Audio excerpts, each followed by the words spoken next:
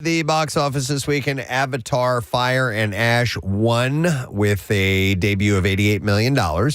Then you had David, a movie about the story of David and Goliath aimed at kids, debuting in second place with $22 million. Sydney Sweeney's The Housemaid was third. It made $19 million in its debut weekend. Then you have SpongeBob movie, Search for SquarePants. That was in fourth place at $16 million. That's a little disappointing for them, I guess. Yeah, they put a big push on that. Yeah, and then Zootopia 2 rounded out the top five, and it made $14.5 million at the box office. They're saying even Avatar did very well, clearly, but they were hoping to break $100 million. Right. Yeah. I know. It's crazy. Remember how the numbers used to be. Oh, yeah. And now with not quite as many people going to the movie theater, you don't see those giant numbers as much anymore.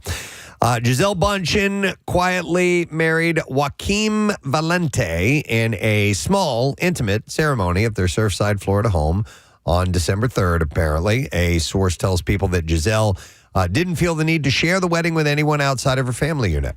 The supermodel and Valente began dating in June of 2023. This is the former bodyguard and jiu-jitsu instructor? Yes, so, yeah. The couple got hitched months after welcoming a baby boy earlier this year. After the baby was born, this is according to a source, it said it felt natural to get married. And it wasn't about outside pressure or expectations. It was something she wanted for personal reasons. And for her family, she's very, very happy, apparently. So the rumor is this has really sort of made Tom Brady like wobbly. Like he doesn't know how to process this. So they were married for 13 years. Their divorce is in 2023. And in a recent Instagram story post, he apparently shared a photo of himself in a white hoodie with Logic's song 1-800-273-8255, a song about mental health, which has concerned some of his fans. So, I don't know. Is that a result of this? Is he just going through a bad period in general? Don't know. Who knows? Must be tough to be Tom Brady. Don't really know. Blake Lively's lawyers accused Justin Baldoni's legal team in a new legal filing of inappropriate and unprofessional behavior, saying that they asked irrelevant questions about her sex life during depositions tied to It Ends With Us. What you need to understand is that my client does not stand for Baldoni. They argued those questions violated rape shield protections, writing that Lively's sexual and or romantic history has no bearing on the matters at issue in this case. The filing also alleges Baldoni's attorneys made insulting comments, laughed and disrupted examinations, but Lively's team isn't stopping there, requesting sanctions on Baldoni's lawyers as well. So they're finding even more things. I wonder if 2026 will be the year we finally clear the Baldoni, Blake Lively thing off the news. I don't know. Is that possible? He doesn't stand for baloney. Is the lawyer? Doesn't stand for Baldoni. All right, James Vanderbeek is assuring fans that his recent weight loss is not related to his colorectal cancer diagnosis, noting that he's feeling well, continuing treatment, and is still working as an actor. In an interview with today's Craig Melvin, the Dawson's Creek alum had described himself as really fortunate in an unfortunate diagnosis while opening up about his cancer battle and addressing concerns after he missed an in-person Dawson's Creek reunion. Vanderbeek said that he was forced to opt out due to being hit with what he said was a stomach bug and caused the concerning weight loss. I can believe this because I saw a picture around that time and he looked desperately gaunt, and now he looks a little bit fuller, a little bit more correct. Yeah. So he said, I felt much better than I did a couple of months ago. He added that it's been a longer journey than I ever thought it would be, and shared that treatment has required more patience, more discipline, more strength than I knew I had. But he emphasized, but I feel good. And he's now focused on raising colorectal cancer awareness. And he urged viewers, if anybody takes anything away from this interview, it would be get tested and talk to your doctor, of course. So this was upsetting to see. An actor, James Ransome, he played Ziggy Sobotka in the HBO series The Wire and appeared in many other TV shows and movies, has died. He was 46 years old. The medical examiner's office said that Ransome died by suicide on Friday. His film credits include It Chapter 2. He played Eddie. as an adult. He was in The Black Phone and The Black Phone 2 and appeared in TV shows including Bosch and Poker Face. Wendell Pierce, one of his co-stars, had led some of the tributes. He wrote on social media, "Sorry I couldn't be there for you, brother. Rest in peace, James Ransone." Spike Lee, who worked with Ransone on 2 occasions, paid tribute to the star in a post on Instagram, writing, "Rest in peace to my dear brother, Mr. James Ransone. We rocked together on Red Hook Summer and Inside Man." Many fans have shared their condolences online, with one hailing the actor as such an integral part of both grit and soul to Sean Baker's early films. He's one of those actors who always made the projects around him more interesting. In a piece of writing left on his website, Ransome, who had 2 children, said before his death, "Fatherhood cracked me wide open. It made me see myself with a level of honesty I'd been avoiding. It made me want to become someone my child could look up to, and with that came shame that I didn't even know was still living in me." He had previously opened up about mental health struggles and addiction issues, telling an interview in 2016 he had sobered up at the age of 27. He also spoke publicly in 2021 about having been sexually abused as a child by one of his teachers. So this poor guy. Put up with a lot, man. He's survived by his wife and 2 children, so that was a sad story to pass along. All right, David and Victoria Beckham appear to have unfollowed their eldest son, Brooklyn Beckham, on Instagram. How about that? With Brooklyn also no longer following his famous parents amid the ongoing family rift. It's pandemonium. The unfollowing sparked speculation, especially as David and Victoria still follow their other sons, Cruz and Romeo.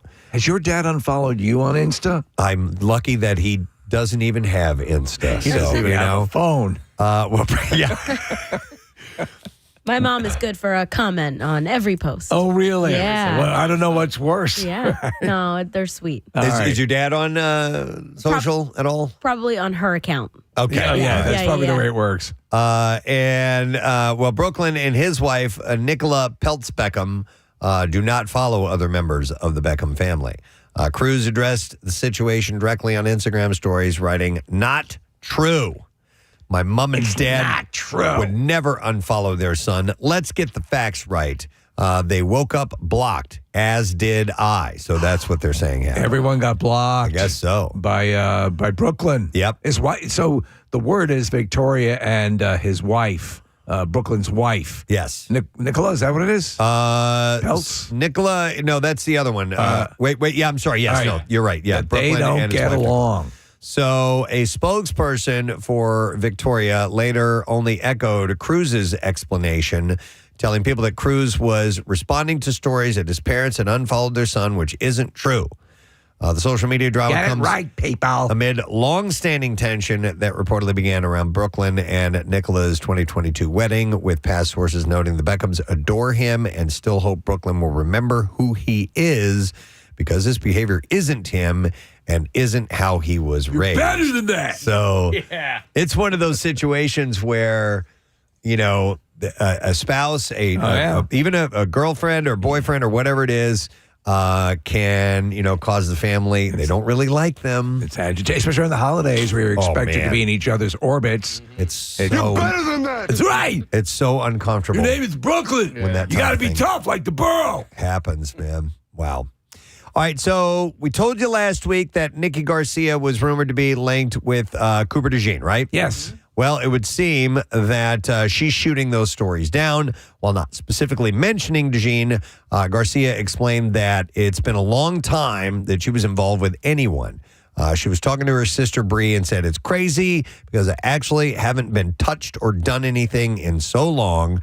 I haven't even kissed someone in so long. It's like kind of crazy." She's actually been linked to Ron Jaworski, which is kind of wild. Jaws? Yeah. Isn't he married? She said, "I was thinking of this last night. Do I know how to kiss? I'm about to make out with my pillow to make sure I still got it." I do that every night. Do you practice on your pillow just to make sure you're good for the next day? I do it on the back of my hand. Okay, yeah. Like that, yeah. I drew a Okay. face on my pillow. Well, Cooper DeJean had an interception on Saturday night, and whenever there's like a turnover on defense, they all like run to the end zone. And they do a celebration as Right. if it's a touchdown, and he did do like a WWE celebration. Okay. And I saw that. And I was wondering, like, what that was all about, because obviously she is she's the diva or whatever. That's true, yeah. I saw them reenact in one of the touchdowns, Casey. They reenacted the Last Supper. It seemed kind of weird. That is weird. Yeah. It's They more actually brought out a table. Easter Judas thing. and everything? The whole thing. Yeah, it was okay. just like the Da Vinci painting. So she may be being something hidden. In relaying the story, she tells Bree that she hasn't had any intimacy, at which point Bree smiles and says, until. Oh. And Bree then quickly said she was kidding, but maybe we still don't know the whole truth about this. Yes. So if you thought that Northwest, not the direction, but, Kanye and Kim's kid, was getting a little out of hand on her and her mom's TikTok account, stand by. She now has her own Instagram account, and it's seemingly just hers. However, Mom Kim may still have a hand in things. As the bio explains, her account is, quote, managed by parents, Kim and Kanye West. Oh, God. And that seems a little unlikely, as Kanye has said many times that he is against his kids being on social media. The account launched on Friday. As of last night, it has about 400,000 followers. So, as you would expect, people are just jumping on board for the hell of it. I try to hesitate from saying I'm annoyed by a kid. Yeah. But slow the roll. Maurice? Oh, I was going to say it's now up to 1.4 million, but that may have been the wrong account. No, it might be right. I mean, once the news gets out. Oh, no, this is her, 1.4 million. 1.4 million. It went up 1 million since that story was written. I mean, come That's on. crazy. All right, so Kyle Chrisley, son of Todd and Julie Chrisley, had a busy weekend. The 34-year-old was arrested by the Rutherford County Sheriff's Office in Tennessee on Saturday evening and charged with domestic assault, public intoxication, disorderly conduct, assaulting a first responder, resisting arrest, and retaliation for past actions. I'm going to go out on a limb here and say it's possible that Chrisley doesn't know best. It's not the first run-in with the law for Chrisley. He was arrested just over a year ago for aggravated assault, though he was since sued Rutherford County and 2 sheriff's deputies for a reported $1.7 million for what he argues was an unfair arrest. No further details made available on his arrest or whether Kyle is still behind bars as of last night. So how do your parents effectively reprimand you when they both just got out of prison? Exactly. What are you going to do? Look at you. God, that family. All right, if you tune in to the Today Show this morning and for the near future, Savannah Guthrie will notably be absent. She told viewers Friday that she has felt like Peter Brady these past few weeks and months. She said, some of you have noticed that my voice has been very scratchy and started to scratch a little bit like Peter Brady. Yeah, and I noticed she had trouble saying pork chops and apples. When it's time to change, then it's time to change. There's Peter. Don't bite the tiger. She went on to explain that the cause of her throat problems are, she said, I have vocal nodules. Totally natural, Peter. This is the time in life where you're going to get hair on your balls. What, Dad? If only they would have shown that on the radio. Do you have the little music? I don't know if you have any of those available, but when Mr. Brady sits down to tell Peter about the facts of life and so on, Now, Peter, this is totally natural. It's a natural step in life. Your voice will change, and you're going to be getting hair on your balls. So Really, Dad? yeah, she went on to explain. Well, I have to shave there, too. Well, that's a choice. That's a choice. So she said, I have vocal nodules. Hey, Dad, guess what? I have hair on my balls. I just showed Alice. Alice was good for all kinds of stuff. You could share things with her, and, she was a very important part of the family. And she'd make you a sandwich. And on top of that, a nice sandwich to go with your hairy balls. That's great, son. So, anyhow, Savannah Guthrie, she has nodules, she said, and now I also have a polyp. And she said it's not a big deal, but I am going to have a surgery early in the new year and be off for a couple of weeks. No word yet on when she'll be returning. I remember when our former program director, Jim McGuinn, who had a very rough voice, he had the procedure and it cleared things up, definitely. Yeah. It was pretty wild when he came back from that, and his voice was totally different. And he had hair on his balls. And he had a big bush down there. It was a strange side effect. Very Peter Brady. You go in for surgery and you come back with a pronounced Look at this. bush. I have a sheep on my crotch. Yeah. We've got bush. Yeah. We've got bush. Well, side effect nobody expected. So, all right, Netflix landed a surprise deal with Amazon MGM Studios that will license several James Bond films to the big streamer, including Die Another Day, No Time to Die, Quantum of Solace, and Skyfall. The movies will stream for 3 months starting January 15th. Amazon said that the move was part of their plan meant to expand its global audience and re-engage fans of the long-running franchise. The agreement also adds titles from the Rocky and Creed franchises as well, the Legally Blonde films, and Amazon originals such as Hunters and The Man in the High Castle. It's funny because these streamers can reinvigorate interest in these properties if they do it right. The original idea of having The Godfather and Godfather 2 air on Thanksgiving around the holidays was great. But now, I swear to God, every time I turn on the TV, and Preston, we're probably dinosaurs in that you and I will do movie channel surfing. That's what we do. Yeah, still do it. It's on all the goddamn time. Yeah. Like you can't just have it like on tap. You have to have it. You have to make it a bit of an event. Yeah, it's got to pop up. Yeah. Yeah, I agree. By the way, mentioned in that story, The Man in the High Castle. Good show. I watched the first couple episodes and then fizzled out. Did you finish it? I did not. I did the first 2 seasons, and I thought the concept was really cool. Yeah, I thought so too, but it just didn't grab me. Anyhow, Die Another Day starred Pierce Brosnan, of course, in his final Bond film, while the other Bond movies being added are from the Daniel Craig run as 007. That Die Another Day is vilified on a number of levels. I think it's a solid movie. Mm-hmm. What it is, it's a collection of tributes to the other Bond movies. It does have, arguably, one of the most laughable Bond escapes of all time when a calving glacier produces a wave that allows him to surf with a hang glide parachute from the back of his car on a piece of metal and get back up to the top of the glacier. All right. I would say, statistically, that move would be very difficult. I would think so, yeah. There's a great video from Idris Elba over the weekend where he was posing with all the Bonds at a wax museum. And the caption just said, "Wifey made me do it." Nice. Yeah, because there were rumors about him potentially being Bond at some point. Here's the scene up here, Preston. As Pierce Brosnan hang gliding off a wave created by a calving glacier. And it works out very well. Brilliant. Yeah. Gordon Ramsay is jumping out of the pan and into the fire with his first scripted TV show. He is actually set to executive produce a new drama for Fox starring Rachel Bilson and based on Kathleen Flynn's memoir, The Sharper Your Knife, The Less You Cry.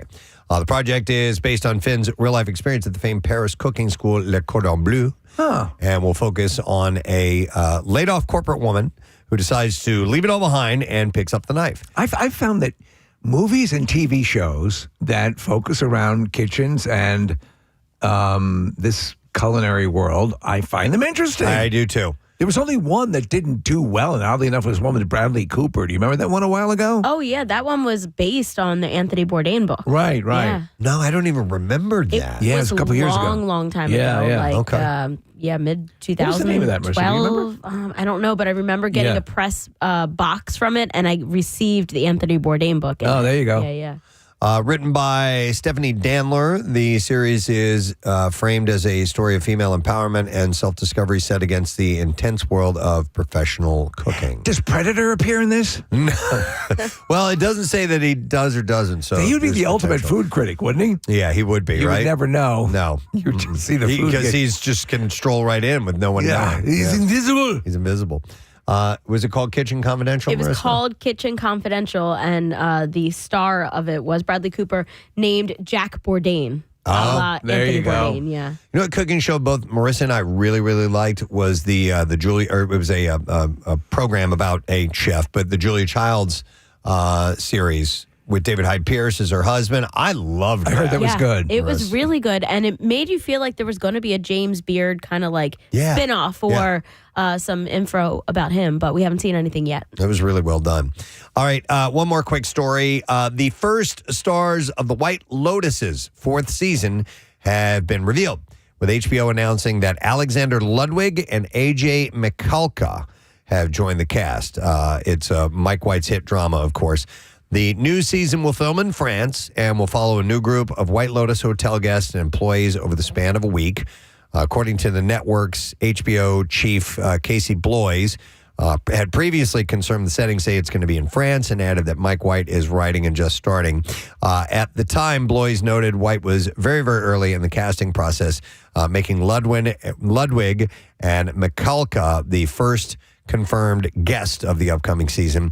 Ludwig is known for his roles in Vikings and in the first Hunger Game films. He was the main bad guy tribute. I think they were from District 1. Yeah, I remember and that guy. He's like the last one that they go up against. I thought the last season was the best. And I thought number 1 was great. Number 2 was pretty good. But the third, I mean, they went out, that was just terrific. Yeah, I liked all 3 of them pretty equally. Michalka is a former Disney starlet whose biggest role was in The Goldbergs and Schooled. She's also known for being a part of the music duo Allie and AJ with her sister Allie Michalka. We had her in the studio. Is that the same person? Did, yeah. Because I looked her up and she didn't look familiar to She me. was in that. Also, they had the spin-off series with. It took place in the 90s. It was followed the Goldbergs, and she was a teacher. Okay. Yeah, she's great. We're ready for the clips if we got them. So the new documentary Elway tells the definitive story of the legendary Broncos quarterback in his own words. And here John Elway talks about revisiting his past for the project. It was fun because it was reminiscing and going back through the days, the great days, the tough days, and going back through your life. And so to reminisce and go back, it brings back a lot of great memories, some tough memories, but it was a treat to go back through it. And I'm really glad I did it. Shut the f*** up! Elway now streaming on Netflix. Here's our next clip. Christina Aguilera, Christmas in Paris, celebrates both the holiday spirit and the pop singer's illustrious career in a larger-than-life fashion. Here, Christina discusses what's so special about the iconic French city. I mean, Paris, it's magical. It's a city of love. It's a little naughty and it's a little nice. It's the perfect setting for all the joy that should come with Christmas. Yes. So, and it was so magical there. Christina Aguilera, Christmas in Paris. It's on CBS tonight, 9 o'clock, if you would like to check that out. And there you go. That is that's our entertainment report for the day. Just so we have a big freaking deal, I want to pass along this information to you because it has to do with our friends at Montage Mountain. You can get an 8-hour flex adult lift ticket to Montage Mountain for just $40. And that's over half off. That's pretty amazing. Yeah. Montage Mountain offers, of course, unforgettable skiing and snowboarding, 27 trails for all skill levels. So you can get this deal while the supplies last at WMMR.com/deal. So make sure you move on that now because they will not last long. We're going to take a break. We'll be right back on this Monday morning. Stay with us. So we'll get to all that in a little bit. I got an email from somebody yesterday, and I was like, oh, this would be great to talk about. And then I realized after looking a little bit further into this link that it's not exactly what I thought it was. Okay, so it's a teacher slang word. So people who work in the teaching industry, it says 30 words for educators only. And I thought that this was legitimate slang that was used, but upon further reading, it's actually things that should be used in slang or should be slang terms. Its very existence might cause that to happen. Maybe. Because, we were kind of talking about this, and I think a lot of occupations have code speak for when they are in general public situations. Yes. So you may not know what you're hearing. It seems rather benign, but they're actually communicating in a way you don't understand. I think that's a standard. So you provide a good list for teachers, I'm sure they might use it. Yeah, so work terms are definitely, it's another language. Like if you went into somewhere that is not your field and you're sitting, you could be lost in conversation. You don't know what the hell they're talking about. I mean, we use our own terms here for, certain things like, commercials are called spots and there's the faders. We call those pots sometimes. Or a puker. A puker, which is somebody who talks like this on the radio. That's a puker. You can imagine what a prize pig is. Yep, somebody who's constantly winning everything all the time. Right. Those are prize pigs. It has been, we didn't make that up. That's what it's been forever. For a long time in the industry. Yeah. So there's all kinds of terms that are used. And feel free to share yours, those we may not be familiar with from whatever industry you work in. So Here's a couple of examples. And at first I was like, okay, I didn't know they use these words. But apparently these are ones that they would hope they would use. So Crayola is a term. The definition is it's a riff on cray-cray. Crazy off the walls. Okay. So using a sentence was, my class was Crayola today. I almost lost my shiitake mushrooms. Okay. I like that. So here's another one, which is, I like this one too. Shebay, which is is an acronym where you take the initials and Yes. Okay, so should have been an email. SHBAE. Okay. That staff meeting was totally shebay this afternoon. I like that. I think there's a big application for that. We've used variations on that already. Yeah. When you're talking, that's, again, I love code speak because a lot of times you don't want to, hurt someone's feelings but you need to communicate and get the message across. So you have a shebay and probably a chubay. So it should have and could have. Could have been an email. Yeah, chebay. Chebay. All right, how about this one? A chopper, which equals helicopter, meaning helicopter parents. Yes. Right. So using it in a sentence, Josh's parents are total choppers, and it all makes so much sense now. And helicopter parents is that's a slang term. Yes, absolutely. So constantly hovering. all right, so for teachers, here's another potential slang term: gray. Definition is spending all night or all weekend grading papers. My weekend was totally gray. There's a big nod to Snoop Dogg with this. Right? Yeah. All right. Another slang term might be IBH, inappropriate but hilarious. One of my students said something so IBH today, I couldn't stop myself from laughing out loud in class. As a teacher, that's got to be tough, man. When a kid says something that's technically not supposed to be, is off board, and you find it hilarious. I used to get that all the time. I would be the deliverer of stuff that would fall into that realm, and if you could get the teacher to laugh, it was always a good sign. I didn't know what the word douche was when I was in school. Right. But I was using it like because I had heard it before. Right. And so I didn't get in trouble for it, but the teacher was like, dude. And I was like, what? I'm like, I didn't know what I was saying, but it was almost like Batman. Bam, pow. I was going like douche. And I had no clue. Douche. I know what you mean. Yeah. That's like a punch sound. It actually is. Douche. Yeah, that would work. I would believe you if you told me you had no idea. But I was purposely saying the word douche. I wasn't making a sound. Menstrual cup. Pad. Yeah, condom. Kotex. Diaphragm. Oh my God! Here's some text coming in. This says someone who is always in the ER is known as a frequent flyer. A frequent flyer. That's funny. I'd heard the term Gomer back in the day, which was short for "get out of my ER." Gomer. There's a Interesting. Gomer out there. Or it could literally be Jim Neighbors. Nick, there was one on here, and I can't say. Scroll down a little bit. Yeah. So a carpenter or framer. All right, I can't say the word, but you can. I'll see you next Tuesday. Yeah, see you next Tuesday. Hair is 1/32 of an inch. If you're a carpenter, I love that. You know that. It's just So a C hair is 1/32 of an inch. It's an actual measurement. Wow. I love that. What's a D hair then? What's the other one you were going to highlight, Nick? HVAC? Yeah. All right. Rotten cotton means insulation. Yeah. Okay. I can like see that. A pookie is a duct sealant, and that's from Tom from Sheridan P&H. I like so that. HVAC, those are some of the terms that they use. Okay. Like I said, I like the C hair thing. Well, you know where you find a lot of these too? You'll find them in restaurants, Preston. Or people who are working the counter at restaurants, they'll build up a second language so they can assess pain-in-the-ass customers kind of in front of them. Here's one for you, Steve. Campers. This is exactly from a restaurant thing. Campers are people who will not leave the restaurant. They take up the table for hours and hours. So on this issue, I say go in, do your talking, do your whole thing, do your socializing.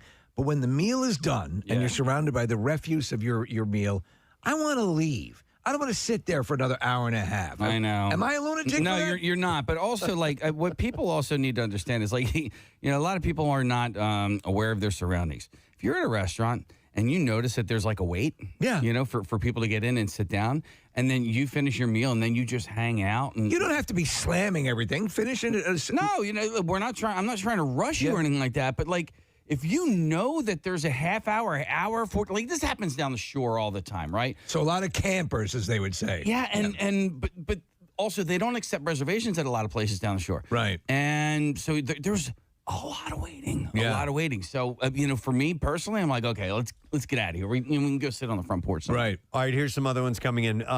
So somebody who's, I guess, works in a liquor store says people who go into the liquor store right when they open are called the Breakfast Club. That's great. You know what? What's another one? One of our favorite phrases forever has been an occupational phrase. The lot lizard. Yep. I got a couple of texts about the lot lizard. Yeah. Somebody said in the auto industry, a BFH is short for Big Effing Hammer. This is police officer says, okay, a badge bunny. Oh, yeah. Sleeps with officers? Yeah, there's women, I'm sure men too, that dig a uniform, right? Oh, yeah. But a badge bunny, I haven't heard that one before. Women who are turned on by police uniforms. Yeah. Yep. I might have been a badge bunny in my day. Oh, yeah? Really now? Oh, yeah, you've admitted that. You like that. Yeah. All right, let me go to some calls. 215-263-WMMR if you want to call in with your work speak, something we may not know. I'm going to go to Will. Hang on, I'll come back to that, Nick. Okay. Hi, Will, you're on the air. Good morning. Good morning. You guys rock. Thanks, bud. What's up, my man?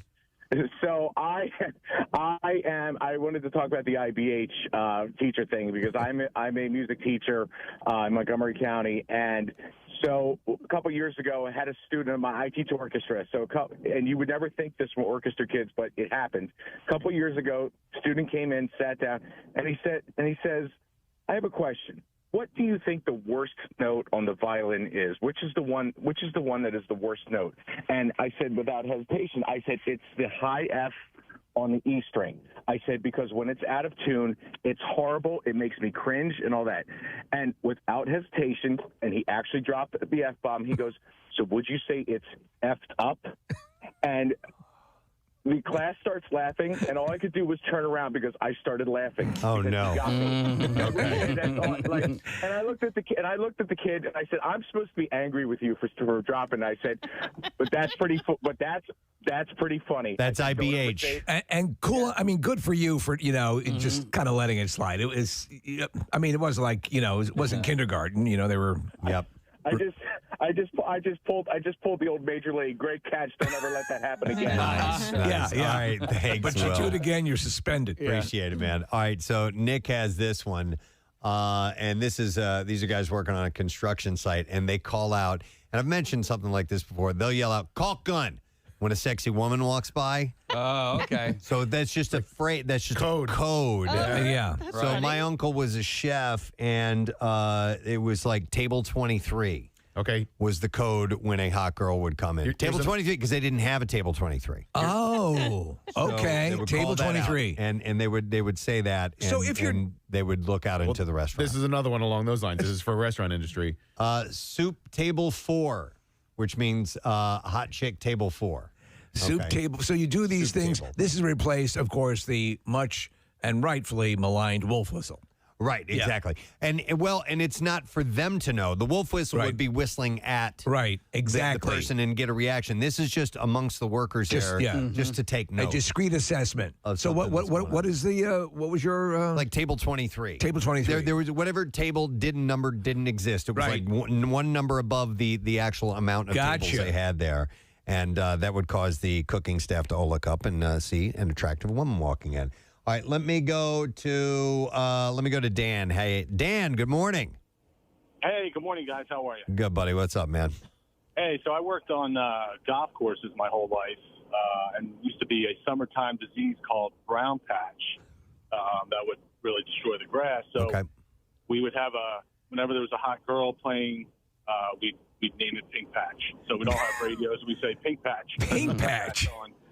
On number 2 fairway. You might want to go check it out. So.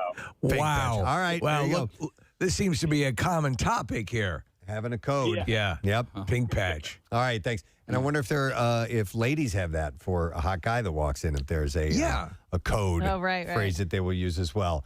What does this one say? Do they have one at Floral and Hardy, Kathy? All right, here's one in the military. Somebody who screws everyone over is known as a blue falcon in the military, which means buddy effer. Oh. So he screws your pal over. All right. We'll go over to Jen. Hi, Jen. Good morning. Hi, Jen. You're on the air. Good morning. Is your name Jen? Are you a special ed teacher? This one is a little. All right. This one is a little. Okay. Yeah, you're reading the description there. Okay, we're skipping that one? Yeah, I would skip that one. Oh, my God. Okay, yeah, we don't want to do that. Maybe it was better. Spanking it in school. I will go next to, let's see, I have Dan on the line. Hi, Dan. Good morning.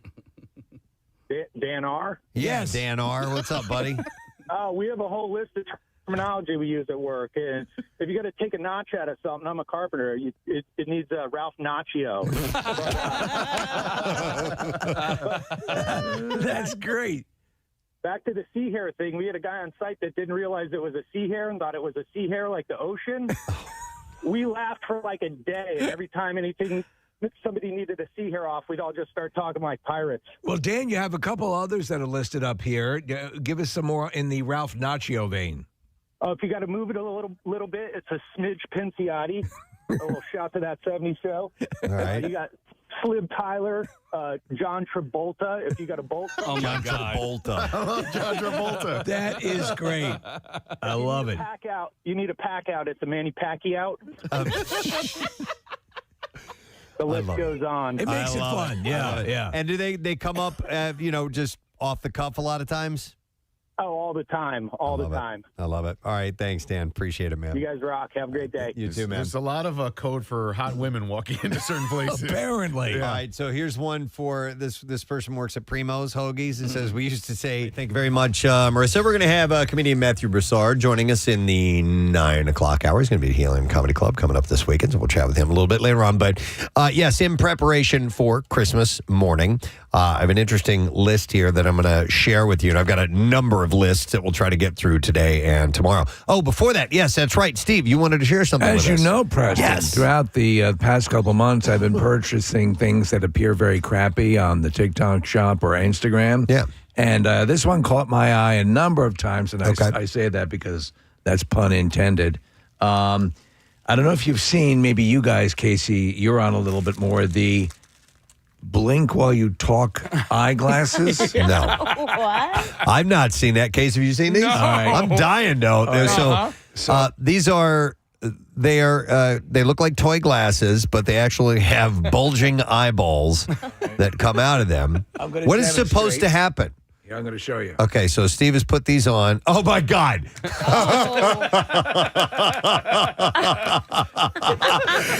There's a strap that goes around your chin that triggers the eyelids to close anytime you open your mouth.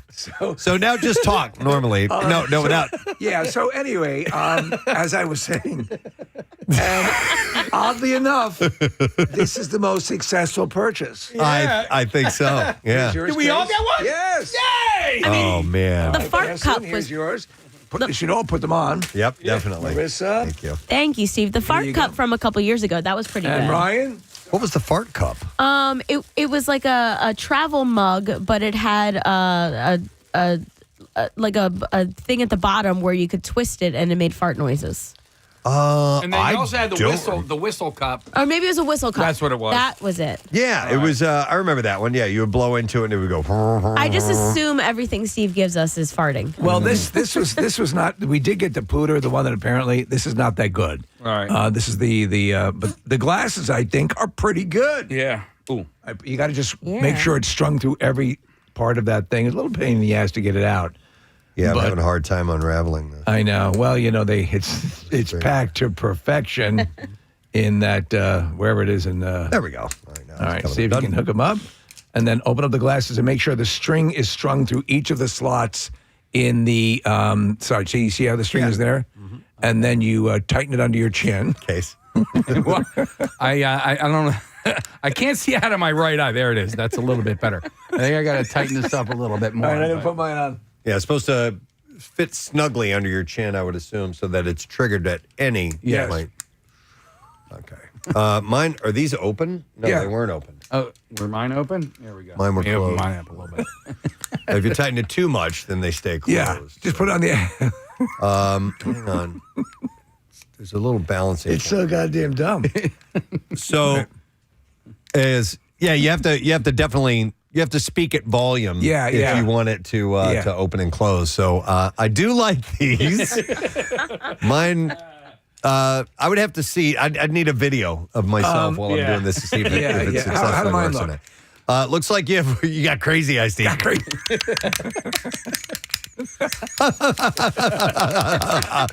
Now, if you do like a Jim Carrey type of movement with your chin, then you're going to get blinking eyes. Yeah. That's for our YouTube audience this morning, by the way. A little visual love. Steve, I love that. That's great. Good. Enjoy, guys. That'll be, I'll wear that Christmas morning. Why not? Opening up my gifts. So, any idea how much did these cost, if you don't mind me asking, each? $3. Oh, really? Okay, good. Nice, cheap throwaway. Even if it wasn't any good, it'd be like, whatever, man. I like that. That's fun. That's a win. We got to take those out to a live event sometime and have some fun with them. Marissa, you going to try yours on? Yeah, I finally just got him unhooked. Okay. Let's see. How am I looking, guys? Yeah, your one eyelid. You look like Rocky after 6 rounds. But other than My that, left one isn't moving so well. yeah, I think you got to tweak it a little bit. But All right. That's great. I love it. Wow. All right. Well, speaking of gifts, anyhow, it was it was always the best thing. I'm trying to figure out around what age I started to be not as emphatic. So thrilled about coming down those stairs. It was probably middle school or something like that. Things started to phase out a little bit. Yeah, what? Oh, it was always magical to me. Still is. Waking up in the morning? Yeah. Well, listen, my mom loved Christmas, or loves Christmas, and always made it super special. So even into my college years, she definitely made it like a special fun, and we also played the part too, right? Like even as to make her feel good, almost adult children, we didn't come downstairs until we were allowed to come downstairs. Okay. And so even in my college years, when my sister, because she didn't live in the home anymore, she would come and stay in her bedroom, and we would stay at the top of the stairs. Her parents would go downstairs, make their pot of coffee, have their cigarette or whatever. Yeah, and then Christmas cigarette. And then, they were sick. Well, got to get up for your Christmas smoke. My parents were smokers. Listen, so are mine. So are mine. Case, but can anything rival when you're in, up to maybe like 12 years old, when you're in the sweet spot, like 8, 9. Yeah. And when it's really magical. It's just beyond magic. So, yeah, it does morph a bit, especially when you have your own kids. I haven't, not having had that experience. Yeah. It's always magical in the morning. But you're saying at the point at which you're perhaps less concerned about what you're getting than seeing people react to what you're giving. Right. Yeah. Yeah. So I found this interesting list. It was about kids getting gifts that are practical but don't mean a damn thing on Christmas morning. Right. And how, at what point, you actually flip and it's the other way around, and you get these gifts that you would have absolutely been reviled to get as a kid, and now you really like those gifts. So there's a list that was that I found. It was kind of interesting. It was 13 gifts we hated as kids, but absolutely are on our wish list. I want to hear now. this, because I think I'm still probably in some elements a kid in that, but I think I've morphed on a few of these others. All right, so one of them is cash, money. Cash is always good. It says, as a kid, it doesn't really get more boring than seeing your name on an envelope and opening up a Christmas-themed card with some money in it. because that's boring. It's not a toy. It's not, you know what I mean? I assume like a gift card or an Amazon, gift card would fall into that category as well, right? Something that's not usable immediately. That is on this list, Right. but separately. Separate, okay. But as an adult, you appreciate it. Yeah, And absolutely. Same thing now. Getting cash is like, all right. Yeah, like that. yeah. I think I maybe appreciated the cash more as a kid because we did have a little corner store around the corner from my house, Rita's, and I could go up there and get my penny candy, right? And I could use my own cash to go there. Some Christmas cigarettes. Get my Christmas smokes. Well, actually, dude, yeah. That back in the day, they used to have cigarettes on the rack in front of the register. Here, kids. Yeah, just Smoke grab up. them. Smoke them if you got them. But given your druthers as a kid, though, if they would have said all money and no toys, No, would have freaked out. No way, right? No. I would have gone ballistic. Yeah. All right, here's one they have on the list: blankets. We didn't want to be cozy. We wanted the latest toys and video games. So when somebody gave you a loving blanket to keep you warm, it felt lame. However, as adults, blankets are more than welcome. I have to say, like a lot of times, the Camp Out for Hunger, they'll bring by Christmas, early Christmas gifts or whatever. And when you get the gift of a blanket and it's a good blanket, it's like, oh, yeah. My mom gave me one for my birthday this year. And it was beautiful. And it was soft. It was one of those gorgeous ones that you probably wouldn't buy yourself. But when you're treated to it, it's amazing. I wonder how many steps you are away at that point from, good ointment for my bunion. So the next two are absolutely, positively, I think these are the home run ones. Yeah. So we'll start with this one. Socks. Socks. If you got those as a kid, what a waste of space and time and energy on Christmas morning. Immortalized in A Christmas Story. Yep. He flips them behind him. I'm done with this. Let me ask you now, though. People purchasing you socks, do they know your specific socks? That would be the issue because I have all the same brand, Me too. all the same color. And I know what I like. And and I have that for the reason that they don't get mixed in with other family member socks, and we can all keep this separate, and I've got my socks and you've got yours. But getting the proper socks, yes, that's a good one. You can always use more socks, man. Absolutely. Well, most definitely. And socks are trendy now. Are they? Matt, my husband wears a lot of fun socks, and he'll pull them high, so you'll get a dinosaur riding a bike, or a chicken. I didn't know that. Yeah, so they're decorative and fun. I've got a bunch of fun ones too, like with guitars on them, or I've got a pair of Kill Bill socks. And I stuff wear like support hose for my bunion. Okay. I'm a pretty standard low Puma socks. And in fact, when we were at Costco 2 weeks ago, week and a half ago, and they had socks, and I grabbed them, and I said, give these to me for Christmas. I love it. Yeah. Well, the next one on the list, underwear. Underwear. I love getting underwear for Christmas. Really? Yeah. Oh, absolutely, man. Tommy John's, you kidding me? Okay. Underwear is important, I That's think. your brand. That's your brand. That's my That's brand. the closest to the legendary Phillies underwear that we got that one time. Which, by the way, I have found the brand. Yeah. And I ordered some of those. Dude, they're not cheap. What do they run? I don't remember, but I remember they're like 20 some odd bucks for a pair of underwear. Whoa. And one of them ripped open after only a couple of months. I'm like, you've got to be kidding me. I had that But Phillies. the Phillies ones, I still have them. Yeah, I still have them and still use them. That was from 9 years ago, something like that? Reach out to the company, because I just recently heard somebody talking about that the fact that they just went online, just told the customer service people, hey, I enjoy your product. This happened to me. And they reached out and gave him all of this free product. Okay. They didn't even want it back. He just said, Really? thank you for giving us that feedback. Please send us your used underwear back. Well, then I'm going to reach out to this company because I keep buying. These are Bricks. These are magnetic phone chargers, and they're so great and they're so convenient, but they keep breaking. And I get them at my local box store. Yeah, And, reach out to them. Reach out to the manufacturer and see what they can come up with that. All right, so underwear, I think spot on. Hated it as a kid. Stupid. Get it now? Oh, thank you. Thank you for getting me these. Another one is on this list are books. That's Casey, right? Yeah, I don't like reading. As a kid, reading hurts my head. What's with the words? Hard work. Have you never heard of a picture? No, I love getting a good book, one that I am anticipating or one that I know that I will like. So, more of an appreciation as an adult. Absolutely. For the non-reader, it's not a good thing. So maybe do your research. Yeah. All right, so this is for people. Now, mind you, this is for people who prefer this type of gift. Tea would be another one. I got Rochelle's tea for her birthday, and she loved it. I got this. It's a case, essentially, of different ingredients that you can mix and make your own custom tea blends. So I got this exotic collection of tea. You guys saw the box. I brought it in here. It's all these things that are going to adjust your mood and so on and so forth. It tasted like horse piss. It was horrible. It was horrible. It has a picture of like a ginseng root, and it's some, you assume, Confucius-looking guy, and it's like, well, here we go. Get ready for a taste journey. Yeah. All right, also on this list, candles.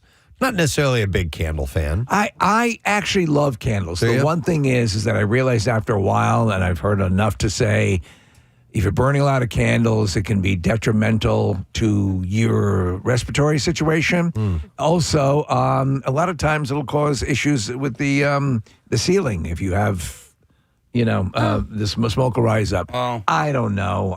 My friends have a house scent, which I'm kind of jealous of. So, if you go to a store, See, I do. a store like has that. a scent. Yeah. They shopped around a couple different scents and decided one that they really liked, and it's a little bit more on the expensive side. So, but if you're going to their house, you can get that candle and that scent. That's a good idea. We probably terminated because we would burn candles quite frequently. The more cats we got, the less candles we got that's for fear dangerous. of burning the house down. All right, these are some things that you would hate to have gotten as a kid, but as an adult, you now go, you know what? This is not bad. Body wash sets. It says in this article, as children, getting practical gifts is almost as punishment. Someone giving you a body wash or lotion as an adult is like winning the lottery, they said. Do you know what? Yes, like a razor kit, blades or stuff like that. Oh, for like grooming, yeah. Grooming kits, definitely. Absolutely. I'm good to go on that, but I always did. I have a really great one that I got years ago, and I still, am glad that I have that. Another one is, besides body wash, what was I going to say? Oh, so you know what I want for Christmas? What? I want a new bottle of CeraVe. CeraVe, you're down to your lotion. dregs. You're at the bottom of your CeraVe container. Melissa cut the container open for me so I could get to the very bottom of it, and now I need a new one. Are you going to stick the landing? Are you going to hit the post with running out exactly when you?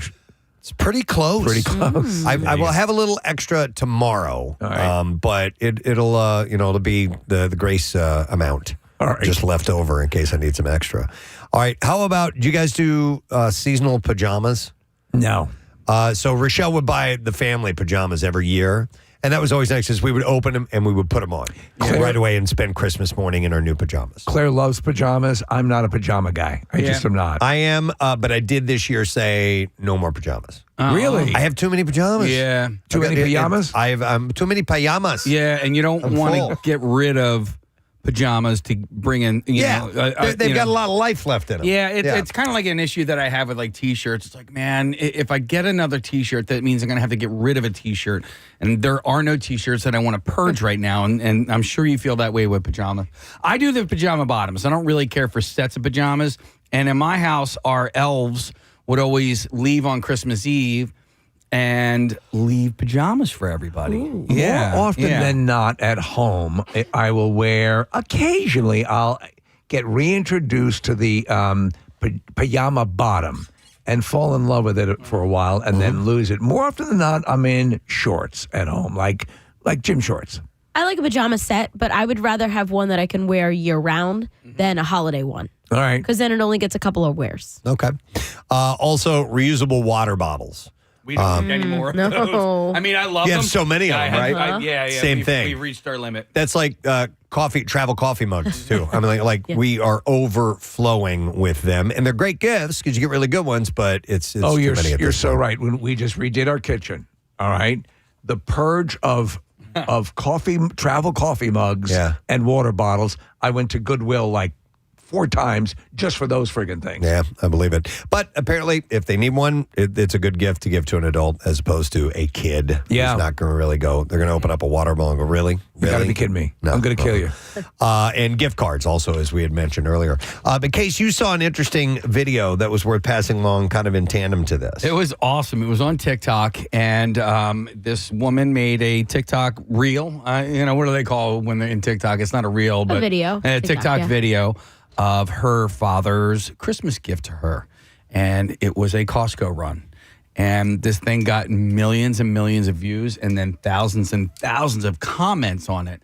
So it's just like a really quick, slick reel of her just throwing all this stuff into the Costco cart. And it was probably, at least $1,000, probably So more. the gift was him paying for her Costco bill? Let's Oh, go. that's Like sweet. all the cleaning stuff that she needed, blankets, what's up? So question, do you have any idea if it was set up as in get everything you can fill your shopping cart with? Or did he give her a number, a price? Listen, I know that normally when you go just for a regular run, it's going to be, we just went a week and a half ago and it was like a $600 run, right? Yeah. And you're getting essentials, right? Right. Stuff that's, like the kids were coming home from college. Paper and, towels, toilet paper, cleaning stuff. Yeah, so I think it was kind of set up like you can get your essentials and then whatever else your little heart desires. I like Preston's idea, though. You fill up the cart like as much as you can, and that's what you get. And they did. And you know what? I didn't see cart. I didn't see the final price tag at the end of it, but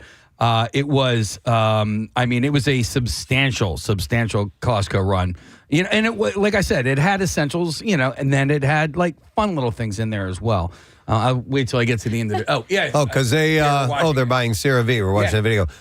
Case, they also sell vacations there. So you could throw a cruise in there and, maybe a little stay at a nice cabana in the Caribbean or something like that. Yeah, car tires. But I thought even more siding. More interesting than the video. pergola. More interesting than the video itself was the comments section. And there were a lot of people in the comments section who said, they are adult children out of the house and parents will still, will fund their Costco run or whatever. But here are some other really interesting gifts that parents get for their adult children. Okay. Now, my mom goes, crazy on Christmas, but she buys a lot of like little things. And I'm looking at this. I'm like, you need to step up. well, no, not that, but like, don't spend the money on this. Like, so for instance, one TikToker's parents pay for their January mortgage. Wow. Like, yeah. Okay. Yeah. That's So like, listen, if you're talking about a gift that that just keeps on giving. No, if you get that is a great gift. I mean, if you can buy someone a month of not having to worry about the mortgage payment, that is great. All right. If anybody listening has any unique, interesting things that your parents have bought for you, an adult child, let us know. 610-660-9333. Maybe they pay your rent for a month or something like that. Do you know or an adult gift that they are giving to you. My brother-in-law, we would give him his Amazon Prime. With the movies The and membership? all that. Yeah, the membership subscription for the a year. Yeah. Okay. Yeah. so this other TikToker's grandmother pays her December electric bill. I'm like, that is a unique gift, and it is, it's not sexy, but it Practical. helps. It's definitely practical. It's very useful. Yeah. I can see this is something that people may not be considering. I think what people might demur from it because they don't know how to make the presentation. Right. So you make up a nice little thing in Canva and give somebody, and you have to follow through. That's the one key. Yeah. Another one was, and speaking of bills, the TikToker's dad pays for a month of the doggy daycare bill, which I don't know how much that costs. I don't know how much it can be doggy expensive. Daycare, It can be very expensive. Yeah. I think doggy daycare can be just as expensive as kid daycare. Okay. Right. Yeah. And then the last one that I wrote down, and this was pretty awesome. They bought him a half cow and a chest freezer to put all that meat in. I'm like, half a cow. Yeah. Well, you could do that. Yeah, like, you can buy a side of beef. Yeah. And they'll cut it up for you. Which way do you split it? Lengthwise or? You do, I guess, down the middle, lengthwise. Like the cell? Lengthwise, yeah. No, you can buy a quarter part of an animal, and they'll butcher it up for you and make sausage and all kinds of stuff, depending on what kind of animal you're buying. What about like giving somebody a month's supply of Cialis, or right? Buying the prescription? Yeah. Take care of that. Yeah, why not? Paying your medical insurance, stuff like that. All right, those are things to consider. I'm going to go to Aaron. Hi, Aaron. Morning. Good morning. Sorry to bother you guys at work. We relish the fact that you're bothering us at work. All right, Aaron, tell us what your parents paid for. So they pay for our swim club membership every year. That's nice. How long have they been doing that? Yeah. Probably 5 years or so. Okay. We even had a discussion with the kids when we decided to do this. I'm like, do you guys want stuff from Grandma and Grandpa, or do you want to be able to go to the pool anytime you want? And they were in agreement. They're like, the pool won. So do you, in advance, will they reach out to you and go, hey, do you want us to do this again this year? Yes. So they've done that. This year we're actually going on vacation in January for the first time ever. Oh, wow. So my mom asked me, they're like, do you want the pool or do you want money towards your trip? I was like, this year we'll do the trip. Okay. So we'll figure out the pool later. And so, as you process it, it's actually a wonderful thing. I mean, it's helping you out. You're going on a trip, and they're covering some of the trip costs. That allows you to splurge a little bit more on the trip. Exactly. And I feel like we can actually designate it for the trip. Like, put it aside. Like, this is for the trip. All right. Question, Aaron. When they do this gift, this is it. This is what you guys get. There are no added little smaller gifts that come along. For the kids, they will. They'll do something small just so that they have something to open. Okay. All right. Christmas cigarettes. Yeah. That's what I was curious about, because part of what makes this great is for the giver, it's pretty easy to do as far as not having to purchase, wrap, mail, whatever you have to do behind all of that stuff. And I think to many it might seem like, well, it doesn't have the same sort of presentation, but in many other ways, it's much more useful and much more needed and much more applicable. So let me ask you, they're paying for the pool membership for a year? Yeah, I mean, it's only good for the summer. Yeah, okay. Memorial Day, Labor Day. Yeah. All right. But listen, I was a pool. When they Go ahead, Aaron. Go ahead. I was going to say, when they do the small gifts, it's something usually to kind of go along with it, like maybe a towel or goggles or... Yeah. I find an indoor pool. Thanks, Aaron. Yeah, an indoor pool would be kind of... Come on, man. We bought you... Hey, no more membership needed ever again. Listen, I was a pool rat, and I spent my entire summer at the pool, so I would have totally appreciated something like that. I loved it. Here's some text coming in. This one says, my mom sends me a flower subscription, so I get a beautiful arrangement each month all year. How do you feel about, you guys got me one year a cookie subscription. Oh, yeah, that's right. It was wonderful. Yeah. It was wonderful. I love those. There's an aggregator site of like subscriptions that I have it somewhere, which is great to send, and it's all kinds of, from experiential to food to booze to apparel, Cialis. all kinds of Cialis, whatever you're looking for. And those are nice to choose from because pretty much anybody on your list is going to fit into one of those categories. Now, the thing is, some of those subscriptions are expensive. They can be, yeah. Yeah, very expensive.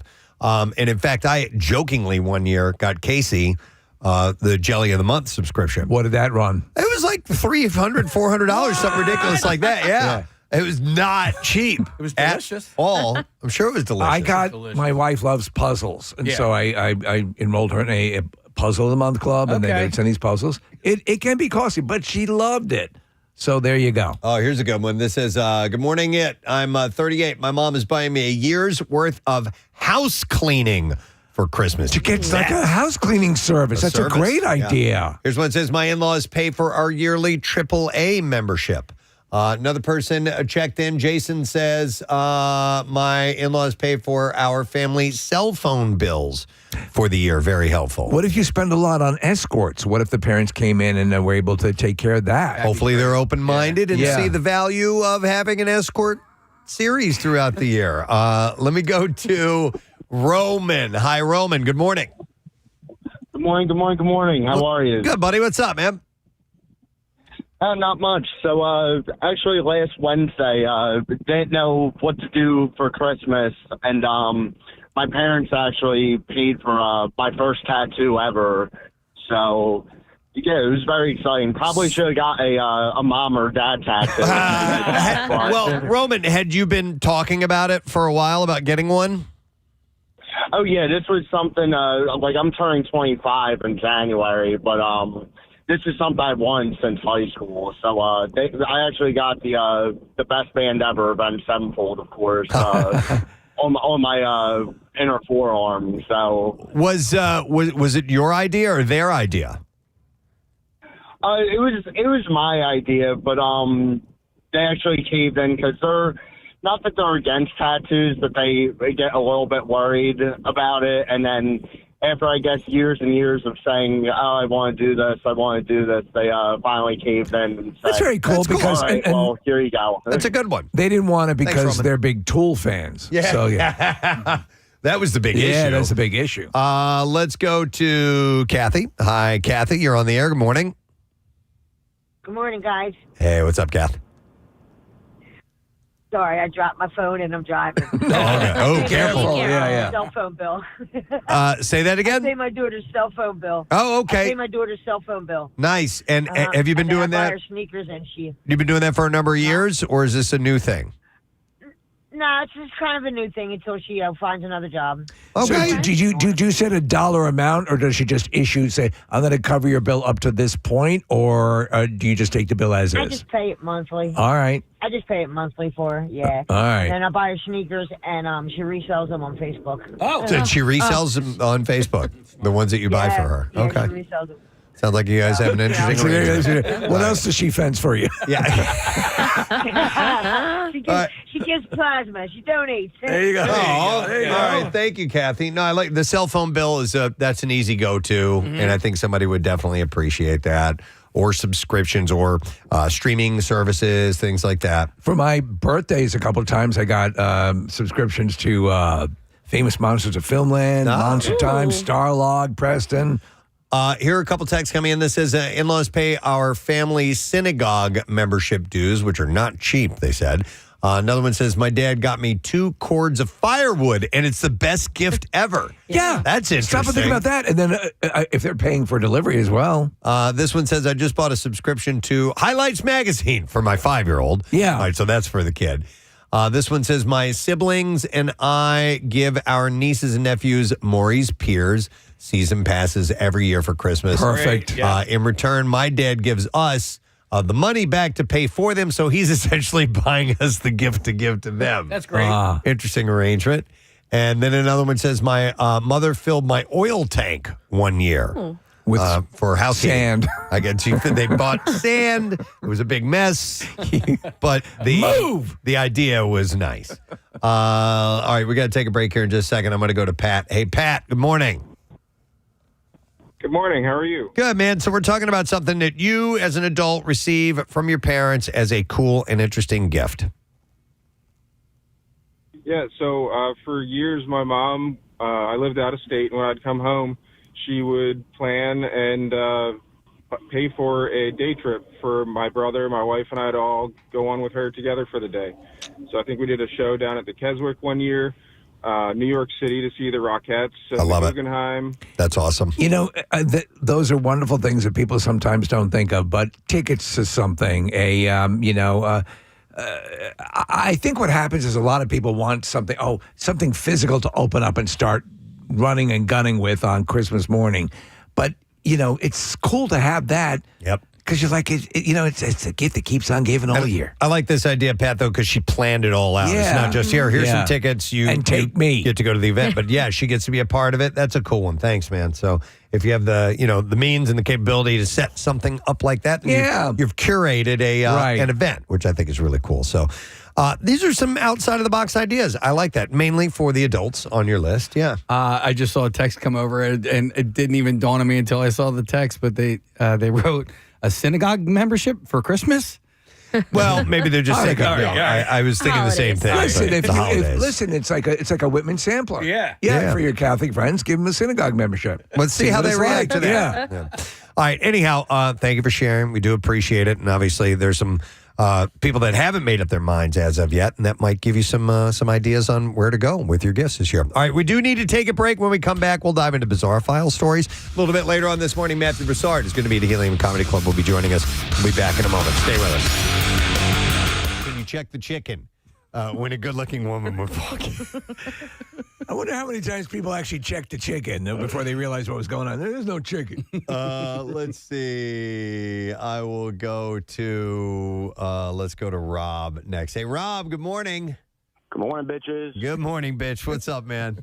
Hey, so I do tree work. Just Rob from Bucks County, do tree work. And if, climbing the tree, if you need to get out on the limb, so you got to walk away from the trunk. So you're tied in. You got to walk all the way out on the limb to prune something. But somebody's too scared to walk out on the limb or inexperienced. They stay really close to the trunk, and we call them a crotch cricket. A crotch cricket. So Yeah, explain. crotch cricket. Because the union of the branch that comes off of the tree is called a crotch. Okay. So we call it a crotch a lot of times. Okay. So if you're too scared, your knees are shaking. I don't have experience. I can't walk out the limb. Like, get out on the limb, you crotch cricket. I'd laugh so much. I think I would go out just because it's so pleasant. Yeah, that's great. Crotch cricket. Awesome, I love it. Thanks, Rob. That's hilarious. All right, Come on, you crotch cricket, move it. All right, we need to go to Sharon because here's when a hot guy comes in. We have something at a restaurant. Hi, Sharon. Good morning.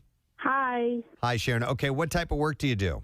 Well, this is when I was working at a deli, and me and my friends, when a hot guy would walk in, we would say, "That's a Bob." That's a Bob. And then one guy would come in all the time, and my girlfriend would say, "That's a Bob," and I would be like, "No, no way." Well, she ended up marrying him. Wow. And she always said, "I never had to worry about you, like you're my husband, because you didn't like him from the beginning." Oh, that's funny. Yeah, That's a Bob. and it's Bob. Yep, it's that's fun a having Bob. that second language. I'm sure you share a language with your wife, Preston, Oh, yeah, correct? yeah. Yep. Yeah. Mhm. I'm trying It's to. the same thing. And I can't think of any terminology right now, but we definitely have some things that we will say that are, some sort of code speak. We back in my pot smoking days, and my kids are listening, whatever. I don't smoke pot anymore. We would Just to be clear. just to be clear.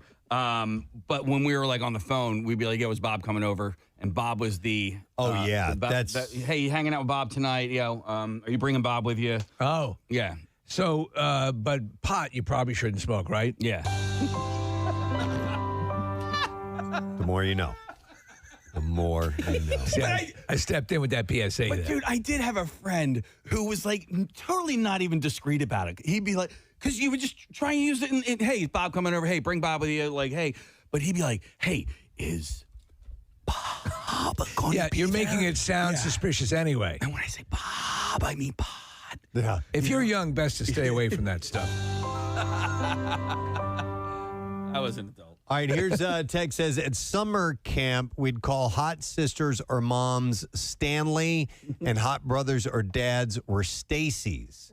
Wow, that's complex. Yeah, it says, yo, did you see that Stanley at archery as an example? So I think wouldn't it be the other way around? The hot Yeah, maybe they meant. moms and sisters they were would be being- Stacy's. Maybe they're being sneaky. Or maybe they were being sneaky. Yeah. Do you know what's funny? And it hasn't aged well, Preston. In the movie Clueless, they refer to hot guys as a Baldwin. A Baldwin. And right now, that would not really hold up. Here's another one that says, we work with cars. There's a viral TikTok of workers making monkey noises when management is coming. That's not discreet. We work with cars. Explorers are exploders. Toyotas are Toy Yoda. Well, it's the same. Tacomas are tacos, and Ford Escapes are escapee. Dory from Finding Nemo. Okay, so they use little phrases for different products. I'm going to go to Matt. We're talking about at work jargon. Yo, Matt. Good morning. 9 times. 9 times. Yes. 9 times? 9 wow. times. 9 times. 9 times. Matt, what's up, man? All right, so I'm a union electrician, right? And when we're on a job, if we got a foreman that'll spend like every second of every work day just staring at you while we work, We call him a bird dog. A bird dog. Yeah. That's great. Yep. And would a bird dog know what that means, or is that just your group of guys' language? Oh, no, they know what it means. They know what it means. All right, They gotcha. absolutely know. It's a standard industry term. All right, thanks, Matt. Matter of fact, a lot of us have stickers on our hard hats that have like a pointer hound with the circle and the line through it. With a line. No bird through it. dogs. All right, thanks, Matt. Appreciate it. Let me go over to. I don't know who this is. Hi, you're on the air. I have no name for you. You work in a restaurant? Good morning. Good morning. Yes, that's you. Hi, what is your... I'm sorry, I said Amanda, but it's fine. There we go. Yeah, so I used to work in a restaurant, as most young kids did before my big girl job, and we used to track mullets that walked in. Okay, and how would you indicate that? So if you make like an L with your hand, an upside down L was a man mullet, because it's got your fingers pointing down like the back of the mullet. Right. But a regular L was a lady mullet. Okay. And so we would put it up on our chest and say 23. And you'd walk by and be like, oh, that's a good, so whenever we saw a mullet, it was like. So to explain what you're talking about, if you were to do like a hand pistol and point the barrel to the ground, that would be a man mullet. That's a man mullet. Okay. I love it. And then the number was almost like a loser symbol. Right. Gotcha. And so you would do that and then give a number, and would that coincide with a table? With the table. There you go. I love that. I love that. Thank you, Amanda. And frankly, I'm always happy not knowing, obviously this is being carried on away from your knowledge, and that's probably best. Okay, let me go to Michelle. Hi, Michelle. Good morning. Gadzooks, Michelle. I worked overnight at a CVS, and my supervisor and I, we would, I'd be in the front and he'd be in the back, and I would announce a code Q when a hot guy came in, and we would have a game. He would have to go around the store and find who I was talking about. Find the code Q. Oh, that's great. And Especially in overnight. So you would do that on the intercom in the store? Yeah. That's great. My supervisor was, gay, and he was always looking for people, and I would just announce, code Q. That was for cutie, and he would have to walk around and find who I was talking about. Love it. That's excellent. I love it. That's great. All right, thank you, Michelle. All right, Casey, which line? 2, David. All right, let me go to him. Hi, David, good morning. Good morning, folks. Hey, what's up, buddy? I'm a juvenile probation officer, and I work in the house arrest with the devices on the ankles. Okay. And we get a lot of recidivists. That's the terminology. But usually they like you, and they're being very friendly because they like that somebody's treating them with respect and talking to them and paying attention. Right. Or they really hate you and they're angry at you. So we'll call them your boyfriend or your girlfriend or your son or your daughter. Like if it's a female probation officer going out there, oh, your boyfriend's here. Repeat offender. That's they keep coming back. Okay. That's the standard. Yeah, So I've boyfriend or actually heard that. Yeah. girlfriend would be a term for a repeat offender. I gotcha. Makes sense. Nice. All right. Thanks, David. Appreciate it. Let's go to Kenny. Hey, Kenny. Good morning.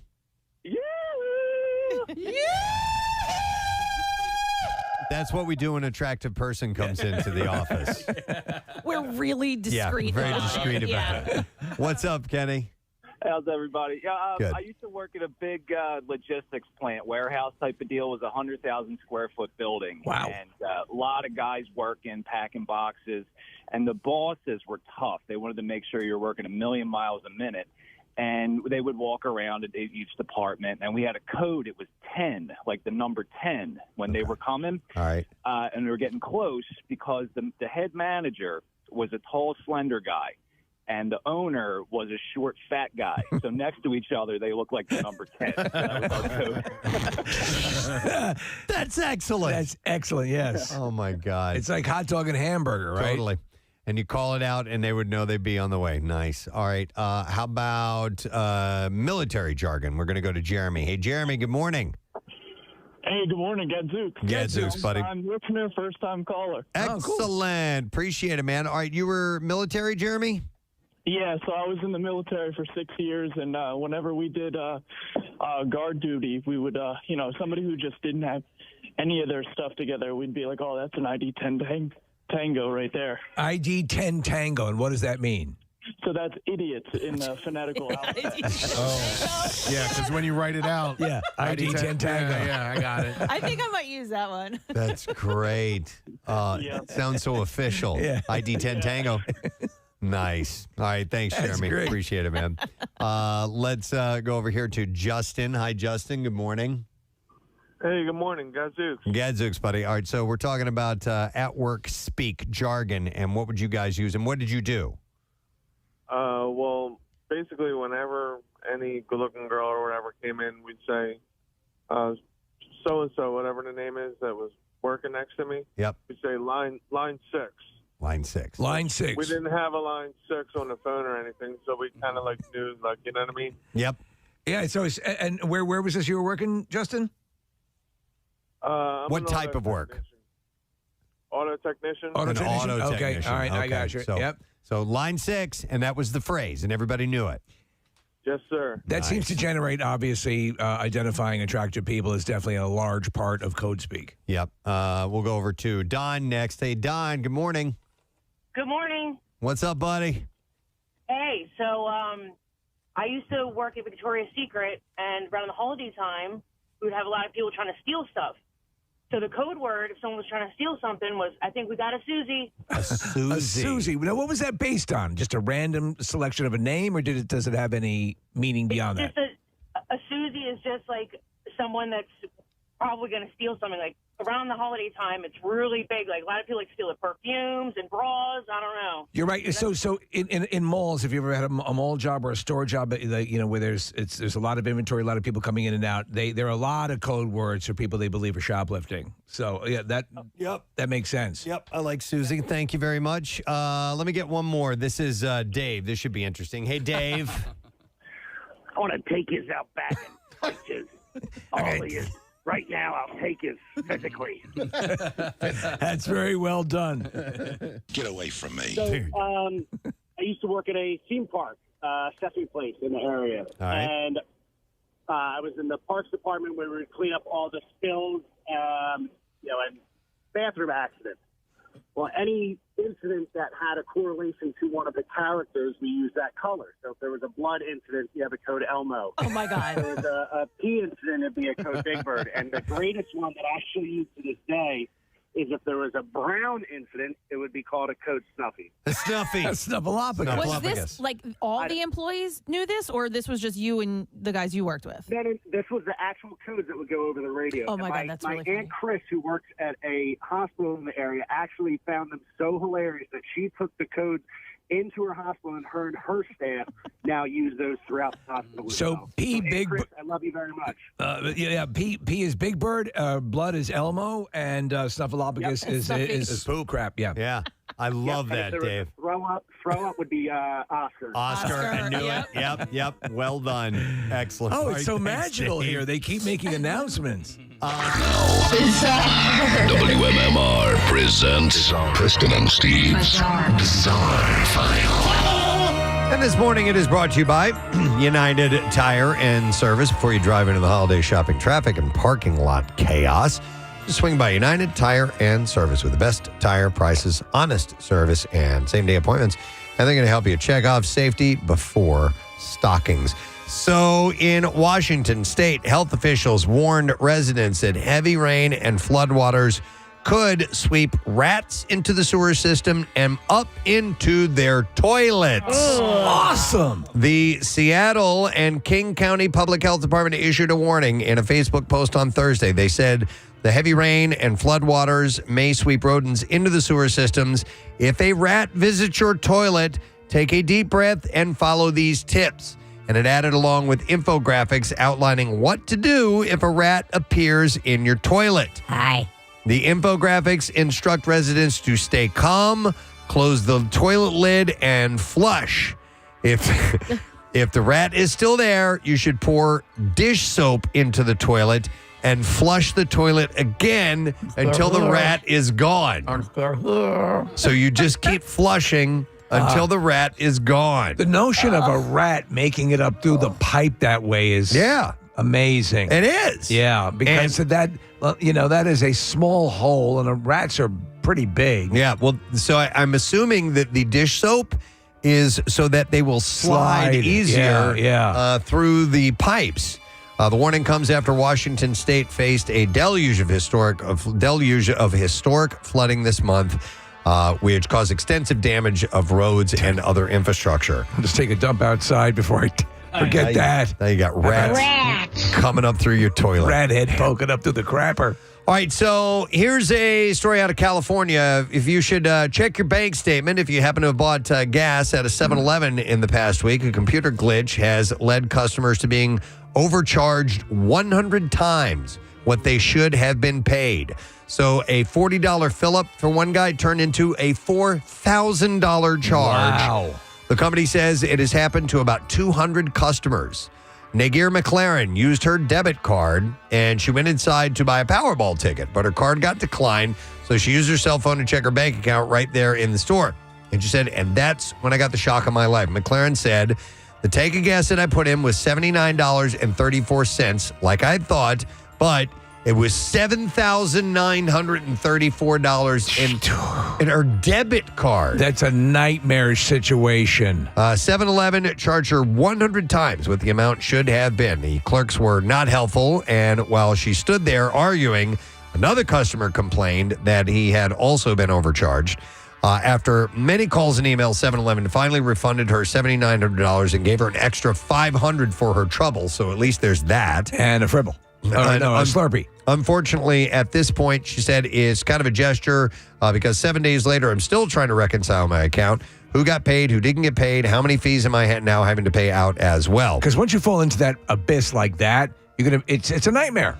So the question is, how did this happen? An internal company email cited a recent software update and said that it appears the decimal point moved over for the pending transaction. Oops. For example, the decimal point, 2 places for $26 would be $2,600.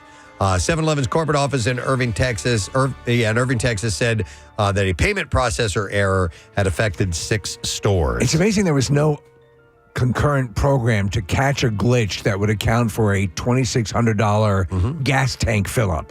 Yep. All right, a Florida woman is accused of killing both of her ex-husbands in 2 separate shootings on the same day. 48-year-old Susan Erica Avalon shot and killed an ex-husband in Manatee County on Wednesday afternoon and then an ex-husband in Tampa later that day. Detectives say Avalon used stolen food from Panera Bread as a trick to get the Manatee County man to open his front door. When this victim opened the door, the suspect started firing immediately. Authorities shared surveillance video showing Avalon walking into a Panera Bread about 1.5 miles from the scene. Investigators said she took food from a delivery pickup shelf without paying, then headed to the victim's house. Avalon and the Manatee County victim had been divorced for about 11 years. They had long-running custody disputes, about $4,000 in unpaid child support. When detectives arrived at Avalon's home, they said they found her cleaning the minivan with bleach and rags.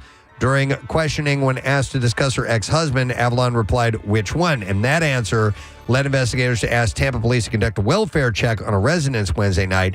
They found an adult male inside the home dead from multiple gunshot wounds. The damage to the rear door appeared to show forced entry. Detectives said that they're working in coordination and have identified credible evidence indicating the cases are indeed related. So she killed both of them for the same reason in her mind? No idea. Yeah. No idea. I only know that the one guy had owed child support. It's crazy. Avalon's live-in boyfriend told detectives that when Avalon came home after the shootings, she got into the shower still wearing the same gray sweatshirt seen in surveillance video. She was previously arrested on a child abuse charge in Virginia in 2004, but I'd never heard of that before. 2 separate ex-husbands, same day. That's crazy. All right, and then we'll do one more story, and then we'll wrap it up. Let's see. Shocked vacationers have claimed a dead grandmother was boarded by her family onto an EasyJet flight from Spain to Gatwick. Passengers claim the 89-year-old was helped onto the aircraft by 5 of her relatives who told staff she was unwell and had fallen asleep. But as the plane was about to leave the runway, Cabin crew were made aware the elderly woman had passed away, delaying the flight by 12 hours. Witnesses say the family had placed her body into a wheelchair, pushed her to the rear of the aircraft where they lifted her into a seat. They had been allowed to do so because they told the boarding clerk that their relative was just tired and even added, "It's okay, we're doctors." The family looked to have gotten away with it as the plane started to head down the runway, but the plan was unraveled when crew members realized the woman was dead and dramatically stopped the plane. EasyJet had denied the claims, saying the passenger had a fit-to-fly certificate and was alive when she boarded the plane, but other people on the plane are saying, no, she's dead. She's dead. It's unclear what happened to the woman's body after it was removed, but none of the family members were arrested. Transporting human remains across borders is an often complex procedure, as they are usually taken on cargo flights rather than passenger ones. I assume you can't take them into the cabin. You'd have to check a dead body, right? They're often stored in a special casket in the hold rather than in the cabin, Right. and the death needs to be registered and certified as well. Imagine if they start to get lax on those rules. Yeah, sure. As long as you pay for the seat and do whatever you like. All right, there you go. That's what I have in the bizarre file for you now. All right, we're going to take ourselves a break. We're going to come back in a moment or two, so make sure that you stay close because we'd like to spend some time with you. We'll be right back. Take you physically. I got to go to this one. Okay, so I don't know what Ben did, where he worked, but this is interesting. Hey, Ben, good morning. Hi, Ben. You're on the air, bud. Is your name Ben? I'm Tim. Ken. It's Ken. Oh, Tim. Or Tim? Tim. All right, Tim. All right, so what kind of work did you do, Tim? So I had a construction company, and it's a small company. It's me and two guys, and we were working on this house on a park. And there's tons of women walking by. So if a woman walked by and had big breasts, we're always playing the radio. So we'll put on, play the John Mellencamp song. Okay. Melons. And then if a woman with a large butt will yell out, Wayne Gretzky, because he's number 99. 99 can look like a nice butt with two legs. See, it's Wayne. It's thought out there. Yep. Mellencamp and Wayne Gretzky. It makes sense. All right, thanks, Tim. I appreciate it. All right, so if you're in an establishment and you're a customer and you hear something that doesn't make any sense at all to you, right? They might be talking about you for all you know. You It's never possible. know. There's a secret language. All right, thank you for sharing, gang. We appreciate that. All the calls, all the texts, but we got to take a break. We'll come back in a second. We have Bizarre File stories, and after that, we have Impact Wrestlers stopping in. We have Ali Sheedy on the show as well. Hang in there. We'll be back shortly.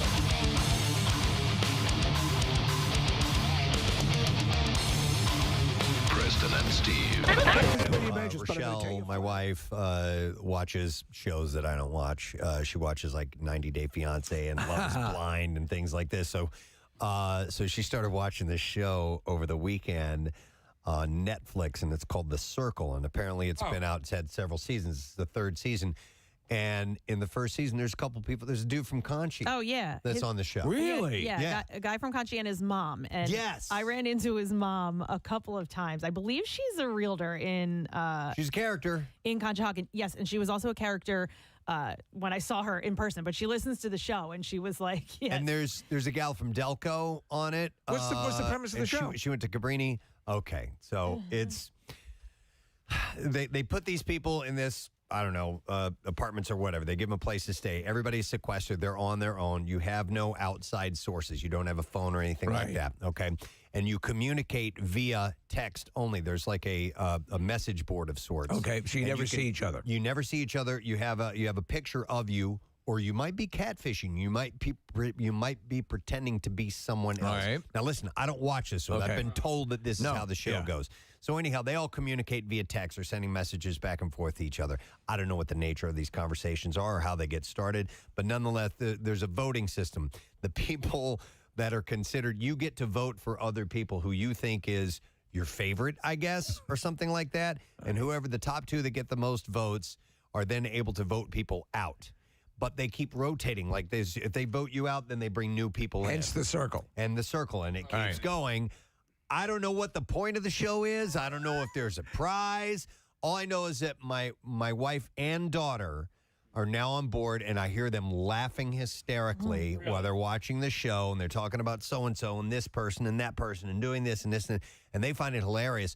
But the dude the dude from Conchi, his accent is so Delco. Yeah. Really? Oh my God. It is. Yeah, it's definitely all over it. And the girl is also who's from Delaware County. I just know sketches of information, but I thought it was pretty funny when the guy, I did see his indoctrination into the show and he's like, yeah, from Conshohocken. I'm like, did he just say Conshohocken? Like, when do you ever hear the town of Conshohocken mentioned on a syndicated television show? Isn't it hilarious, though, how giddy you get? Like, if in a show, listen, with all this going on in the world, if I see something I recognize, like our skyline in a movie, I know, totally. And it's just something that you can't help it. So when you hear a contestant, I don't care how bad the show is, and we're looking at the trailer for the show, and it looks pretty bad, but, it's cool. I can't help but think, though, people who know nothing about this area who actually just hear the word Conshohocken and say,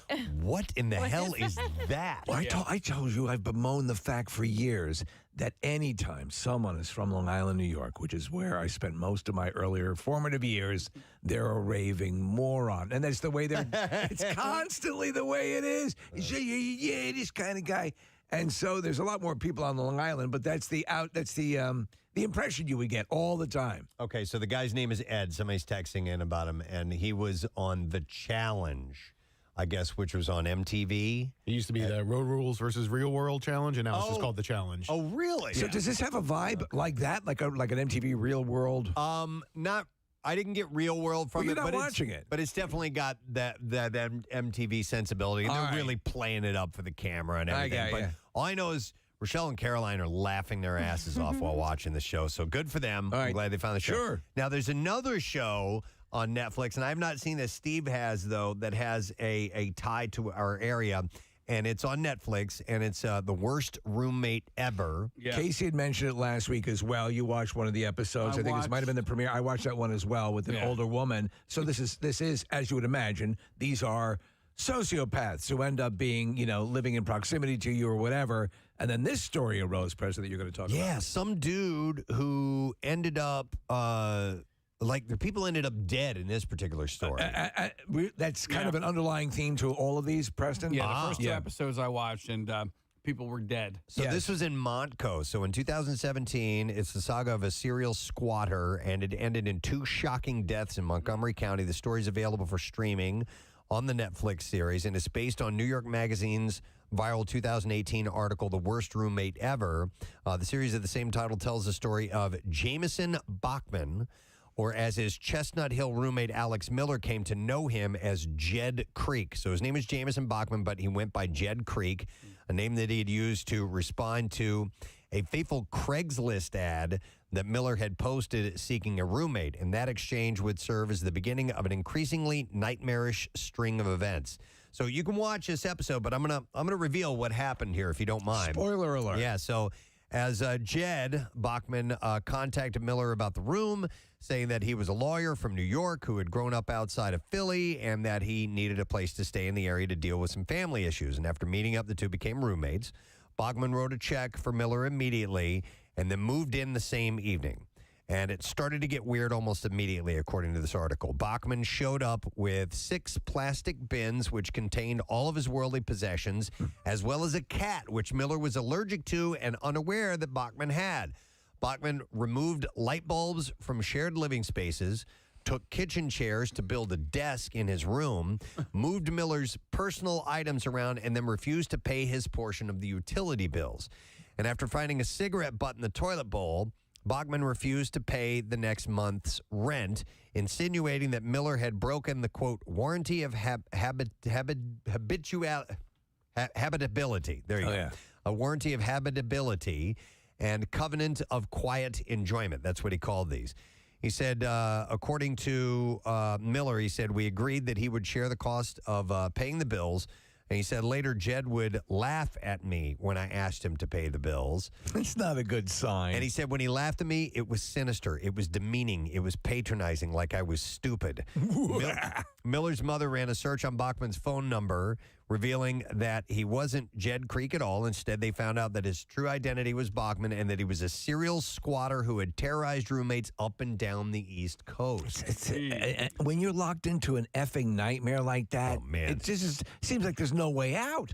Bachman, Miller found out, knew just enough about tenancy laws to take advantage of roommates by not paying rent, refusing to leave, and eventually forcing them to move out of their own houses. Primarily, he'd accomplished that through weird domestic torture, like clogging toilets with cat litter. But at least one former roommate, a woman named Arlene Herbiden, had physical altercations with Bachman that resulted in restraining orders. Bachman even took 2 of her cats to area kill shelters after taking over her apartment. Jesus. Oh, my God. Another former roommate, someone named Sonia Acevedo, found that he regularly behaved violently. Acevedo came to block herself in her own room with a chair, worried that he might snap at any time, and booby-trapped the door when she wasn't home to see if he was entering her space. By the way, Bachman was from Elkins Park.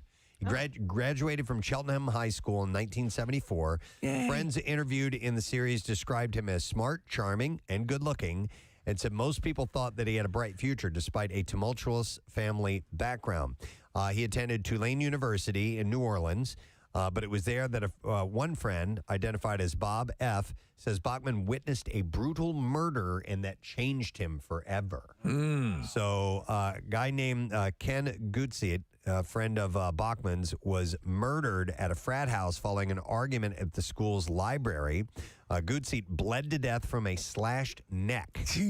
And after witnessing that, Bob F. says that that changed Bachman's outlook from upbeat and positive to very dark and very paranoid. This is the nightmare, I think, of, and I know people who do it will enter into living situations, with basic strangers, with a very little bit of vetting. Right. And I think, like, in this series kind of focuses in on a number of these situations that go horribly wrong. I had to live with somebody for a couple months that I didn't know. Right. I'll tell you about that in a second. I'm going to get you a little bit more on this. And if you have a roommate that went nutty on you, story, feel free to give us a call, 215-263-WMMR. So after learning Bachman's true identity, Miller threw a lengthy party at her home with drinking, smoking, and rap music, 3 of Bachman's apparent pet peeves, as a way to get him to want to leave. Well, that escalated into assault.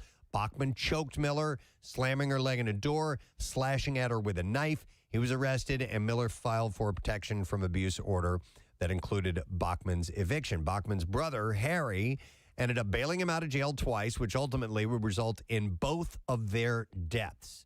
So in November 2017, and I don't remember seeing this story, but Bachman killed Harry in his brother's Elkins Park home. Killed his own brother. In his home. Yes. With the district attorney's office saying that Harry suffered blunt force trauma to the head and body. After the murder, Bachman fled in his brother's car and used his credit card to check into a hotel in Upper Moreland Township. And there, a SWAT team served an arrest warrant on Bachman, but not without a struggle. As the series points out, Bachman swung a camp-style axe at officers. I do remember this. Striking one in the face and another one in the arm before being taken to custody. However, he would never go to trial for Harry's murder. He hanged himself in his cell at Montgomery County Correctional Facility. So he ends up killing his own brother. 60 years old. He's got his list of things. He tortures his roommates. Kitty litter in the, to back up the toilet. Yeah. And he was doing that regularly. Yeah, He would live with people and drive them crazy. And then chase them out. And what are you getting out of that? That's the question. Is it because you just feel this need to exert control over people? Is that it? Is that the big thing? I don't know. But you talked about people not knowing each other, having to cohabitate, and it happens regularly. They do it all the time. Yeah, happens at college. You get a dorm roommate, and you don't know who they are. I had when I first started getting into radio, I entered into this internship program that was kind of a move away and live there type of thing. And the guy who owned the radio station owned an apartment complex, so he would put you together with the other intern that was being a part of this program. Right. And so I lived with this other dude for a couple of months, and after, it was fine. The first few weeks are always fine, right? Yeah. And then after a while, he started getting a little weird. Nothing, I don't have any really good stories for you, but I just know that after a while, I was like, Yeah, this is why you don't just join up with people and start living together, because after a while, you're going to find out something about them. If you know somebody for a series of months, at least you got a pretty good idea at who they are and what their quirks are. And it's not so unexpected if they are acting strange. You're exactly right. That's why it always caught me as incredibly bizarre when you'd see. You know, we only play that this time of year, and it's a shame because it's too fun. Every now and then we'll tinker around with it at another time of the year. But Casey had done. Was it that same day that you made other calls? It was either that same day or like it was all around the same time. You know, it might have been like the next day or. But Bill was the first one that I did. Can we play around with a couple of the other ones? Yeah, just for fun, because it's a shame not to play you only around get one with this time a audio. year, right? Yeah. So Casey had done two other ones. One was with a former salesperson here at WMMR, Matt Rovine, who used to make fun of his big bushy eyebrows all the time. And then another was a friend of yours, Super Dave. Super Dave, who actually just beat me in fantasy football playoffs last night. Yeah, smoked my ass. But so I try to call people that I thought would play along. All right. Rovine was the best because at first he answered and he was like he was at a sales call and he didn't buy it and I was like, dude, you know, like I'm sitting here with my daughter. He goes, hang on, call me right back, right? And he ended up leaving. He leaves the sales meeting. He leaves the sales meeting. Oh, no. All right, well, let's listen to a little bit of that one. We got to hear this. Here we go. Hello. Hey, Santa, how you doing? I'm good. Ho, Casey. We accidentally called our friend Matt earlier. I'm so sorry. We totally meant to call you. Santa, how you doing today? I'm good. How are you? I'm good. Casey, do you have anything you want to say to Santa? Casey, I've heard you've been a very good girl this year. Well, Casey's not eating her lunch right now, Santa. Oh, it's very important to eat your lunch if you would like all of your Christmas presents. Well, she said she saw you on the fire engine the other night, and she wanted to know why you weren't back at the shop making toys. Because Santa needed to take a break, but I'm back making toys right now, and I took a special break just to call Casey. See, I told you. She wanted to say thank you for the candy cane. You're welcome. Casey just turned 4 years old on Saturday, Santa, and she is such a big girl. She has all these sorts of questions that she likes to ask about Santa that I don't even know the answers to. But we have an elf on the shelf. His name is Marty, and she wanted to know if all the elves were your kids. Yes, they are, Casey. How many kids do you have then? I have a ton. A bunch of kids. And you put them to work by making all the Christmas presents? My children help me make all the toys. How much they make an hour? I cannot disclose that. All right. And what did you want? Did you want to know what her what Santa's wife's name was? Go ahead, ask him. She's so shy now, Santa. Go ahead. Casey, don't be afraid. You can talk to Santa. Oh, she just went and hid behind the couch. Don't say her name. I think you just scared her, Santa. I'm sorry. What is your wife's name, Santa? Mrs. Claus. See, that's what I keep telling her, but she says no. Mrs. Claus has, because Santa is your first name. It's not like you're Mr. Claus, is what she says. That is true. So is Mrs. Claus' first name Mrs.? Yes, it is. See, I told you. Told her, dude. She also wanted to know, what do you do when all the reindeer die? They never do. See, they live forever and ever and ever and ever. And what about Rudolph? Rudolph is my favorite. He leads the way. He leads the way, see? And here, sing him the song. Go ahead, sing him the song. Come on. You know, sing the song. Never mind. Casey. What? Your daughter's not there. She's right here. Santa, she's right here, Santa. Why are you saying the F word? Did I say the F word? Did. I've been a very naughty boy, Santa. I'm so sorry. I'm in a client's. And I'm sitting behind the building doing Santa this. has clients, Case. Did you hear that? Santa has clients. All right, bye-bye, Santa. Bye, Casey. He ducked behind him. Poor guy walks out. I have clients, okay? Do you understand? I don't have time for this. And you're calling me now to do this stupid thing. Those are all I love it. 3 good people who would do that. I love it. I love it. All right, and then we'll play a clip of Super Dave. Here we go. Hello? Hello. Hey, Santa. Hi, Santa. This is Casey. I live in Broomall. Santa, I'm here with my daughter and my son. How you doing today, Santa? Ho, ho, ho. Santa, Casey just had a couple of questions for me. She wanted to ask me some questions about you. What is your wife's name? Mrs. Claus. See, that's what I told her, and she said no. She's got to have a first name. Cindy Claus. Cindy Claus. See? Told you it was something funny like Cindy Claus, Case. Do you want to ask me? Casey wanted to know, what do you do when the reindeer die? What do you do with the reindeer when they die? Nobody dies in Christmas. We have a funeral. You have a funeral? She wanted to know if you guys eat them. Do you eat the reindeer? Oh, reindeer's very tough. She's a little shy right now. Reindeer's very tough. What other questions do you have for him? She wanted to know why you were on the fire engine the other night. I wanted to visit all the little boys and girls. Do you do that to all the little boys and girls in the whole world? I do. And then she had another question, and she's been a really good girl. Did you know that her birthday was the other day? Happy birthday. Santa knew that. Yeah. She wanted to know, because we just delivered toys for Tots, and she said, well, I thought Santa got all the toys for the boys and girls. So she's so smart. So we didn't know what to tell her, so I said, you know what, I'm just going to call Santa and ask him. Can you repeat that? I missed it. Well, why do we give toys for Tots if Santa gives all the toys to the kids? Because some kids need extra toys because they don't have as much as anybody else. And she wants to know what color is your underwear? Red. And how old are you? I'm 1,000 years old. 1,000 years? Case, did you hear that? He's 1,000 years old. Okay. All right. Well, thank you very much, Santa Claus. We'll see you in a week, right? Have a Merry Christmas. All right. Thank you.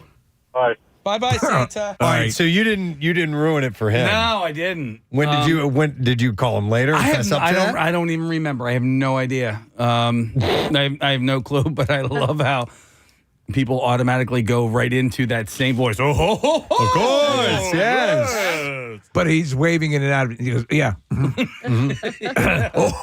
Yeah, that's about right. We have a funeral. We have a funeral. Yeah. Nobody dies in Christmas. Nobody? But you know what? When asked, I think the reflexive answer is 1,000. Yeah. Yeah. So, right? Yeah. That seems about a safe bet. Yeah, that'll cover it, most definitely. All right, well, at some point, you got to get a new batch. But the problem is Casey's not 4 years old anymore. How old is Casey now? 20. 20. I have my 20-year-old daughter here with me. Yeah. Dude. She's so shy. She's back from she's back from college. Yeah. She says she saw you on the fire truck the other day when she was driving her car around town. Dude, how crazy that you did those 16 years ago. Oh, my God. That's insane. Yeah. Wow. I'm here with my daughter's in labor right now, and she wants to know how you fly, how the reindeer fly. No, it's going to be a tough sell. Yeah. It's why we stopped doing toddler theater. I mean, yes. everyone, It would not sound right with my a full-grown adult. with my kids these days. All right. Well, anyhow, thank you for sharing those. Those are great. Listen, we have another piece of audio to play for you. And, man, I'm sure you saw it over the weekend. But our good friend, one of the best guys you'll ever meet, Tim Saunders at our sister station in the Flyers Radio Network. The best. Had a hot mic moment, as we call it, in the business. And Tim, he was just having conversation and joking around in the booth, and it got caught on the air.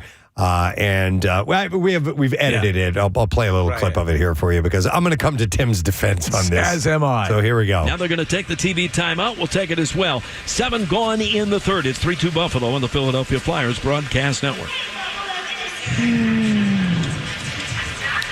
Pump it up, it up, it up, it up. While you're down there, would you mind with me? Oh, dude. I think we're still on the air, Tim. Wow. And there was a number of things to share about an incident like that. Number one, like I said, Tim is he's a sweetheart of a guy. He's just the absolute best. Consummate pro. And we've been in that booth with him a number of times. We just were. Yeah, absolutely. And the way it works, during live broadcasts like that. And I've been on the other end as well. I was a board op for years. I ran St. Louis Cardinals baseball and Blues hockey and all this stuff. So I've been the board op guy. Ryan has been a board op as well, especially for Flyers games specifically. But you have certain cues that you give that will then trigger the person who's back in the studio to bring the microphones down and bring up the commercials or whatever they're going into.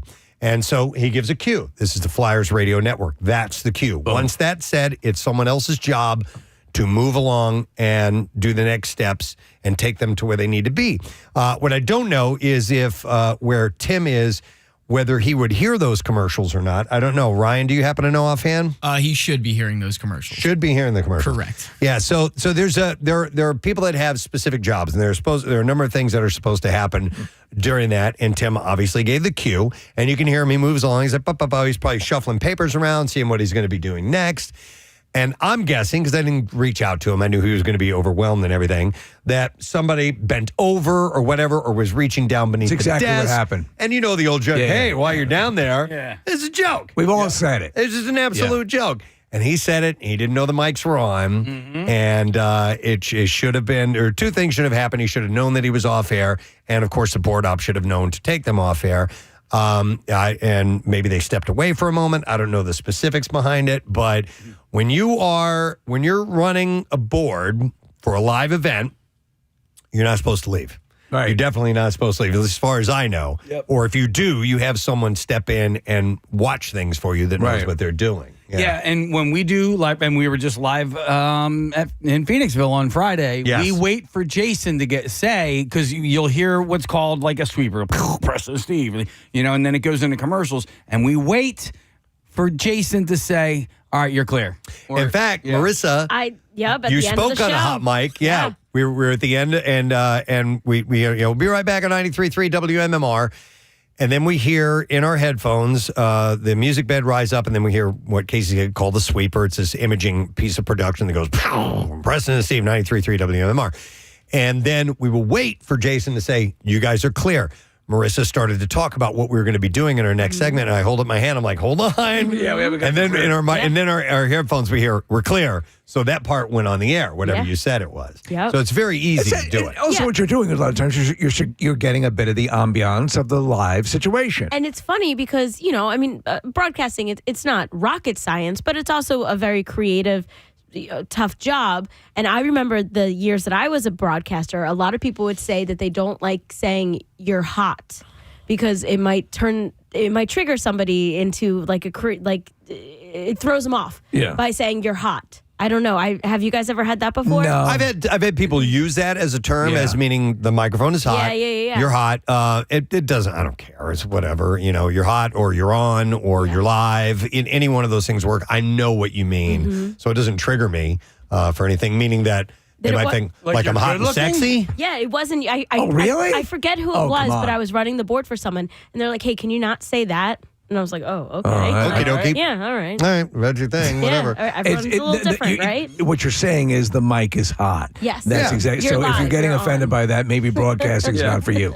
But it's interesting because, and you can use the axiom that every mic is live if you want to, and it's a good reminder as to not say anything inappropriate just in case the mic is hot. But if you're around microphones enough, that doesn't always wash. Because when these mics go off, we're dropping inappropriate language all the time. We've had near misses. Yeah. We've had it happen where we're like, didn't realize the mic was on, and think, oh dear God. With Tim, they gave him a 2-day on-air suspension. Yep. Okay, so, but for me, it was like, I think a cool thing would have been to just say it was a mistake, to acknowledge that it wasn't that horrendous. I think everyone knows that at some point it's the kind of casual banter you might have with your buddy. I've said that. Yeah. And it might have been a nice Christmas gesture to say, hey. The company would have to do it anyway. Yeah. No matter what, there has to be some kind of public restitution. Right, and so I understand why they did it. And Tim probably understands it too. I don't know. I didn't get a chance to talk to him yet. But it is funny because immediately I thought if anybody was offended by what he said, I'm like, Well, just sit right next to the ice and listen to the guys that are out there playing, the ones that you're paying to go see them. You want to hear some stuff, you'll hear it, man. Or sit in the stands, you'll hear way more. But it's, it's on public airway, and so it's a little bit different. By the way, I wonder, would that violate? Is that a violation of FCC rules? That's a good question. And also, I'm wondering if this really is Ryan Shuttleworth's fault, because doesn't he normally run the board? No, it is not. Like, now the person is filling in for him because now you're with us? So I only do the WMMR games, which, by the way, Tim's return to action will be tomorrow night on WMMR. All right. There you go. So that one will be my fault. No, to your point, Preston, as somebody who's I've done 6 or 7 seasons with the Flyers, most of the dumps, so anytime that there is profanity and then we're on a delay, they hit the dump button, comes from players on the ice. I believe it. Things that happen that way. And Tim's just a consummate professional. So how did that not get dumped? What a handsome question, Steve. That would be the person, whoever was in that room, just whatever the case may be. I don't know who it was or what the situation was, but that'd be on them. When you're running a game, when you're here doing that, is there any time you can sneak off and use the bathroom? So typically when a period starts, there's certain rules on when they can run commercials, and there's a good chunk right at the beginning of when a period starts. That's the longest kind of segue for that. So normally we'll have a highlights producer. I'll have them kind of monitor the game and say, hey, I'm going to run to the restroom real quick. They'll come into the studio. They'll keep an eye on everything if anything goes wrong. So there's always a person in there to everybody's point. Ears on it all the time. At all times. All right. Okay. Oh, man. But I know that in my career, a few times I've let something slip, and like immediately when you do it, I'm like, oh, my God. Or worse is, we go to break and one of the mics is left on. So it's my job to turn the microphones on and off. And there have been occasions where I've left the mic on and we're just blah, blah, blah, blah, blah, blah, chatting away. And somebody go like, press mic's on. I'm like, oh my God. What did I say? Turn it off. Commercials are playing, so it would be muddled in with other, audio, other dialogue. But immediately my mind goes to, oh my God, what were we talking about? Oh my God, what did we say? Run that conversation back in your head as quickly as you can and see if there's anything you might have said. To put it in a real world scenario, you've butt dialed someone. Oh, yes. Or you thought you hung up and did not. Yes. And I think so just put that, a lot more people hearing what you're saying. Yeah. And it's the same panic. We were with someone one time who had I remember. They'd butt dialed someone who was a superior. Yep.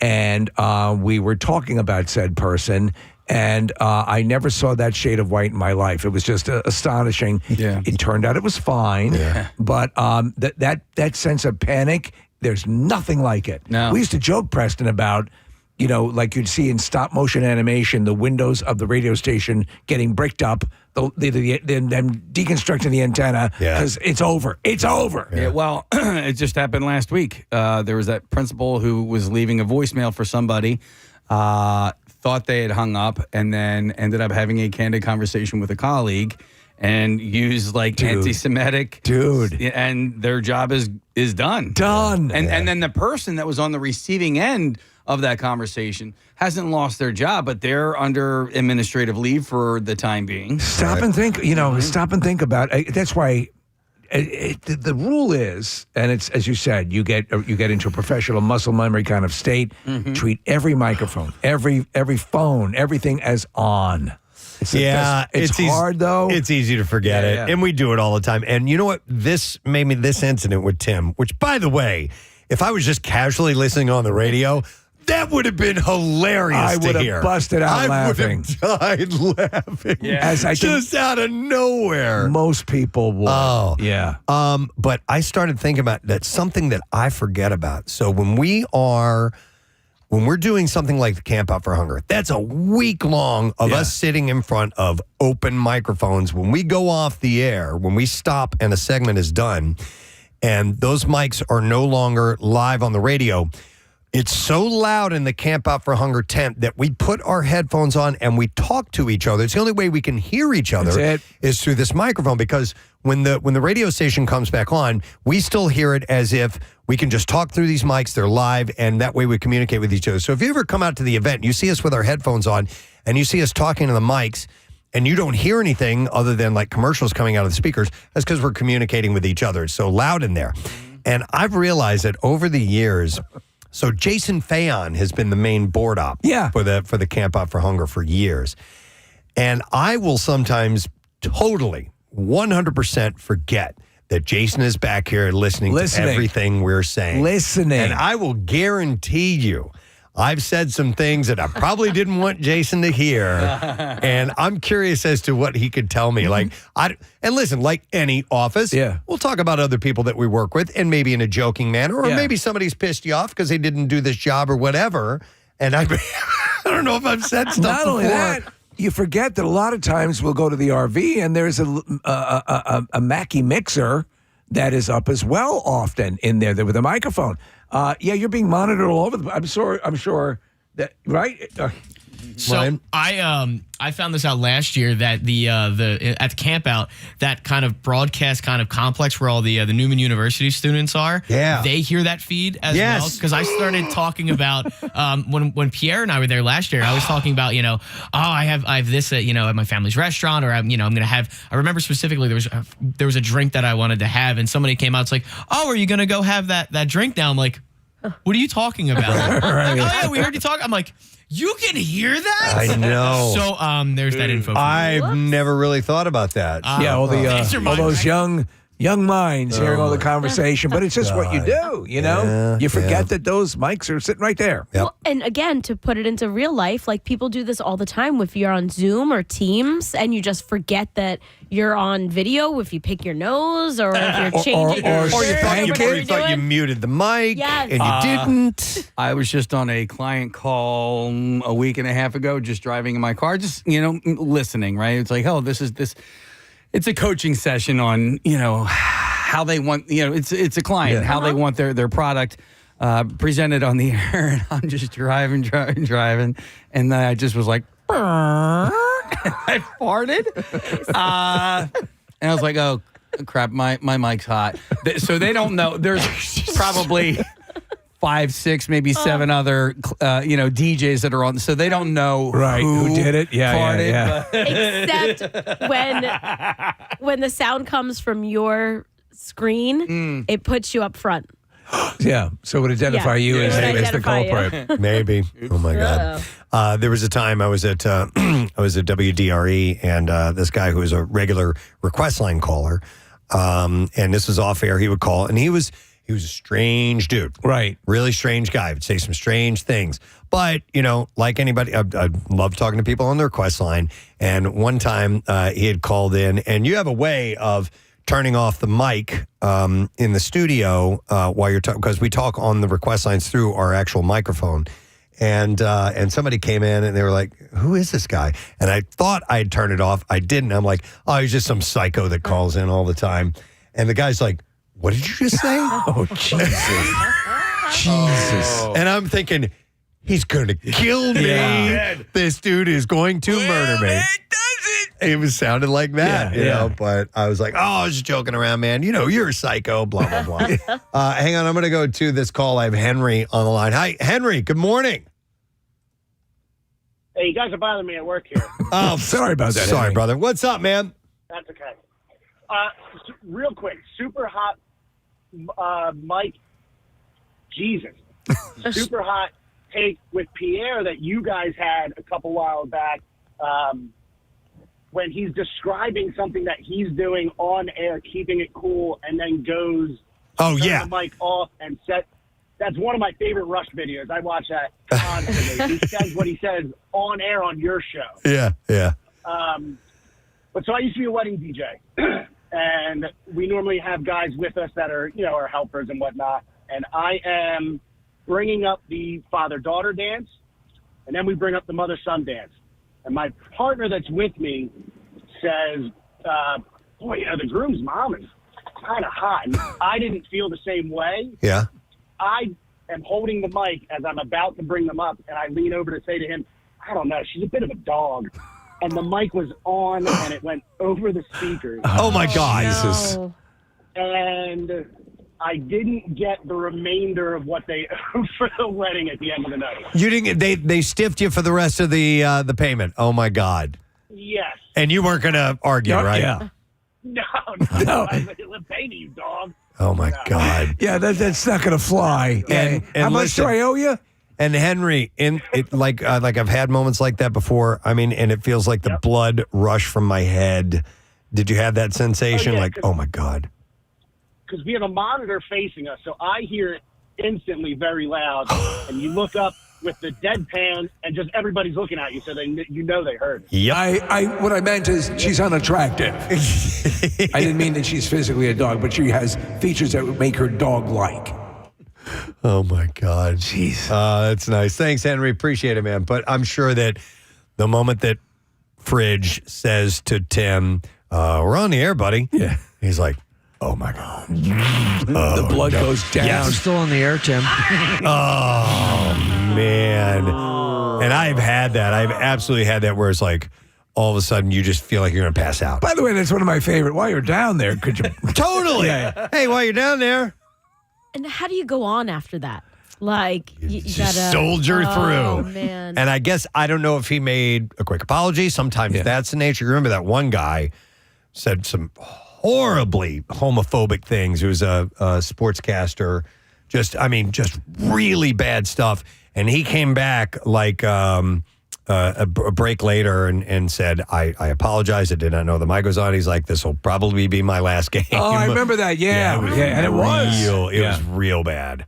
But yeah, he was dropping, the F word for homosexuality and all that stuff. Yeah, it was really horrible. So it can be worse. And what Tim did is pretty damn harmless, I think. Yeah. But I also understand in the standards of professional sports and professional broadcasting, they have to do something, and Tim probably understands it, Owing to the fact that we all say it, but we have to do something, so we're going to give him the suspension. But he's back tonight? Tomorrow night, okay. Yeah, he's going to be, as the Flyers are going to be on here on MMR. I'm curious, again, if that is actually an FC, if you could say that, if that is an FCC violation. I don't think it is. I just think it's obviously. I doubt they will get fined for it. Yeah. But they can also pull you off the air if you just say something that's, like baby wheel. Like baby wheel. Yeah, that's it. Well, that's Jim's thing. That's Jim Jackson's thing. So I don't know. But anyhow, Tim, we love you. No big deal, brother. You're a pro. You're the best. But it's pretty damn funny, actually. It was funny because it's clear as day. Yeah, absolutely. All right, well, listen, we're going to take a quick break, come back in a second because Matt Broussard's going to be joining us on the program. He's coming up to Helium Comedy Club Friday and Saturday night. Get tickets at heliumcomedy.com. Stay put. We'll be right back. Classified ads looking for a roommate. I'm like, really? Right. Yeah. Really? Yeah. No, I'll live alone. Yeah. I'll work harder. I'll work around the clock to pay my rent, but there's no way I'm just out of the blue going to live with someone. See, in Canada, a lot of times people will turn their basements into apartments that they will rent out to people. And I know this from HGTV shows. There is no way I could possibly ever rent out my apartment living above. My parents had two have done basement it. apartments. Yeah, my parents have done it. My dad has always put something either in the basement or off of the side of the house, and they've always had a rental. No kidding. On their house, yeah. Ever have any crazies? Yeah. Hey, people go a little loopy? No, not real. No, I don't think so. I mean, they my mom was always trying to help people. So it was always like, you knew the person through, 3 lines down. It was like a friend of a friend of a friend or whatever. Okay. So they didn't really I don't think they ever put it out there to say room for rent and just random people came in. It was sort of word of mouth. Word of mouth, but a lot of times is the case. I told you guys some of this story. In fact, one of those basement apartments was in Brentwood, Long Island, and then the people who lived upstairs rented the top part of the house to this jackass. And so this guy was on the run from all sorts of bill collectors. Oh, wow. So I was constantly dealing with people who would come around to the door in the basement, the other apartment, looking for him, all the time. And I'm like, come on. And then eventually he was supposed to be the one who was making sure the bills, good call on the landlord, paying for the water and all that stuff. That all got shut off. So eventually I told you one night I switched all the locks in the house so that they faced my direction. And I'm like, no, this is not going to happen. I had to put my foot down. And then after a while, you're like, why am I fighting for this turf. There are other apartments. Let me get out of here. Right. Why is this my battle? Yeah. Let me go to some calls. I have Laura standing by. Hey, Laura, good morning. Hi, good morning. Hey, what's up, Laura? Hi. So my neighbor and I were just talking about this because we were just talking about the show. When I was 19, I made a very bad decision to go on Craigslist and try to rent a room from a stranger. Yeah. I went to Temple and I didn't like my dorm situation. So, very long story short, I met somebody who I was renting his basement from him. He was a little older. He seemed like he had everything together. We signed like an unofficial agreement, I guess, for me to live in his basement. And just like you were describing, like things were just a little off. Like things were weird. The basement apartment also was not a real apartment. It was just a finished basement. So we shared laundry, we shared bathroom, we shared kitchen. Yeah, no. So, Laura, that sucks. So things were getting weird, really weird. I couldn't put my finger on it, but I felt very uncomfortable. So he said he had a work trip coming up. So I was like, this is my time to like move out.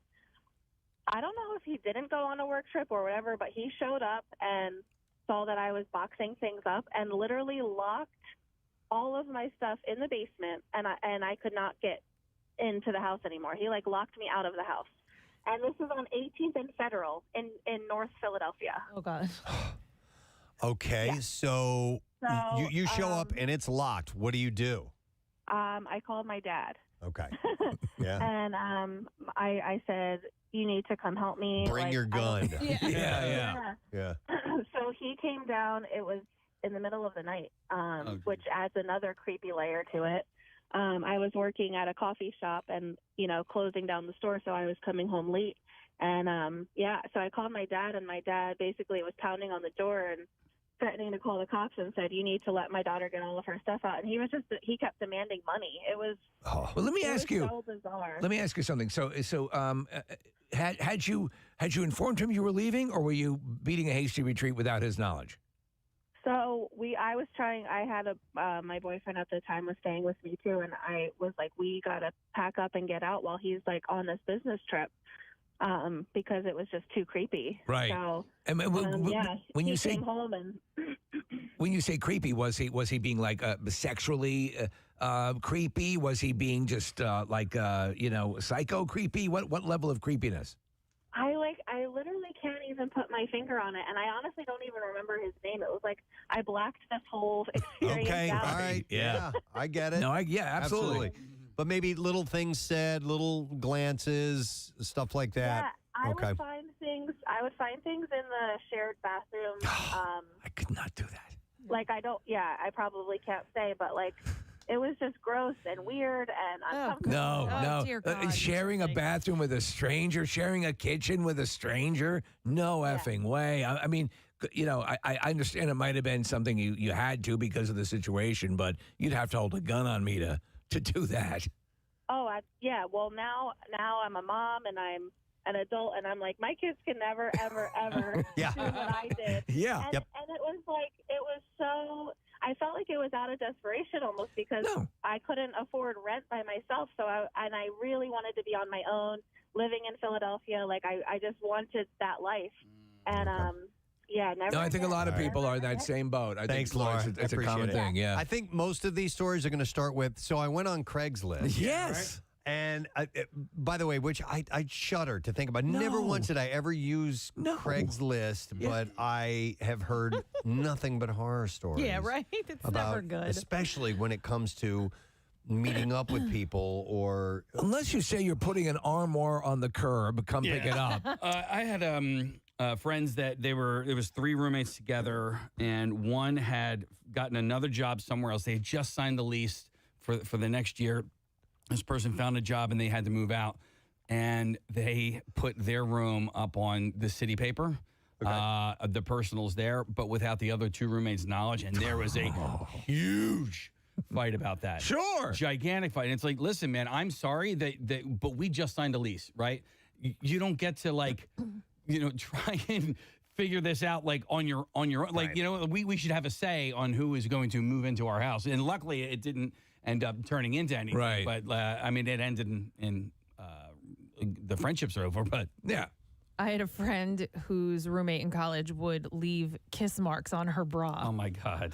She would take her bra out of the laundry basket and put a red or pink kiss mark, like lip mark on it. And we could not figure out why. Was it a little love letter of sorts? No, or? the girl was nuts, and she was nuts all through college. We didn't really stay friends with her, but she I knew people that lived with her later. Senior year, junior and senior year, and she didn't do that, but she would always do bizarre things. That would be chilling. So just weird. find kiss marks on your underwear. I just have to kiss it. I just have to made out kiss with it. your bra last night. Yeah. Okay, this I got to hear. We're going to go to Joe. Hey, Joe, good morning. Good morning. What's up, Did Joe? not start on Craigslist. Okay, it did not start on Craigslist. All right, go ahead. So this was really early days of the internet, like 1995 or 6, something like that. I was about 8 years old.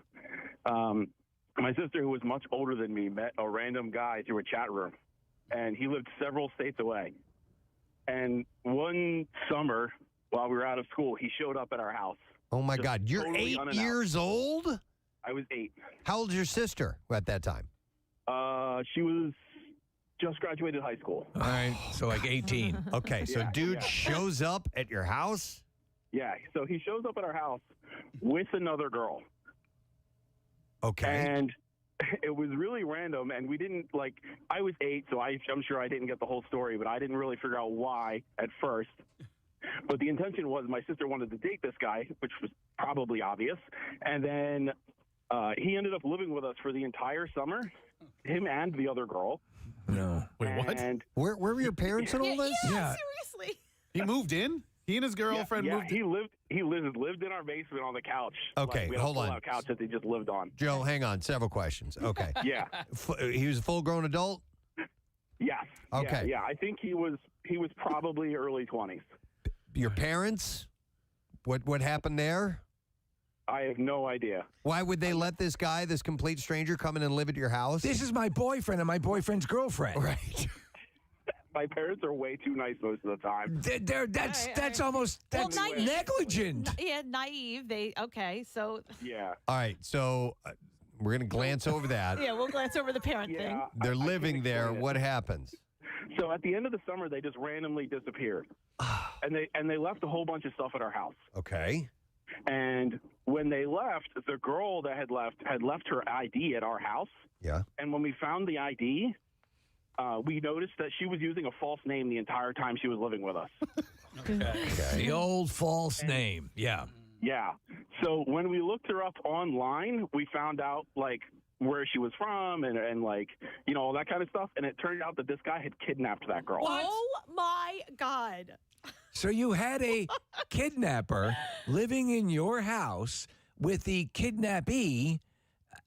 Did they get along? Was it a case where he had squirreled her away from her parents, or did you get the impression that she was there under duress? It seemed like a little bit of duress and a little bit of him pulling her away from her parents, because she also was probably about 18 or 19. That is effed up. By the way, I gave you permission today, and they may be perfectly wonderful people, but go slap your parents for us if you wouldn't mind. That makes no sense at all. Yeah. Oh my God. I'd love to hear from your parents. Yeah, it's great. They're playing their records in the basement. Joe, did you and your sister ever talk about it? Reminisce about this little interesting time in your lives? Funnily enough, I rarely talk to her because of other boy decisions that she had in her life. Okay, so it started early. You got out just in time, Joe, or you'd be dating one of these guys. All right. Thank you, Joe. Man, that's a weird one. Yeah. That's so weird. I had a lot of layers there. Well, if you think you're this girl and you're going to get this guy, hey, I like this guy, I want to date him. Yeah, is it okay if I bring a girl? What? And you still follow through with it? We're It's talking okay. about It's okay. She was kidnapped. Netflix's worst roommate ever, and there was a story of this crazy serial squatter that ended up and driving people nuts that he moved in with. So that's where we got started here. Taking some calls. I'm going to go to Lou next. Hey, Lou, good morning. Hey! It is Lou. Hey, Lou, what's up, bud? up, Brett? What's up, Casey boy? How are you, Lou? Marissa. Hey, now, of course, you're going to have a story about all this. Oh, yeah. All right. All right. Now, listen to this. I was living out in California, and a guy that I knew growing up that I lost contact with got my phone number from another friend and said he wanted to move to California. So I said, yeah, sure, come on. I didn't know him that well, but I'm like, there's no problem. Somebody from back home. It'd be nice to have a familiar face. So he moves into my house. He's been there a couple days. I get up one morning, and my living room is full of computers. This guy must be very studious. Yes. So what happened? And the company that he robbed from they were friends of mine. And that's how he knew how he could get into the place, because it was an old car dealership that I used to work for. So Lou, he came out with the intent of using your connection to rob the business that you worked for? Yes. Ah. Correct. Okay. Wow. I got up. I was pissed. I called them up. I went over there, and I said, listen, I told them the whole story. They came back with a truck. We got all the stuff. I told him he better, get out of the house while my buddy and his buddy come in and bring all the stuff back. And then I made him leave. Yeah. Matter of fact, he met up with a girl and moved in with her. And then eventually he came back, and him and I got in a fight, and we had this big fish tank. And he kicked the fish tank. All right, thank you very much, Marissa. We are awaiting Matthew Broussard. We were supposed to hear from him by now, have not, so we'll see if he jumps on. Yeah, we'll see if he jumps on board or not. Yeah, Meredith is on it right now. Okay, but in the meantime, I saw this email somebody sent over, and I thought this was a cool idea. We're not going to be able to do it right away, but this is Tracy from Cherry Hill said, hey, have you guys considered selling the Pierre Robert prayer candle given at the Christmas Miracle? Proceeds could go to Manna or other charities close to Pierre's heart. I think it's a great idea. It is a great idea. Maybe eventually we can get to that. But the calendars that we handed out were all hand put together by Marissa Magnotta. Yes. We had a few hundred of them, and Marissa ordered the candles and the stickers separately. And then did you do all those, you and your husband? Or We did. We found every prayer candle, every blank prayer candle in the tri-state area and stickered them. And it was fun. We've done things like that before, canning beer and stickering beer cans. It's very similar. So you were good at that. Yeah. Well, the placement was pretty precise. I mean, it was so magical, and it was just sweet. It was kind of cathartic. It's like I'm crafty. I like fun things like that, and it was sweet just putting something together of prayer like that. No one who saw that candle didn't immediately go, "Oh, that's perfect." Yeah. Oh, that's great. Yeah, they loved the idea. I thought it turned out so cool. Yeah, it looked a little different than some of the other ones I've seen before, but I thought it was really cool in its originality. Well, and Pierre looked like Jesus for crying out loud. He did the halo and everything. So.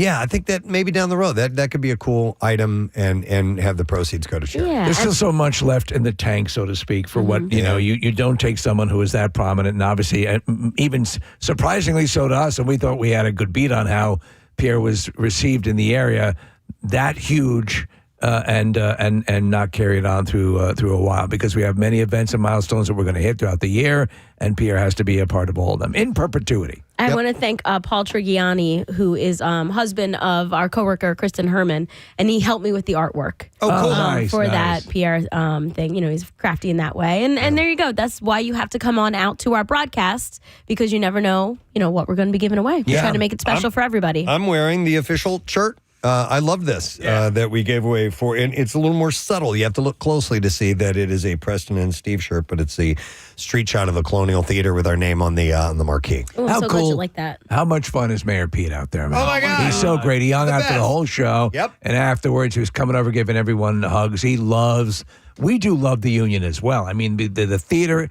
It's just got to be there forever. I mean, that's the perfect place for it. The vibe is so good. Yeah, so we had a lot of fun. We realize, though, plans of bringing the blob out on stage were ill thought. It's too big. Yeah, it's too heavy. Yeah. And you need more room to get that thing out there. So I took some pictures of it backstage, but it was it was big and heavy. So, well, anyhow, whether we get Matthew on or not, we do have a few things that we can discuss here. And obviously, we're at that point where these year-end lists are popping up left and right, and some of them are pretty interesting. So I thought I'd share a couple of these with you guys. What is is it Listomania? What is it? Oh, I don't know. Listomania, or I don't know. I know do we have a list thing? We do, but I've lost track. We'll just riff this way and then reclaim it in the new year. This list, the headline caught me. It is the most annoying songs of 2025. The most annoying songs of 2025. I'm not as well-versed, no pun intended, in the broad amount of music that came out this year. Oh, yeah, me either. So, let's hear it anyway. I don't know one single song on this list, but I thought, some people may, and it'd be worth sharing. But researchers at the organization SeatPick came up with a way to calculate how annoying a song is and used it to create the list of the most annoying songs of 2025. So they started with the most popular tracks of the year from Apple Music and official charts, and then they put them through what they call the annoyingness index that they created.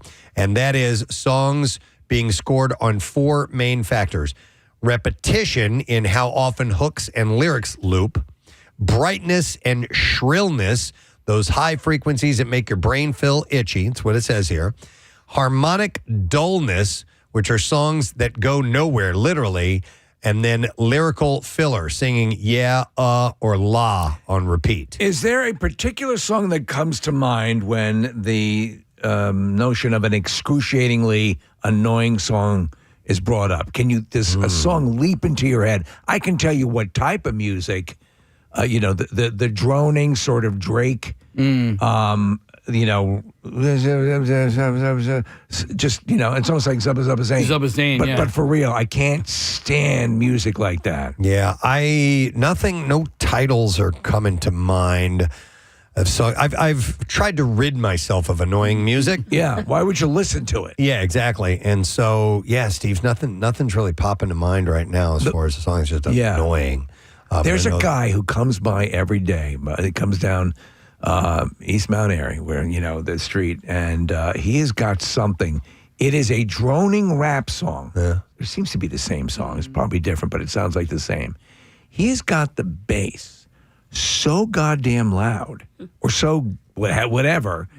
Car alarms going off as he goes down the street. Really? I mean, that's so and my dumb. perception is that's a dick. It's gotta be he's showing off, because there's no way you can listen to that within the vehicle. Yeah.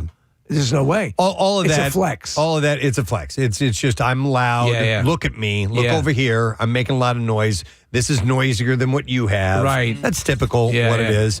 But as far as music goes, I was trying to think of what I find annoying. Like a lot of poppier, dancier stuff that's more intense, like club stuff. That annoys me. I'm not into it. EDM? I'm not into any of that stuff. There's some of that stuff I can dig, but I know exactly what you're talking about. There's some of it that is just a drone. It seems like a torture device. I don't know how people listen to that just on like a regular basis. I understand it in a live rave on Molly with the lights. I get that. But to just be listening to that in your car, I don't get it. For me, it's like scream metal. Yeah. And I think it's the frustration that I can't understand what the words are. Like they're actually saying legitimate words, but the way that it's being presented, I can't understand it, and it aggravates You're me. talking about the guttural growl, yell, scream. We have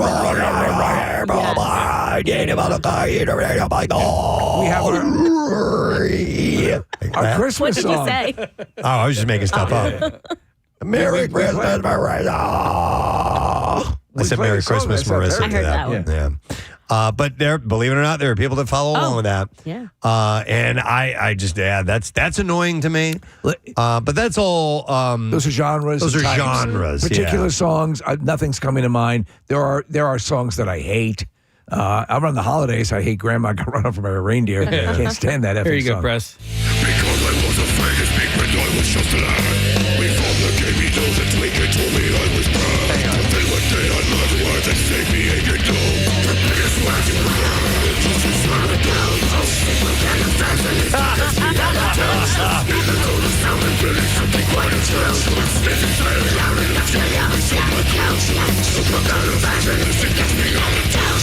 That's great. I actually like that. I really like that. All right, so here are the ones that they use these metrics to determine the most annoying songs or most irritating songs, and they have a list here. So I'm going to read these to you. Yeah, let's hear it. I don't know a single song on these. You have "The Days" by by Notion, remix by Crystal Notion. I don't know that. Nope. Number 8 is Azizam. Nope. By Ed Sheeran. Oh. Number 7 is Dreamin' by Dum Dalla and Daya. Then you have Just Keep Watching by Tate McRae. Let me know when you guys hear one you know. So I know Tate McRae, but I wouldn't know the song. I'd have to hear it. All right. Make Believe by Luke Dean and Omar. Plus. I'm more an Omar fan. Plus symbol. Beautiful People by David Guetta and Sia. Who by Jimin. Jimmy? Jimin. Jimmy! The Dead Dance by Lady Gaga is number 2. Is that that's the song used for Wednesday for the Dude, yes. It's used in the viral video, right? No idea. I haven't. No clue. That was in the viral videos from the series Wednesday where she's dancing. Is that the Lady Gaga song they sat over the actual song that was playing? Because instead of the Goo Goo Ma or whatever. Right, yes. Oh, I believe that's Goo Goo what Muck? Yeah, Goo Could Goo you Ma, check is that, what it Marissa? is? Goo Goo Ma. Yeah. I can try. Yeah. Yeah. And then number 1 on this list is Sugar Talking. Sugar Talking. And Tears by Sabrina Carpenter. It's a tie for number 1 is the most annoying song. Oh, she's 2. I like her. Sabrina She doesn't- Carpenter? Yeah, I think it's cute. She doesn't really bother me. I don't listen to really a lot of what she does, but I think she's a good performer. She's pretty good on SNL, so I'll give her a pass. There was a I'm sorry to interrupt, Marissa. There was a video on Instagram I saw a while back. I sent it to Casey. It's this woman who she's a vocalist, and she said what it's like a hit song in the 2020s. Yeah. And she just kind of scats. And it's like, yeah. Have you seen that? No, I've not. Oh, I want to man. see it. Oh, it's so funny. It's like as we Yeah, pointed I'll look out, like the guy who sings the lyrics at the end of the rock song at WKRP in Cincinnati. Yeah. That's all gibberish. It's basically. gibberish, but it which- sounds like a rock song. And I like that song, Yeah. and I actually tried to find it, and I couldn't locate it anywhere because I wanted to put it on. I think we have. Do we have the like a playlist? We have it somewhere. We have it somewhere. Yeah. Because that day when we had mentioned it, we brought it up on the. Oh, I found it, Casey. Oh, you here. did? Okay. Yeah, plug this in. I'm gonna let you hear. This is this is her just sitting and singing about what a hit song nowadays, or a pop song anyway, is indicative of. So. You can bang you can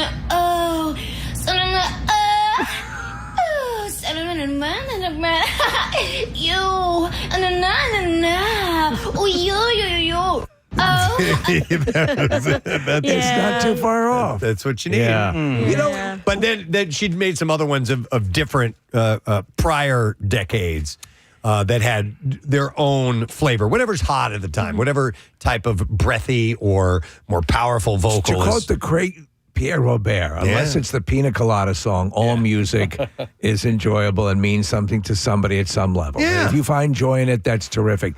It's just what, and it's weird sometimes what annoys the F out of you is the absolute first thing someone else wants to hear. Yeah, it's true. That's why there's just music around the world that's right. Totally different than anywhere else. I think we all like Siberian throat singing. Though. Yeah. Listen, there are people that love that. Yeah. That absolutely love it. I've seen several throat singing clips pop up on my Instagram feed lately because of how technically difficult it is to do. Yeah. Here's the part. Here's my favorite part.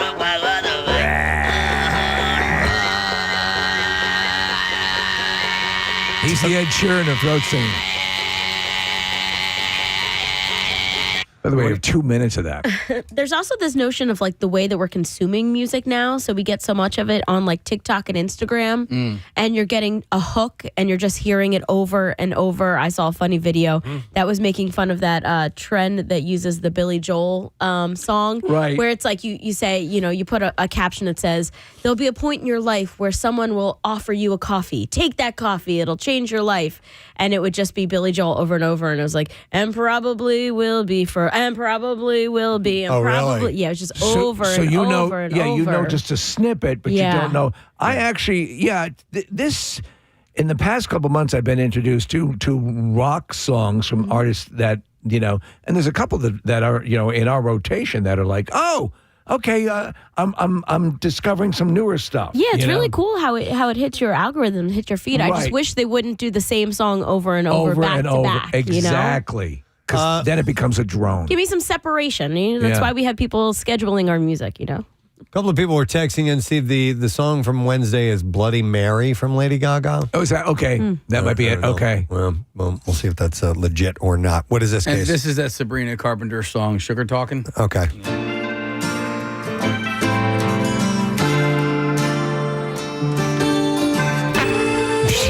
Dude. Wait, I heard something.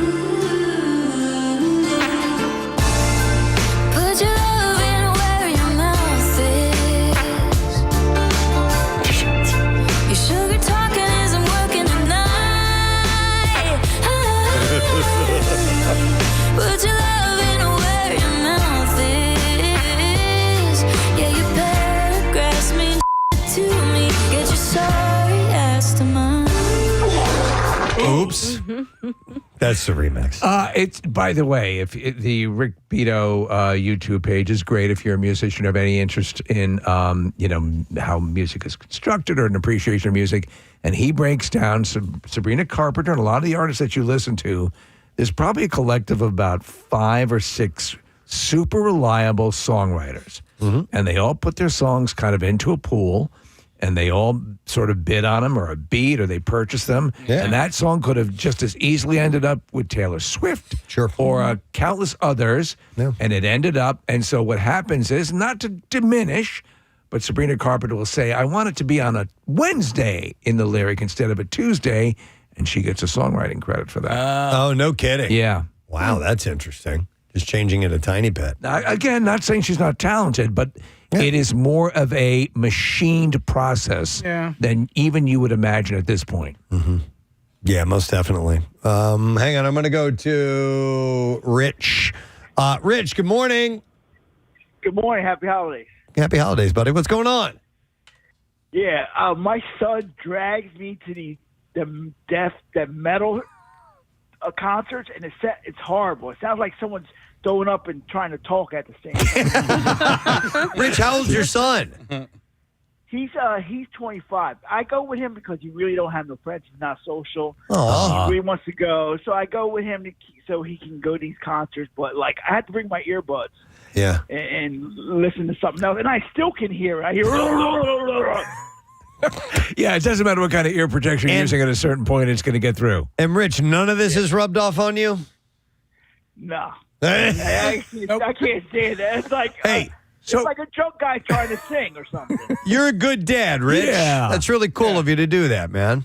Yeah. He's like into all this experimental music and like all crazy. He takes you to all these crazy concerts. Like he likes this group called Shoo Shoo, and I'm like, oh my god, I can stand them, but I can't stand that other one. He's dragging me another one. Sometime in March. I'm like, oh, okay. Well, what is technically the name of it? Thanks, Rich. That's not death metal, right? Is that death metal? Thrash metal is more. I don't know. Hey, Ryan, what would you categorize when you get into those levels of metal? I would put that in the death metal category. And I would like to come to the defense as the one person who actually enjoys that stuff. Yeah. It's about the complexity of the music. Yes, it sounds like Cookie Monster singing, but there is an enjoyable aspect of this music. So thrash metal is more. Think Metallica, Slayer, things of that. Okay, nature. So. Yeah, I get it. I mean, listen, there are talented musicians, especially instrumentally. Right. That is, that's There's also a lot of good singers out there. You couldn't go get one. There's a lot of those out Instead of a guy who has has acid reflux, but I get it. I get it. It's no problem. All right. Well, I see that actually our guest is ready to go. So we can segue right over to him. He is going to be performing at Helium Comedy Club this weekend. We're off after tomorrow, so that's why we're getting in early with him to chat about it. And you can get your tickets at heliumcomedy.com for either Friday or Saturday to see Matthew Broussard, who is joining us this morning. Hey, Matt, how you doing, man? Good morning. I'm doing great. We talking thrash metal vocals? Yes. Yeah. You know, that whole thing. Yeah. Acid reflux. That's so funny. Is that your speed at all? Is that in your repertoire? No, acid reflux is my speed. You don't impress me as a thrash metal, death metal kind of aficionado. Would I be correct in that? I am not that. I used to go to the gym in LA, and there was this guy I worked out with who just seemed really cool. And he was like, I'm in a band. I'm like, what's the band called? And he goes, Animals as Leaders. I was like, cool. And I didn't know his name was Tobin Abasi. Oh, okay. And he's like the greatest guitar player of all time. And it's not thrash metal. There's no vocals to it, but it's that kind of like, it's extremely skillful playing. Right. I can appreciate. Yeah. Wow. We're kind of out. Listen, even though we work for an active rock station, our music chops are pretty good. Our knowledge is pretty good. You can't keep track of all of the new stuff coming out now, especially with all the stuff that's coming out on social media and making a debut on TikTok and or Instagram or YouTube. It's just a voluminous amount to absorb.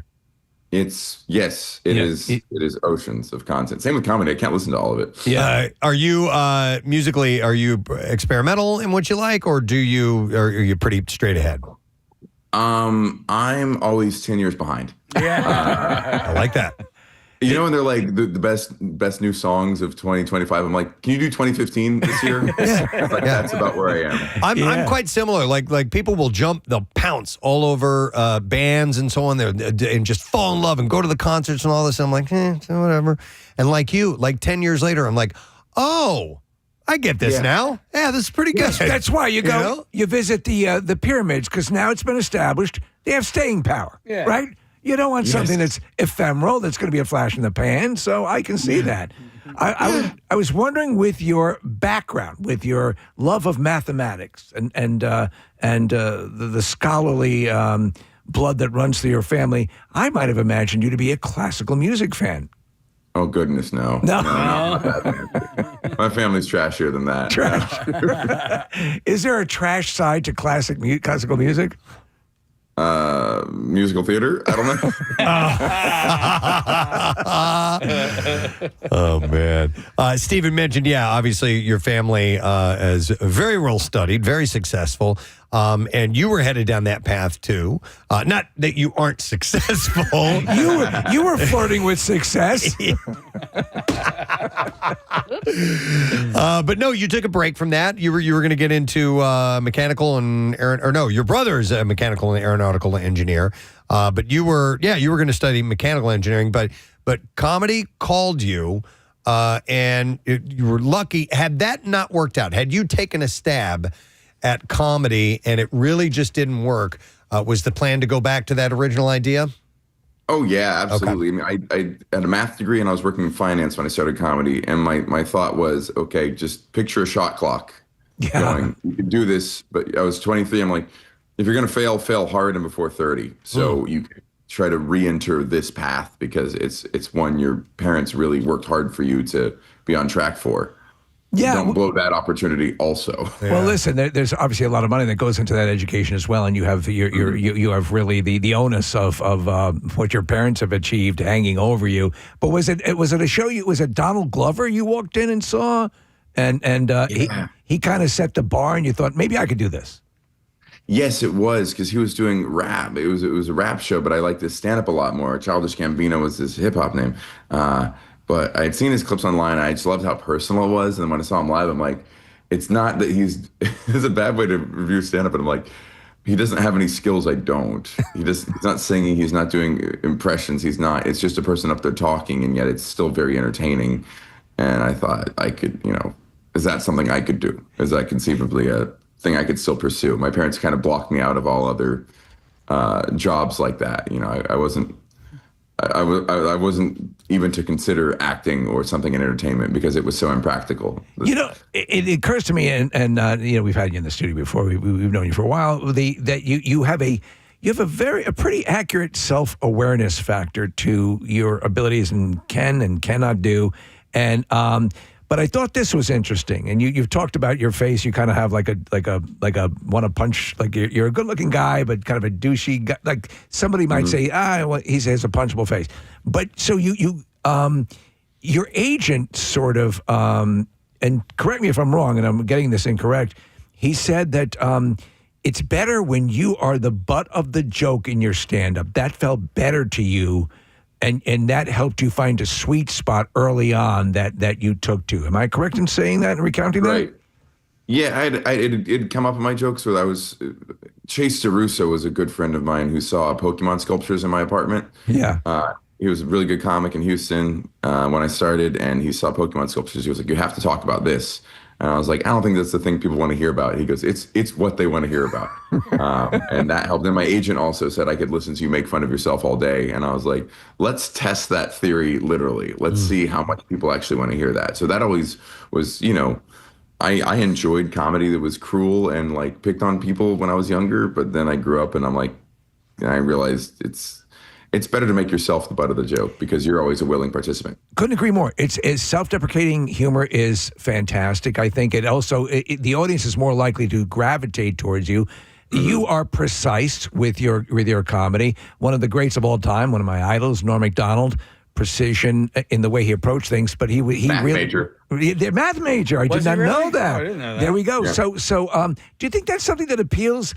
Both, so let's take your minds, both coming from mathematical side. What a comedy, which can be a little bit more unwieldy, appeals to the math mind? I think stand-up comedy is actually very wieldy. I think it's because you get to go up and try it over and over again and change every little detail until it's perfect. It's more of a scientific process than any other type of entertainment. It's weirdly empirical. Yeah. So if you go up 4 times a night, you can do 4 different words in the same punchline and see which one gets the biggest laugh.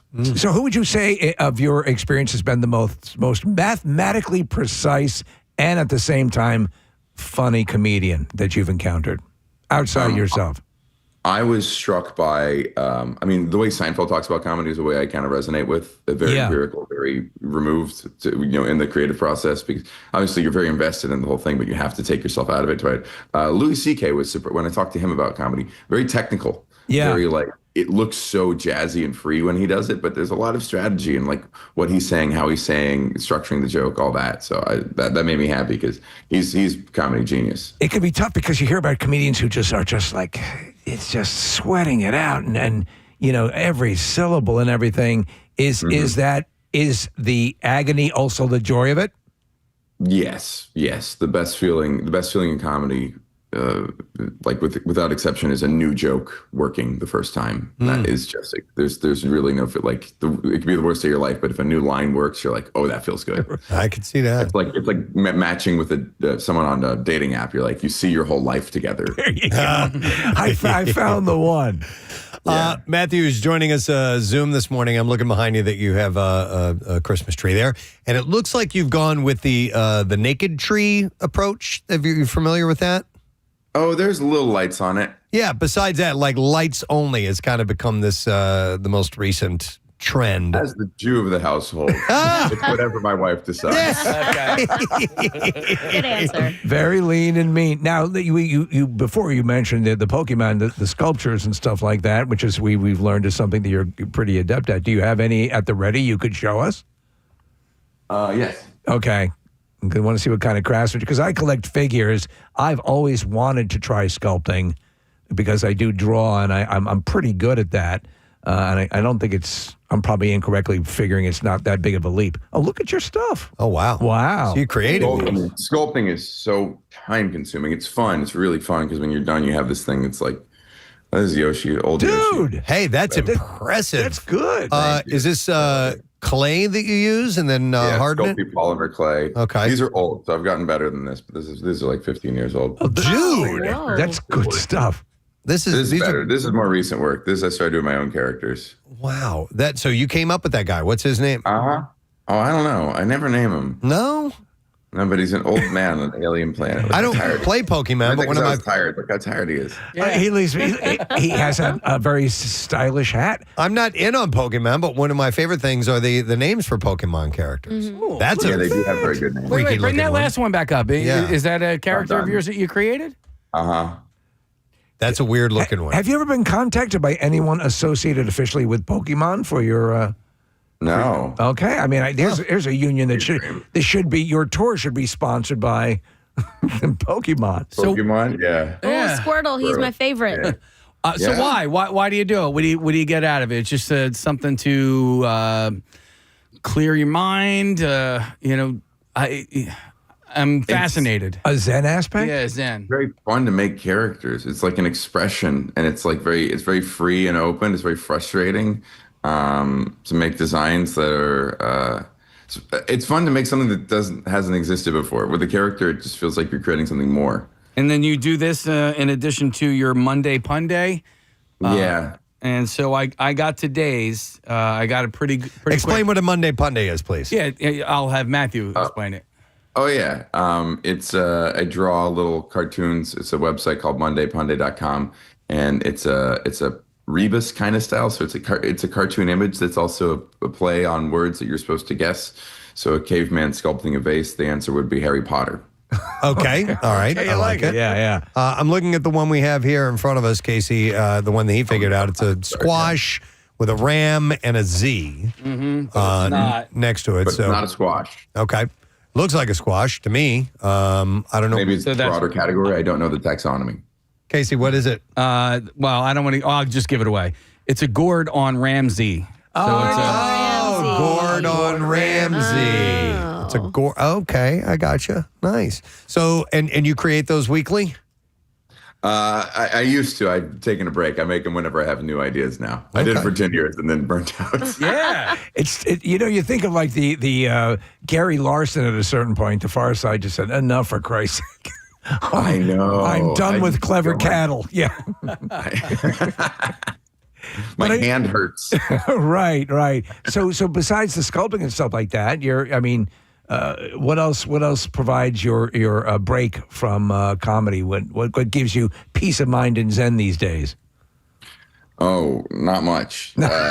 Biking. I used to exercise too much, and now I have to take a little mandated break. But biking, I city bike around New York City. What mandated the break? Knees, back, really? Everything. Just didn't listen to my body. I'm doing physical therapy every day. This is a real bummer. Oh man, so are the knees shot?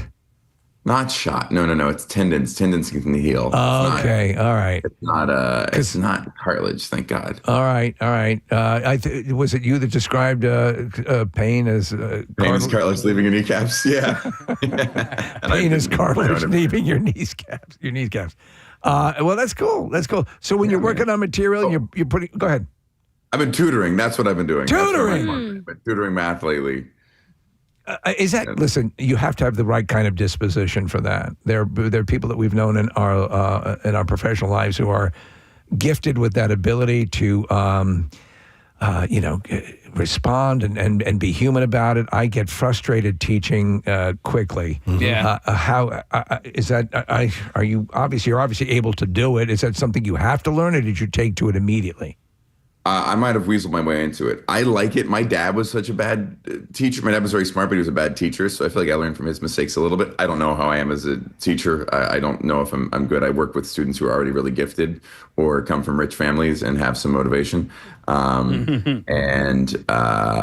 So yeah, you have to be, and I only do it one-on-one, but you have to have an incredible patience, especially tutoring math. People get so angry and so insulted if you don't have intense patience with them. So it teaches me to just slow down, figure out what they're missing, and try to get it, explain it to them. Are you dealing with prodigy level kids? Are you dealing with yes, gifted? So I do it through this nonprofit where they find gifted students who otherwise don't have really good resources. So yeah, they're smarter than me. So that makes it pretty easy. Wow. How young is the youngest?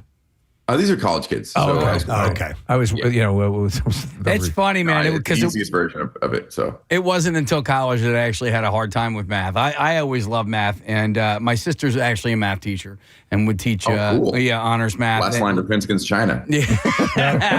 But it really is important to have a good math teacher. My math teacher, junior and senior year of high school, was amazing, and he didn't like me very much, but I didn't care because he was so good. In fact, I transferred into his class senior year because I had him junior year, and I knew he was that good. You know what I mean? So as long as the teacher's good, then it really doesn't matter. I didn't care that he hated me. You know. Well, luckily, people who are that good at math are known for being friendly and charming. The raconteurs, the life of the party. Yeah. Yes, exactly. Absolutely. Not awkward at all. But I mean, it is. We've had the case where we've had people, who have, incredible intellects and are. It's weird because there was a documentary about it. There was a whole conga line of kids who were, before they really got a handle on how to develop, young brains that are that, far along. A lot of people just got royally effed up because they were just rocketed along without anyone taking into consideration the emotional impact of being 8 years old in a college, and it can cause a lot of damage. Yeah, supposedly those stories of people getting degrees by 15, like they're more often burnouts than not. Apparently, it's almost a guarantee. I was reading a great thing about what happens for them is everyone's like, oh, they're so smart, and then the real geniuses in math are the ones who get PhDs at 29 the way they should. Right. And then those 15-year-olds, they feel everyone catching up to them and start feeling like a failure. Oh, that's interesting. That's interesting. I could see the that. only exception is Terry Tao is supposedly best mathematician in the world, youngest Fields Medal winner, highest IQ ever measured, and he was one of those guys and is still one of those guys, but they cite that as the exception. So Matthew, Christmas is on Thursday, and then your shows at Helium start on Friday. So will you do all the? You said your wife is celebrating. So I assume you celebrate with her. So are you in New York? Yeah. Okay, so it's easy for you to get down here after all the celebration. It's probably fast. Yeah. It's so quick. It's so nice. I should go down more. You should. Yeah. Do you guys double up on Hanukkah and Christmas in the household? I lost that battle this year. Oh, yeah. I ran into a friend of ours the other night, Adam Weiner, who's a great musician here in Philadelphia, and I saw him and we were talking. I go, oh, happy Hanukkah. And he goes, oh, you know how I know it's Hanukkah? My non-Jewish friends tell me happy Hanukkah. Yeah. He's like, it's pretty much a kid's holiday as far as I'm concerned. So yeah. Ariel Elias had a great joke years ago of Christian friends stop asking us when Hanukkah is. We don't know. Occasionally they run concurrently, or at least they're sort of they hit the post at the same time. Same ballpark. Yeah, it did theirs on both sides of it. Do you get the spirit at all around the holidays, or is that something that eludes you? My wife's so into Christmas that it's hard to not. Okay, so Hallmark movies. Lord of the Rings. She makes us watch all 3 Lord of the Rings every year. She's a real dork. There we go. Yeah. Yeah, but she also says any Amazon packages, basically the month before, wrap them. Anything that you're buying yourself or for the apartment, just wrap so we can have the most gifts possible. So it's like one of our gifts is going to be wet wipes. Useful. And coffee filters. Just make everything coffee filters. We were talking earlier about gifts that you hated as a kid that as an adult you actually appreciate, like socks. And socks and underwear, man. Underwear, yeah. Right? Yeah. Marissa, you were surprised at that. Look at this. Matthew's totally got my back. But I will say, stamps. Oh. My mother-in-law puts stamps in our stockings, and it's the best thing ever because then I don't have to go out and buy them. I cannot remember the last time I put a stamp on an envelope. Plus, because our wives do all the mailing. Yes, it's true. My wedding, I can. Oh yeah. Oh yeah. You just when was the wedding? By the way, last time we talked to you, you were engaged. Now, obviously, you have your wife. Wedding May 30th. In Austin, Texas, dinosaur-themed wedding. Oh, yeah, we didn't choose that. The venue did. What? Were there just dinosaurs there? Yeah, they told us before. Laura talks about it on stage. My wife will be there with me in Philly, so you'll get to hear her side of it. But they put life-size animatronic dinosaurs smattered throughout our venue. That is cool. 6 weeks before, yeah.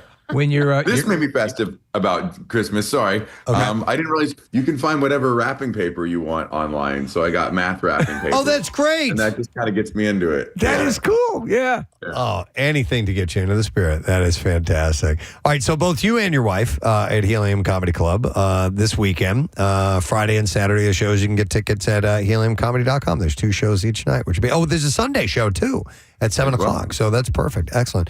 All right, hey Matt, it is great catching up with you. We hope you guys have a great holiday season and enjoy your time in Philly. And next time, hopefully, it'll time out that you can swing by and see us in person. All right. Yeah. Absolutely. All right. Happy Hanukkah, Merry Christmas. Same to you, man. All right, Matthew Broussard, guys. Yeah. And like I said, Helium Comedy Club this weekend. He's great. I love it. All right, we will take a quick break. Come back in a second. Get to the Bizarre File. It's on the way, so stay. And everything went all over the floor. We wound up rolling around in the fish? In the glass and fish. Glass and fish. Yes, sir. And it was a saltwater tank. Oh man. Lou, that's a hell of a story. So you were giving the guy finally left. I assume. I'm going to guess you won that fight and he had to leave, right? Right. Oh yeah, he left. He since passed away too. He's dead. I love how you go to bed and wake up and your living room is full of computer equipment. Full of computers, and he's sitting there saying, "Hey, where can we sell these?" Oh my God! The balls on this guy, Lou. Did he know your past connections? Yeah. Oh yeah. He knew my past. But he thought, hey, maybe Lou would be down this. But he was stealing from your friend, which is yes. I think stupid. A gentleman says, "Do you mind if I steal from your friends?" At least open it that way, right? And then we can fence it together. Oh my God! Right. Oh yeah.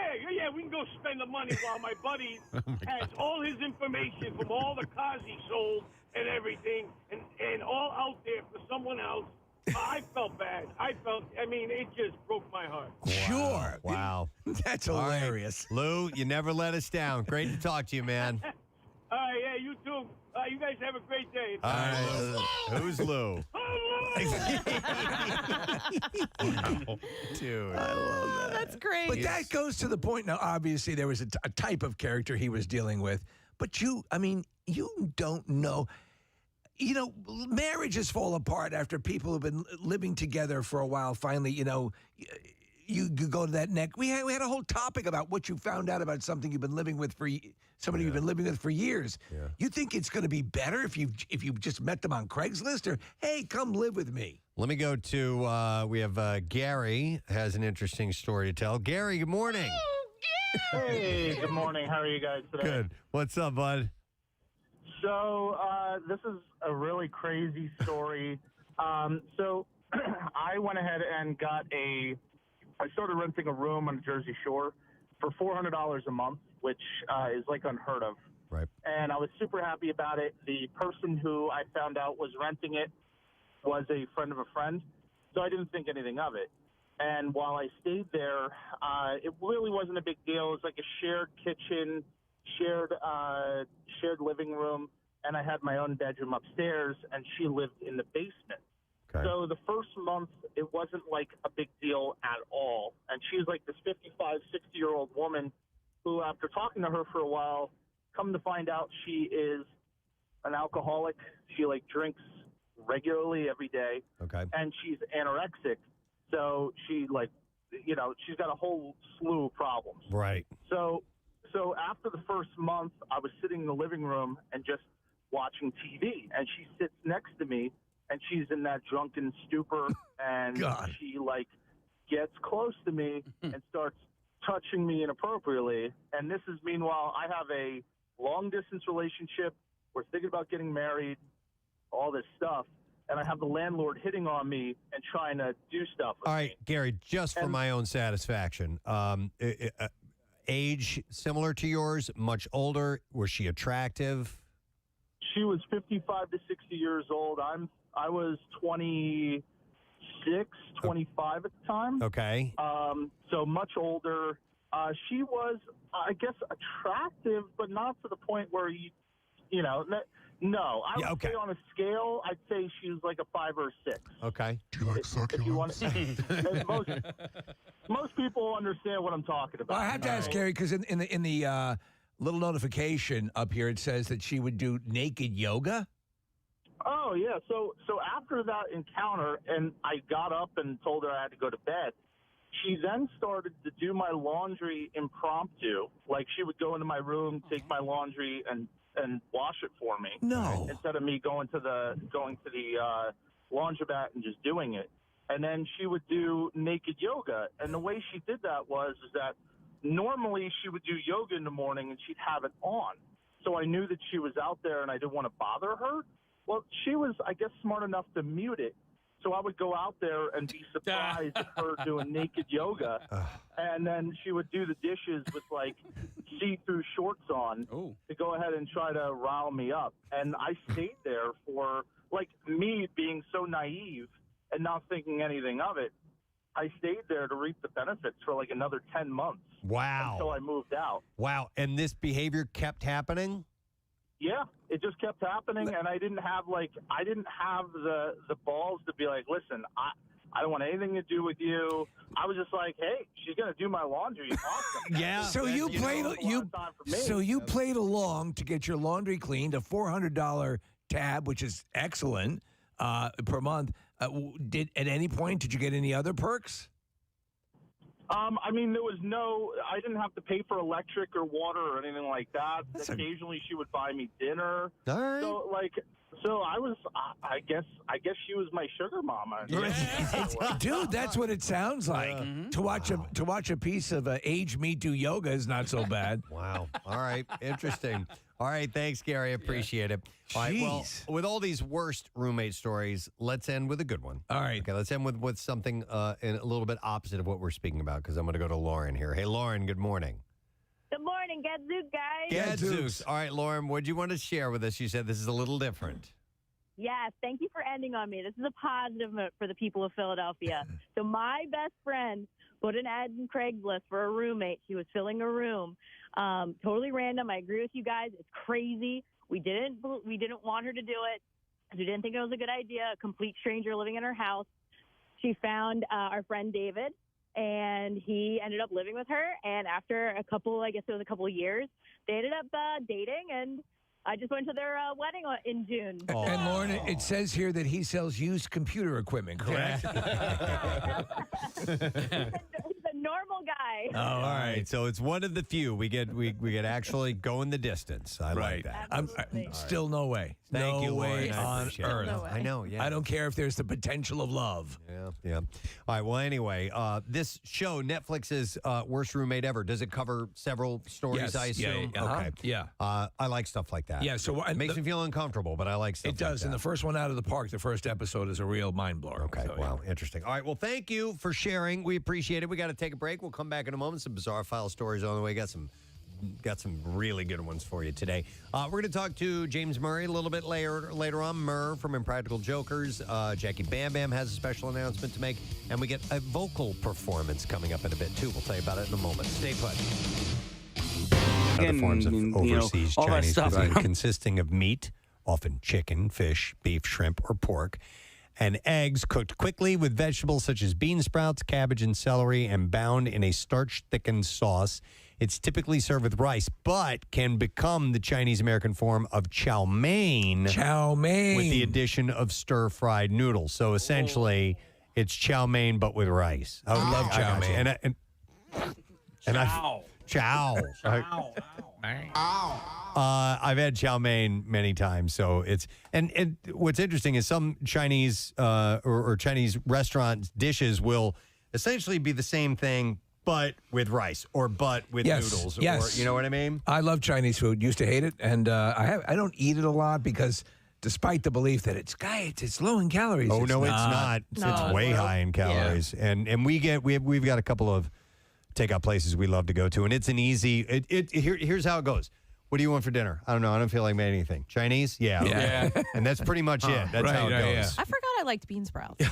love bean forgot. sprouts. Yeah, because I don't. They're good. Yeah, I don't ever get them to put them. They in don't have a anything. lot of flavor in them, but they are they're satisfyingly crunchy. Yeah. And yeah, And erotic. And erotic as well. I like water chestnuts too. Those are same thing. Good. Right? I Similar don't thing. know what it is. It seems like hard air, but it tastes pretty good. We have and it's not new, but it's new to our family. A new Chinese food restaurant near us. That's really, really yummy. Same here. Yeah. Like we stumbled across one. We're like, we were going to go somewhere else. And we're like, well, we've never been in. Let's go over there. And we tried it. And we're like, wow, okay, this is our new place. Yeah. Our new joint. Haruga. Our new John, if you will.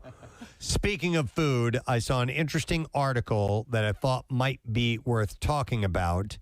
And it was, I think I got this on BuzzFeed, and people are sharing the foods that taste better burnt. Mm-hmm. Okay, with a little burn on them. There's a number of them for me. Little char. Which ones would you guys throw out there? Now, Casey, you had said that you love burned food. I do. I prefer, I think, a charred flavor over anything else. If I'm having a chicken cutlet, I prefer you leave mine in just a little bit longer. Oh. Yeah. Chicken cutlet, like a breaded chicken cutlet? Yeah. Okay. Well, for me, burnt tends to go more into the like a mac and cheese where the edges are burnt. There you go. Lasagna where the edges are burnt. Those are two good ones on this list. Yes, absolutely. Pizza can be burnt. If you get some mac and cheese that has like a layer of cheese over the top of it, not just mixed in with the pasta, but and you get some brown or blackened spots. Absolutely. Yummy. I do agree with you on that. What I don't think needs to be burnt is any kind of meat Or ice cream. Yeah. Ice cream. Definitely don't Me, want to I burn don't. it. I hate burnt, and then some people love it just incinerated. Like you lose to me. Like in those other cases, like mac and cheese, to me that's an actual taste that I think is a unique, accentuating taste. Yeah. I think what happens when you burn meat, it robs it of its taste. Although it does have a different flavor to it. Yeah. My dad, whenever we would go to a carving station, if they'd have like a big roast beef or something like that, he'd always ask for that. Give me that burnt end right there. Well, that's a thing. My Burnt dad ends. would come in from the barbecue after he'd had a few pops, and he'd come in, and the meat would be literally on fire as he was bringing it in. He loved it incinerated. It doesn't necessarily rob it of its flavor. It just adds a new flavor to it and a new texture as well. All right. A couple of weeks ago, I had just this amazing thing that happened to me where I cooked a bag of microwave popcorn, and as it turns out, only one kernel went unpopped in the entire thing. Now, that doesn't happen if you don't have a few burnt pieces of popcorn, and I like burnt popcorn. Okay, I'll go with you. Now, I don't like Not burnt. all. No. I don't like burnt popcorn. I like the half popped kernels. That too. They're Those fun are to the play best. with. But you like burned popcorn? Yeah, so Ew. yeah, I know, but not like all of it burned. It's almost like if 1/3 of the bag was burned, I'd be okay with that. Will you take a whole fistful of completely burned popcorn? All right, here we go. Bizarre File time. Here we go. WMMR presents Preston and Steve's Bizarre File. Brought to you this morning by Pro Team Collision. If you find yourself in an accident, you got to trust the pros. Pro Team Collision. Your trusted auto body repair shop located in King of Prussia. Go to ProTeamCollision.com. A Michigan woman who went to the hospital fighting for her life from a stroke wound up leaving with a piece of her own skull missing, which was lost by the staff and replaced with a prosthetic following a name mix-up, according to a lawsuit. It wasn't as much a prosthetic as it was a taco shell. The hospital then tried to make amends by offering her a $25 gas card. Oh, that's awesome.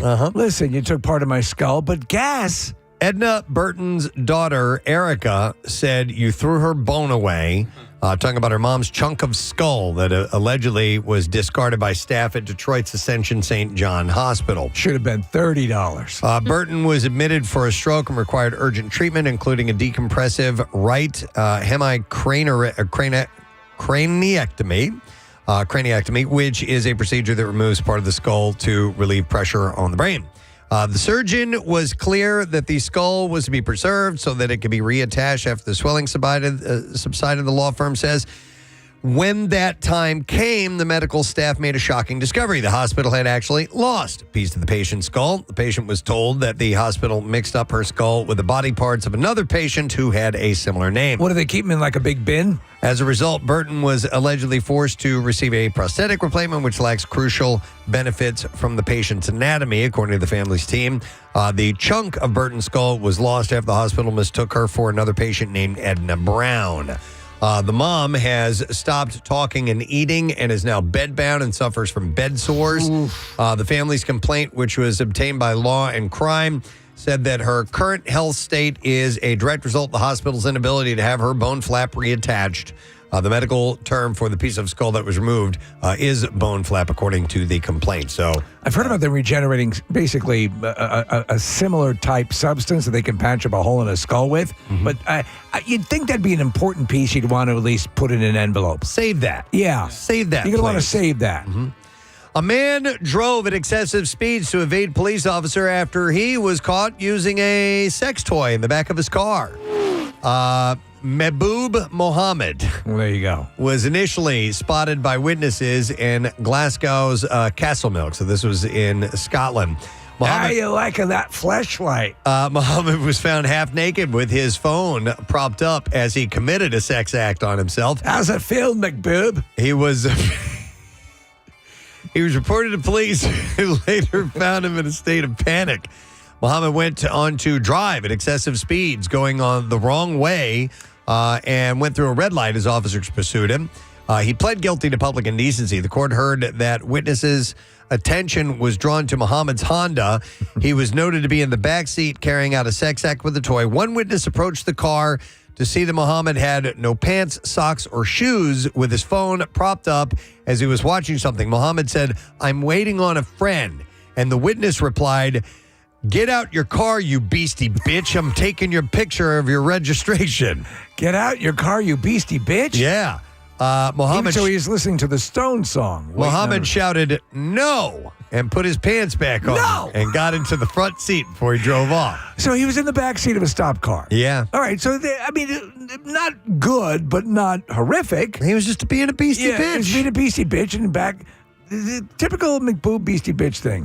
Police were contacted and traced Mohammed in his car, who was profusely sweating.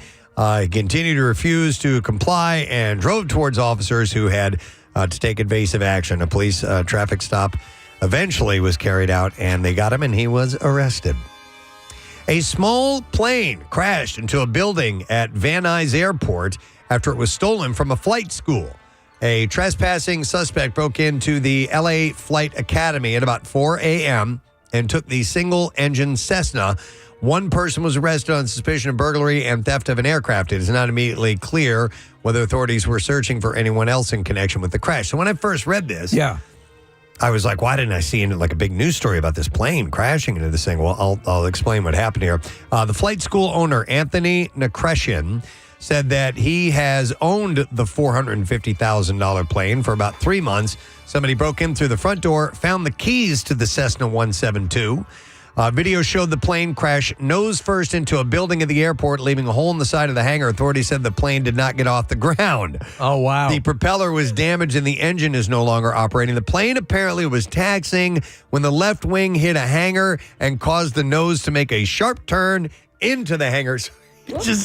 He was just driving it forward and ran it into the hangar. So let me get this straight. This Cessna, which is a fairly common-looking aircraft, is $450,000. $450,000? Yeah. Wow, that seems heavy. Ryan's nodding his head. So, yeah, planes are maybe more expensive than we realize. I have flown a lot of these. A lot of it is like the navigation systems inside. It's got all the bells and the whistles. That's where the money comes in. I see. All right, for a fleeting moment on November 26th, the night sky above northern Italy delivered a spectacle so rare that even seasoned sky watchers might never witness it in a lifetime. From his home in Possagno, nestled in the foothills of the Italian Alps, photographer Walter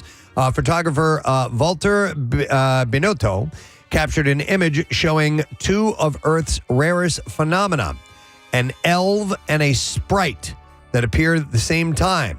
I can't believe I'm saying this in my own eyes. Elves and sprites belong to a family of electrical flashes known as transient luminous events, or TLEs, which occur high above thunderstorms rather than within them. While ordinary lightning strikes downward between clouds or toward the ground, TLEs ignite the thin air near the edge of space. They look like a celestial jellyfish. An elf appears as a vast, ghostly red ring that can grow to be 300 miles across and lasts for less than 1,000th of a second. And they form when a powerful lightning strike sends an electromagnetic pulse up toward the ionosphere, causing nitrogen molecules to glow briefly in red light. It's electromagnetic. Their fleeting nature makes them exceptionally difficult to photograph. Super magnetic. Celestiatic. I don't know.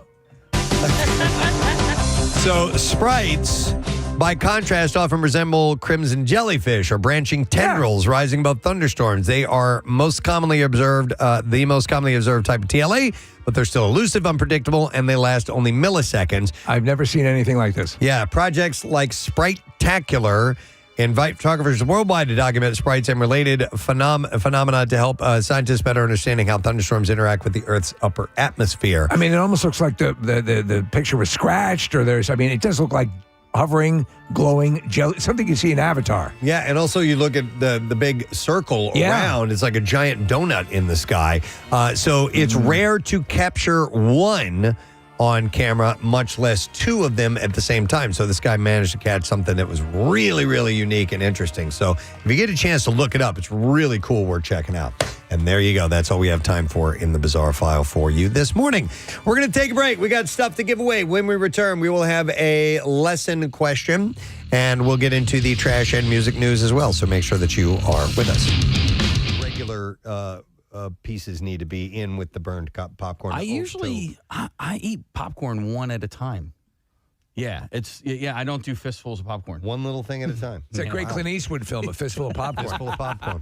I got two burnt meats that are I'm all right with. I don't order them this way, but I know a lot of people do, including my girlfriend. Burnt like crispy bacon. Crispy bacon. Overcooked, but like that's a good one. She takes it to another level. She likes it burned like She likes black. it burnt, yeah. So like if it comes in and there's any little rubbery parts or whatever, she sends it back.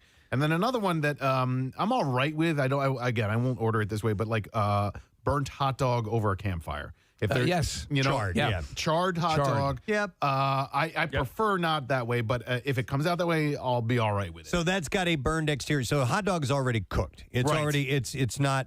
You don't need to cook it through. So you can get a char on the outside, and the middle will be not rare, Yes. but it's not. You haven't baked all the flavor out of it. So I'm with you on that. All right. As you guys are talking, I can't really think of anything that I would prefer burnt or a little burnt. But isn't there something? Doesn't it release something that's not good for you? when you burn something. There has been studies that say Carcinogens. that it creates things that are not necessarily good for your body.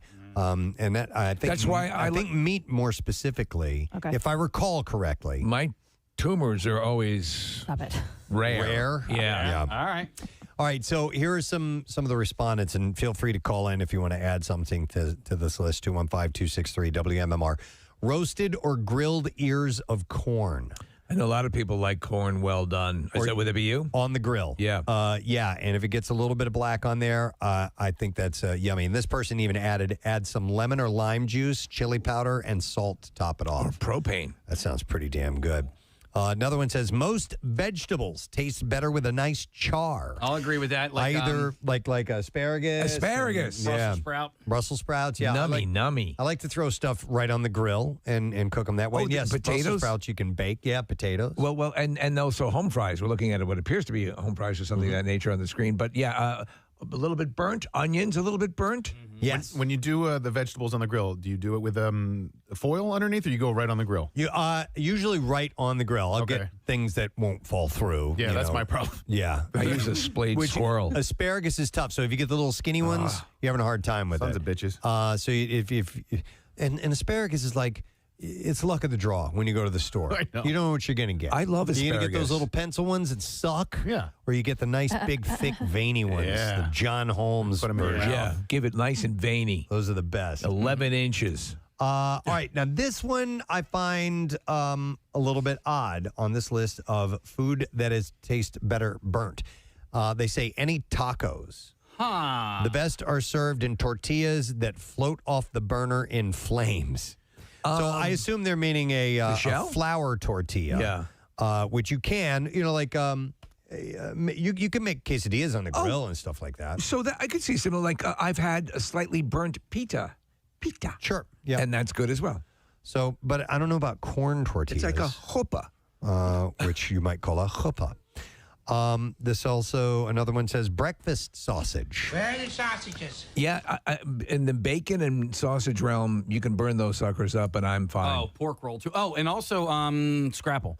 Am I the only scrapple lover on the show here? I'll take it. I prefer spam. Love it. My new revelation with scrapple, because I'd always preferred it burned, is smushed then burned. Smushed, almost like a smash burger. Mm-hmm. Okay. Yeah. I know what you're talking about. Smush that And down. yes, if I'm going to eat scrapple, I would prefer it to have a harder consistency around it. It can be a little bit soft on the inside, but crunchy on the outside. Yeah. Well, when I was a kid, I've mentioned this a number of times, my mother would have to burn the hell out of pork chops for me to eat them. I couldn't stand them, even remotely spongy, and I loved them.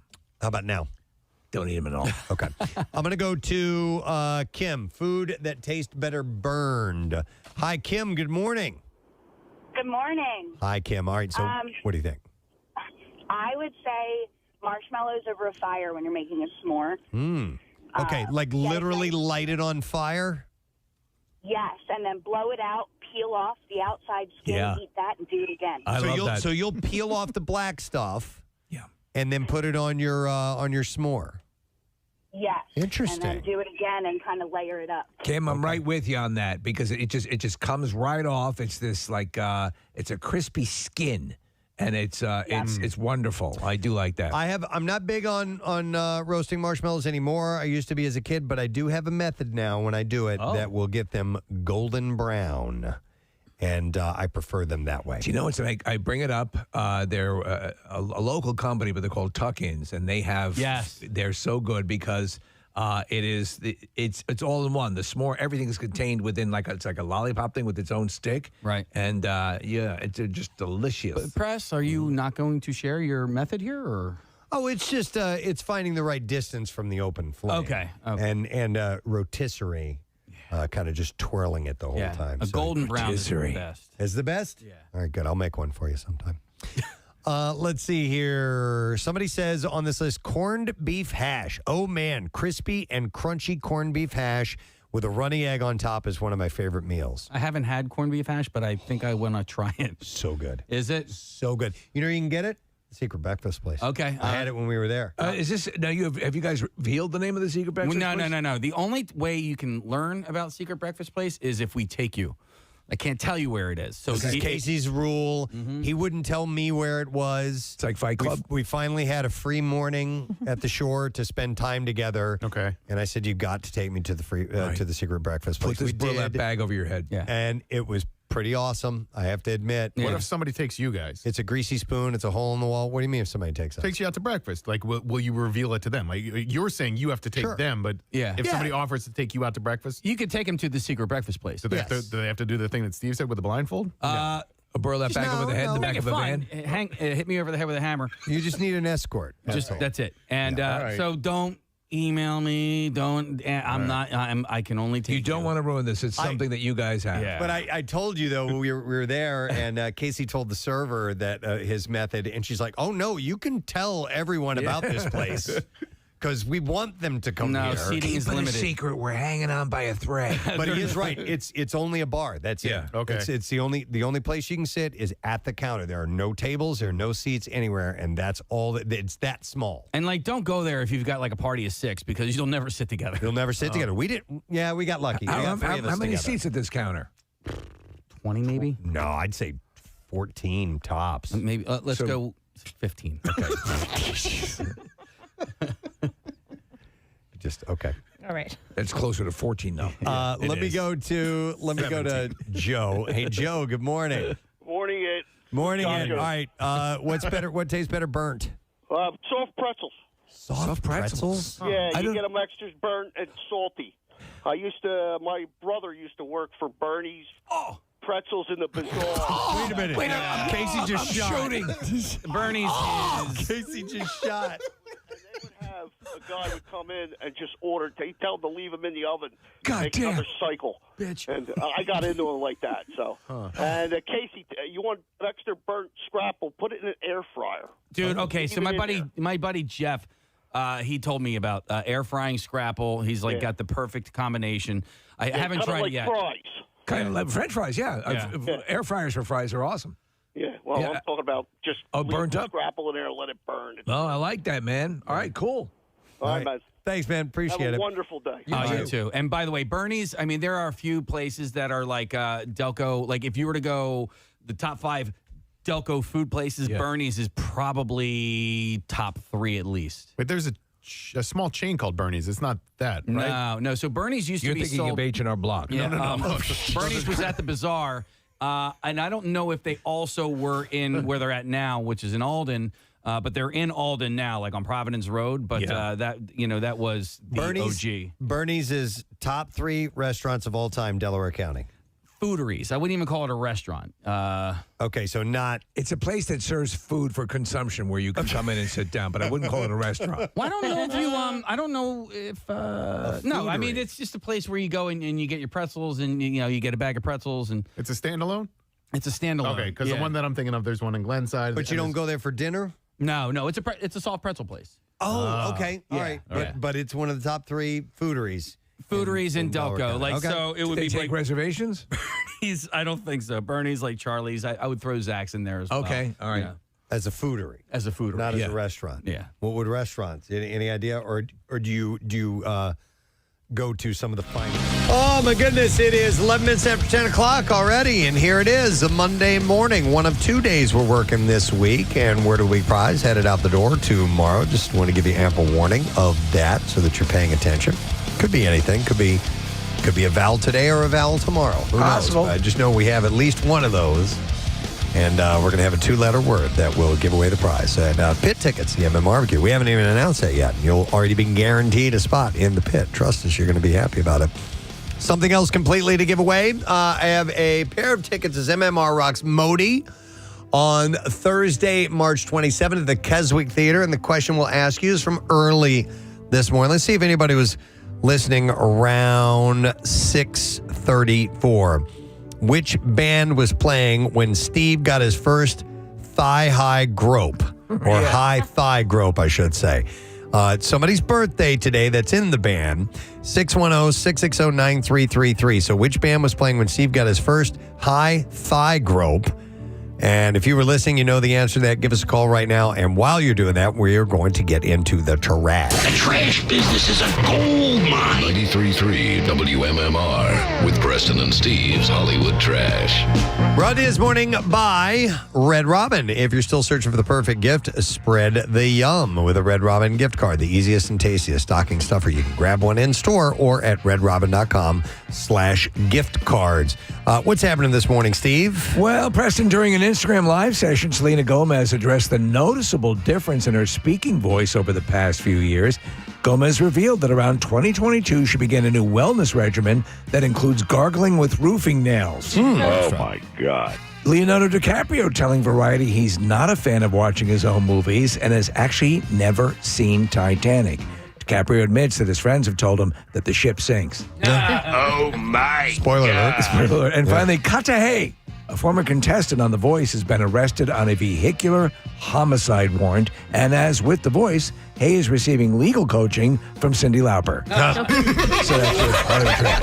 All right, we're looking for the answer to this question. What band was playing when Steve got his first high thigh grope? 610-660-9333 is the number.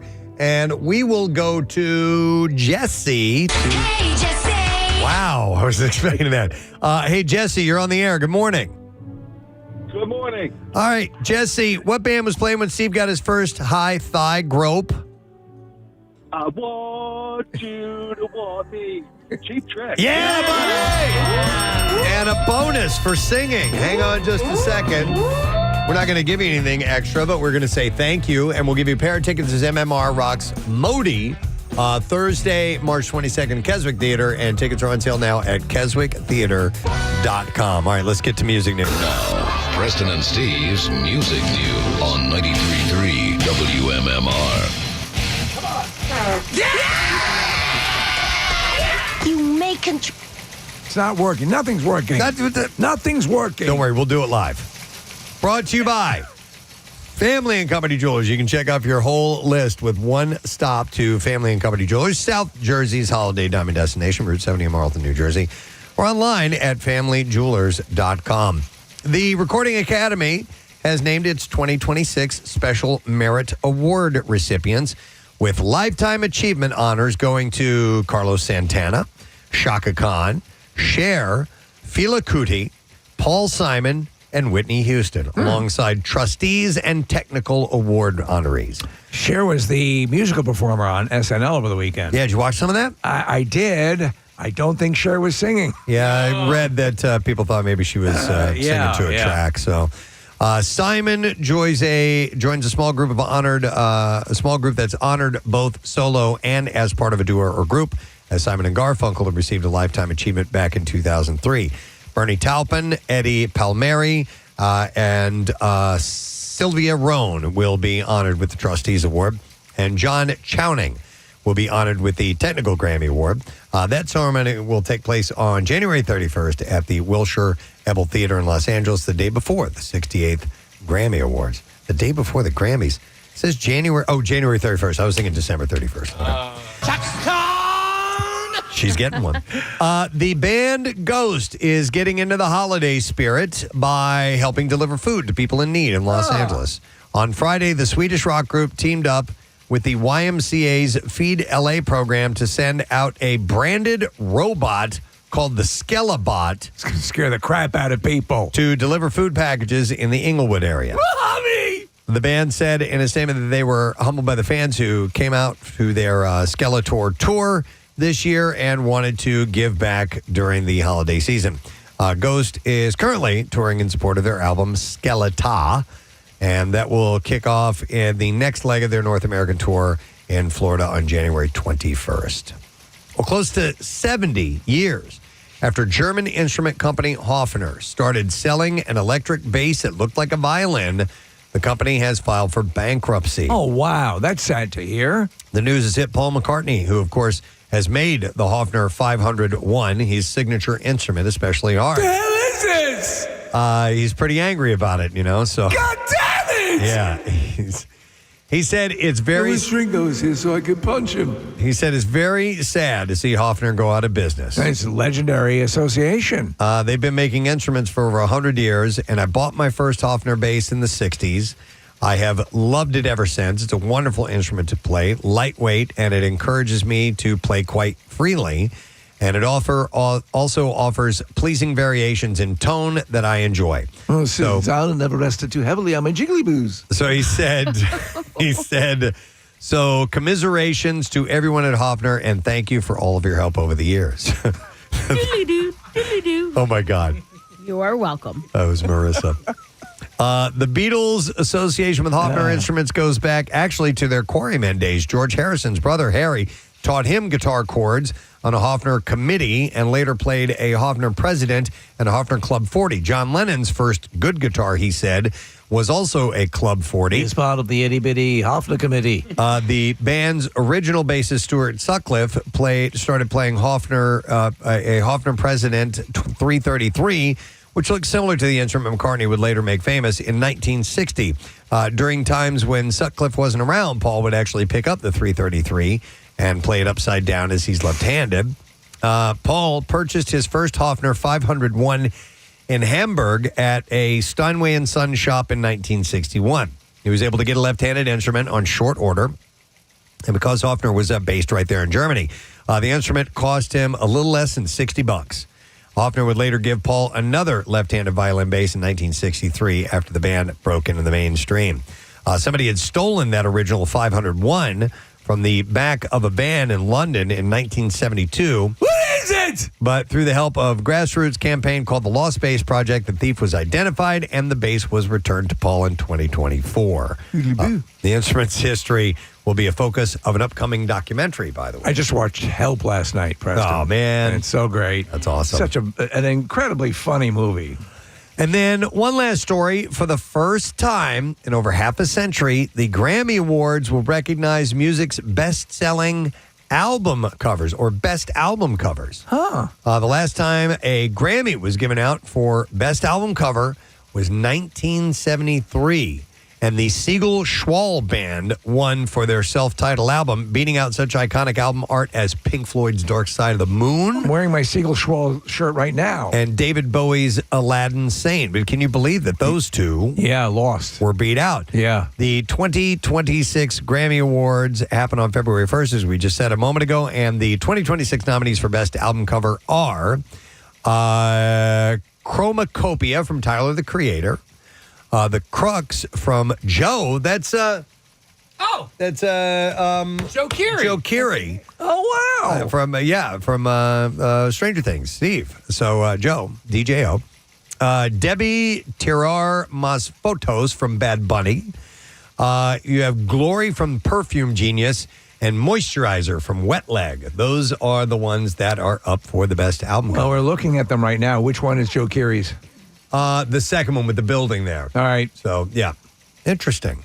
I believe that's what it is anyway. So, we'll see how they fare. But I think it's high time you do something like that. Yeah. You know? It used to be, for a while, it was like, it's all digital. You don't have any album covers, Mr. Man, but now it's back. All right, and that is what I have in music news for you. All right, we're going to take another break. It's our last one. We'll return in just a moment to get the letter of the day for the Word of the Week prize. Only 2 letters this week, so you got a real good shot at winning. Stay close. We'll be back in a moment. Fine dining in Delaware County? Okay, never mind. That's a stupid question. Let me go to Kyle. Hey, Kyle. Kyle, you're on the air. Good morning. Yo, Good Kyle, morning. what's Sorry up, about buddy? you guys at work. Oh, it's okay, Kyle. It's all good. What's up, man? Hey, sorry, cutting out a bit. No problem. For me, home fries and hush puppies. Home fries, we just in the potato realm, I agree 1,000%. A burn on that. Hush puppies, I'll have to think about that. Yeah, I like well done, crunchy hush puppies. Not a bad idea, Kyle. Very good. You're talking about the food, not the shoe. I'd wait for your response, but it's going to take 20 seconds. But thank you for the call. Well, I think it's our phone lines, by the way. It was happening yesterday with callers that were calling in. I think there's a slight delay. Okay, yeah. There might be. Marissa pulled up some suggestions from the texts, which are people that prefer certain foods burned. Grilled pineapple. Kathy, you're all over that. Oh, yeah. She hates cooked fruit. I love grilled pineapple. I love pineapple, though. I love pineapple. You ever had it grilled? Yeah. It's good. It's even sweeter. I used to despise pineapple. You know why? Because I was getting canned pineapple. When you get fresh pineapple, it's a world of difference. Peppers and onions cooked over charcoal, someone says. I love to eat charcoal. ABBA. And I guess, charcoal does give you a flavor. It gives you a certain flavor in the food. All right, so this was on the list, and somebody had texted in about this. Burnt Cheez-Its are great. Oh, really? Well, they have the extra dark Cheez-Its. And I think that's what they're referring to. So there are ones that are like well done or extra toasty. That's what they're called. I have not had those. I do those, and I also do the extra dark pretzels. And I believe Butts is the only one that does those. But that would fall under the same umbrella that the caller said. With the soft pretzels. Yeah. Okay. So then you have burned onions and home fries. There you go. Yeah, Steve. man. Toast. Yeah. No. I can take a little bit of a burn on a toast. Yeah. Not I think it for me personally, it crosses over a line of bitter, and I don't want I don't. Toast I don't is want one of that in those my words bread. that could be singular or plural, right? I'm going to make some toasts. Yeah, right. You don't say Just toast. Yeah. How many pieces? Pieces of toast. Yeah. Did you enjoy your toasts? Be the same thing with bread, I guess. Can I have some breads? Various breads. I do like you how could. some toasts are dessert-like and some are meal-like. Like ones with raisins and cinnamon? Cinnamon raisins. Which, by the way, is great for too. real. And toast that bread? Yes. Uh-huh. All right, here's one. I like to do this from time to time. Charred lettuce, believe it or not. Oh. So you take a head of romaine lettuce.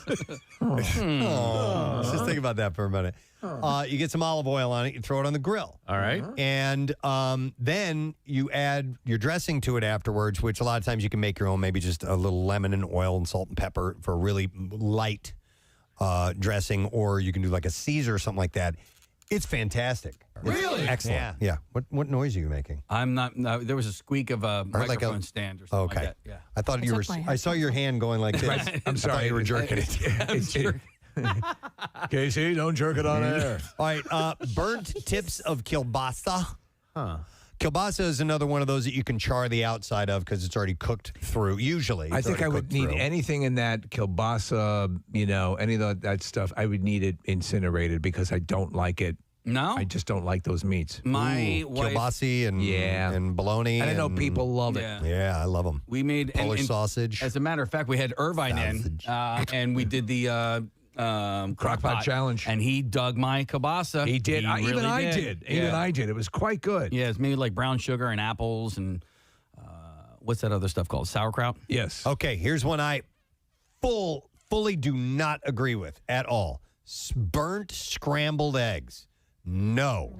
To me, you'd have to go way off the Eggs. charts to burn scrambled eggs. Eggs should be tender. No. They should never be firm. That's my personal opinion. Little runny. A little bit runny if No. possible. For scrambled eggs? No, you know what? I'm out on that. I change it. I want them overcooked. I want my scrambled eggs. No. I don't like runny egg yolks. Yeah. I want a little run. I want them little burnt. run. I want them disgustingly incinerated. I want to sop it up with my toast afterwards. Rochelle burns her eggs. She's wrong. She says She's right. That's why we slept together. problem with that. Baked mac and cheese on top. We already talked about that. Grilled barbecue chicken needs a char. Yep, I'll go along with that too. French onion soup cheese needs to be burned. Yeah. Yep. You know, it's funny. A soup that I love so much was responsible for one of my closest brushes with death. Yeah. You can choke on that You stuff. get that glob of cheese in your throat and you're, forget it. Chocolate chip cookies, when burnt, are pretty good. No, Somebody says. Do you they're like not. burn? Listen, this is my thing. Yeah, it's it's my your jam. jam. It's my John.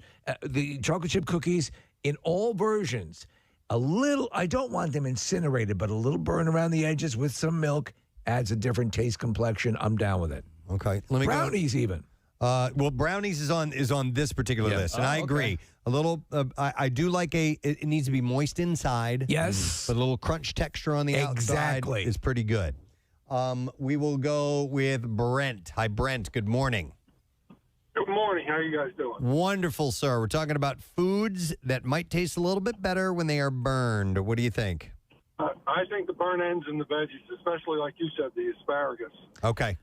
Yeah, when you get the tips that are burnt a little bit. It's so good. Yeah, and they get crunchy. I do my own barbecuing, and a lot of times they're crunchy, but they're not overly cooked. And the benefit of the asparagus is what your piss will smell like. Later on. It's so I amazing. know. It keeps on giving. It's like beets. You pee red later on, Yeah, it's man. like a reminder of a great meal. Only for a split second you think you have a testicular cancer or something like that. I'm going to go to Oh, Dave. I'm rotting from the inside. Oh, it's the beets. Hi, Dave. Good morning. Good morning. What's up, Hate to Dave? bother you guys at work. Hey, thanks. First time caller here. Awesome, man. All right, and we're talking about foods that might taste better burnt. What do you think? Well, along the same lines of lettuce, cabbage. Ooh. If you guys ever use cabbage, you cut it in steaks, like portions of steak. Okay. Soak it in olive oil, salt, pepper, oregano, whatever you want to use. Hot, like say maybe some hot pepper or something. Huh. Burn it on the grill. You're gonna love it, Dave. Dude, I will try that. That sounds really interesting. You say you're cooking the cabbage like a steak? Yeah, you can cut it thick enough and it'll hold together. Cabbage is really wound together tight. Hey, Dave, do you do the same thing with artichokes ever? I have not, but we get the cabbage, and it doesn't taste like anything when it's regular, right? When it comes out of the store, it doesn't really taste like much, but when you burn it, holy crap. Okay. Yeah, I've heard that same approach grilling artichokes on Thanks, it. Dave. Yeah. Wait, so Artichoke, do you split it down the middle? Yeah. Lengthwise. Yeah, or you can peel them in advance and then put you need a meaty one. You need a thick one, a veiny one. Right. But you can grill them individually, but it's a delicate thing. Artichokes are a tricky thing, man. They are. Because they've got that fibrous material when you get towards the heart. Yeah, you're not getting them much anyway. Even on the best ones. You it has a heart. You got to work really hard to get very little on an artichoke. Do you guys like it when people say okie dokie artichoke? I do. Okay. I say it sometimes. Yeah. Usually the next step is you're put into a home. Right. I like a hunky-dory chicken tandoori. I've never heard that. I've never heard that one either. Let's see. All right, we already got to that one. All right. Let's go to Ed. We got a couple of Eds. Hey, Ed, good morning. Hey, good morning, guys. Good morning, Ed, sir. All right, food that tastes better burnt. Well, seriously, I got to tell you, I'm literally taking notes. This is fantastic. Good. We're good for something. Especially about the vegetables. We recently got an air fryer. Okay. The first time we used them, my wife burned green beans, and I was eating them like French fries. Okay. It's hilarious. All right. But Yep. The food I wanted to call about was baked ziti. Yeah. Or lasagna. Like that top, it's almost kind of like a crust with the cheese. Yeah, we mentioned that earlier. That was number one, at least way up on the list. When you have that, like burnt mac and cheese, burnt baked ziti, burnt lasagna, it definitely, I think that enhances the taste dramatically. I mean, I don't know if it's just the cheese or just like the macaroni sometimes gets like a little harder. Just that change of consistency. I don't know. I go straight for it. Yeah, burnt cheese. Good to work. Good to know. Thanks for the word, Ed. We appreciate it, buddy. All right, guys. All right, let me go. Here's another one. Ed, talking about pretzels. But hey, Ed, good morning. Hey, everybody. It's good to have you on the Ba-Ba-Two, the Ba-Two, Ba-Ba. Oh, no! You were doing so well. Melding it along with you, Ed. Try it again. Try it again. Try it again. All right. Hey, everybody. It's good to have you on the Ba-Ba-Two, the Ba-Two, Ba-Ba-Doo, Ba-Ba-Da. Yeah, that's pretty close, right? Closer. All right. Better. I like it. Now do it backwards. All right, Ed, what's up, man? A Philly soft pretzel, without question, is absolutely the best when it is burnt. All right, so we had a caller who said he orders them that way. How do you get your? Are you taking a soft pretzel you might buy somewhere and then going home and burning it yourself, or how do you keep a lighter in the car? If I go there and I see that there's a burnt, rack of pretzels, I'll ask for those. You'll buy them all up. Yes. Okay. Now, I have to try this. And his band Dirty Honey on 93.3 WMMR, Everything That Rocks. And, of course, Mark was part of the Show of Life for Pierre Robert. He was fantastic. Did a great, energetic set, and just super nice guy hanging out backstage, talking to him at the event. It could not have been more authentic and sincere about his feelings concerning Pierre. Yep, and how you just seen him, back in a month or so before he had passed out in Reno. Pierre just came walking up to one of their shows, like, "What are you doing here?" But amazing performance, and still great to think about how wonderful that show was and how special it was. So we gladly play some Dirty Honey for you. All right, it is time to wrap up the program. It's 10:32. We're coming to an end. I want to thank Mr. Matthew Broussard for joining us today. Yeah. Matthew is going to be at Helium this weekend. In fact, there's 3 shows altogether. It's Friday, Saturday, Sunday. Or I'm sorry, 3 days, number of shows for you to choose from. But super nice guy, very funny. So if you're looking for something to do, if you have some time off, then you got to go check him out, which would be pretty sweet. Matt Cord came strolling in. How was the weekend, brother? I've just been on the phone with we're going to Buffalo for the Eagles game. Oh. Which is a Sunday. Yeah. Yeah, we leave Friday. So I just talked to my friend who, I was born in Buffalo, and a lot of my college buddies still live in Buffalo, so it's going to be like a reunion. Nice. We're staying at this hotel that's really expensive because all the Eagles fans have taken over Buffalo already. Like a Best Western is almost like $1,000 a night. Jeez. Oh yeah, it's crazy. Good Lord. Well, it's so that stadium in Buffalo, Highmark, they're tearing it down. So this is the second to last game there ever. So there's a bunch of things that are coinciding to make this a monumental event. Yeah. Yeah, so what I did, because I went and saw the Eagles play in Buffalo a few years ago, and I went and stayed in Canada at Niagara Falls. Oh. And it's only like a half Look at you. hour, 45 minutes. But no, I we just got a, an Airbnb. It was really, really inexpensive. So that's another option if you don't mind, Crossing the border. Crossing the border. I'm afraid to go to Canada. No, my Fatty Ann wants to go see Niagara Falls. I'm like, oh, okay. Are you going to join the Bills Mafia and jump through some tables? That's what I want to see. Yeah. I really want to see. You seen that, Preston? I want Don't they go swimming in the piss trough too, or something like that? Yeah, they're just as crazy as Eagles fans. So I want to experience the whole tailgate. And here's the other thing: we just got tickets on a club box. Wow. Yeah, I'm privileged. Pricey. I got a good deal on them because one of my friends from Buffalo. But he's like, yeah, you probably won't even need a coat because there's heaters above the seats and then there's a glass door and you can go in and have a full bar and food. I'm like, well, hell that's the way to do it. Yeah, you can't miss that. That's awesome. Yeah. Are you taking any time off or? I'm off all the week between Christmas and New Year's. Okay. Aren't you guys? Yeah. Yeah. This time of year, you can tell where somebody's sitting when they're walking into the stands. At like how heavy their coat is. Oh, right. If their ankles are showing Right. when they're walking in. They're loaded for bear. No hat, no gloves. Yeah. Okay. You're in a suite. So anyway, study for that. And you guys are only in today and tomorrow, right? Yes. Okay. Yes. So we need a 2-letter word. Okay. Oh, by the way, I'm giving out these passes for Corey Feldman and Oh, yeah.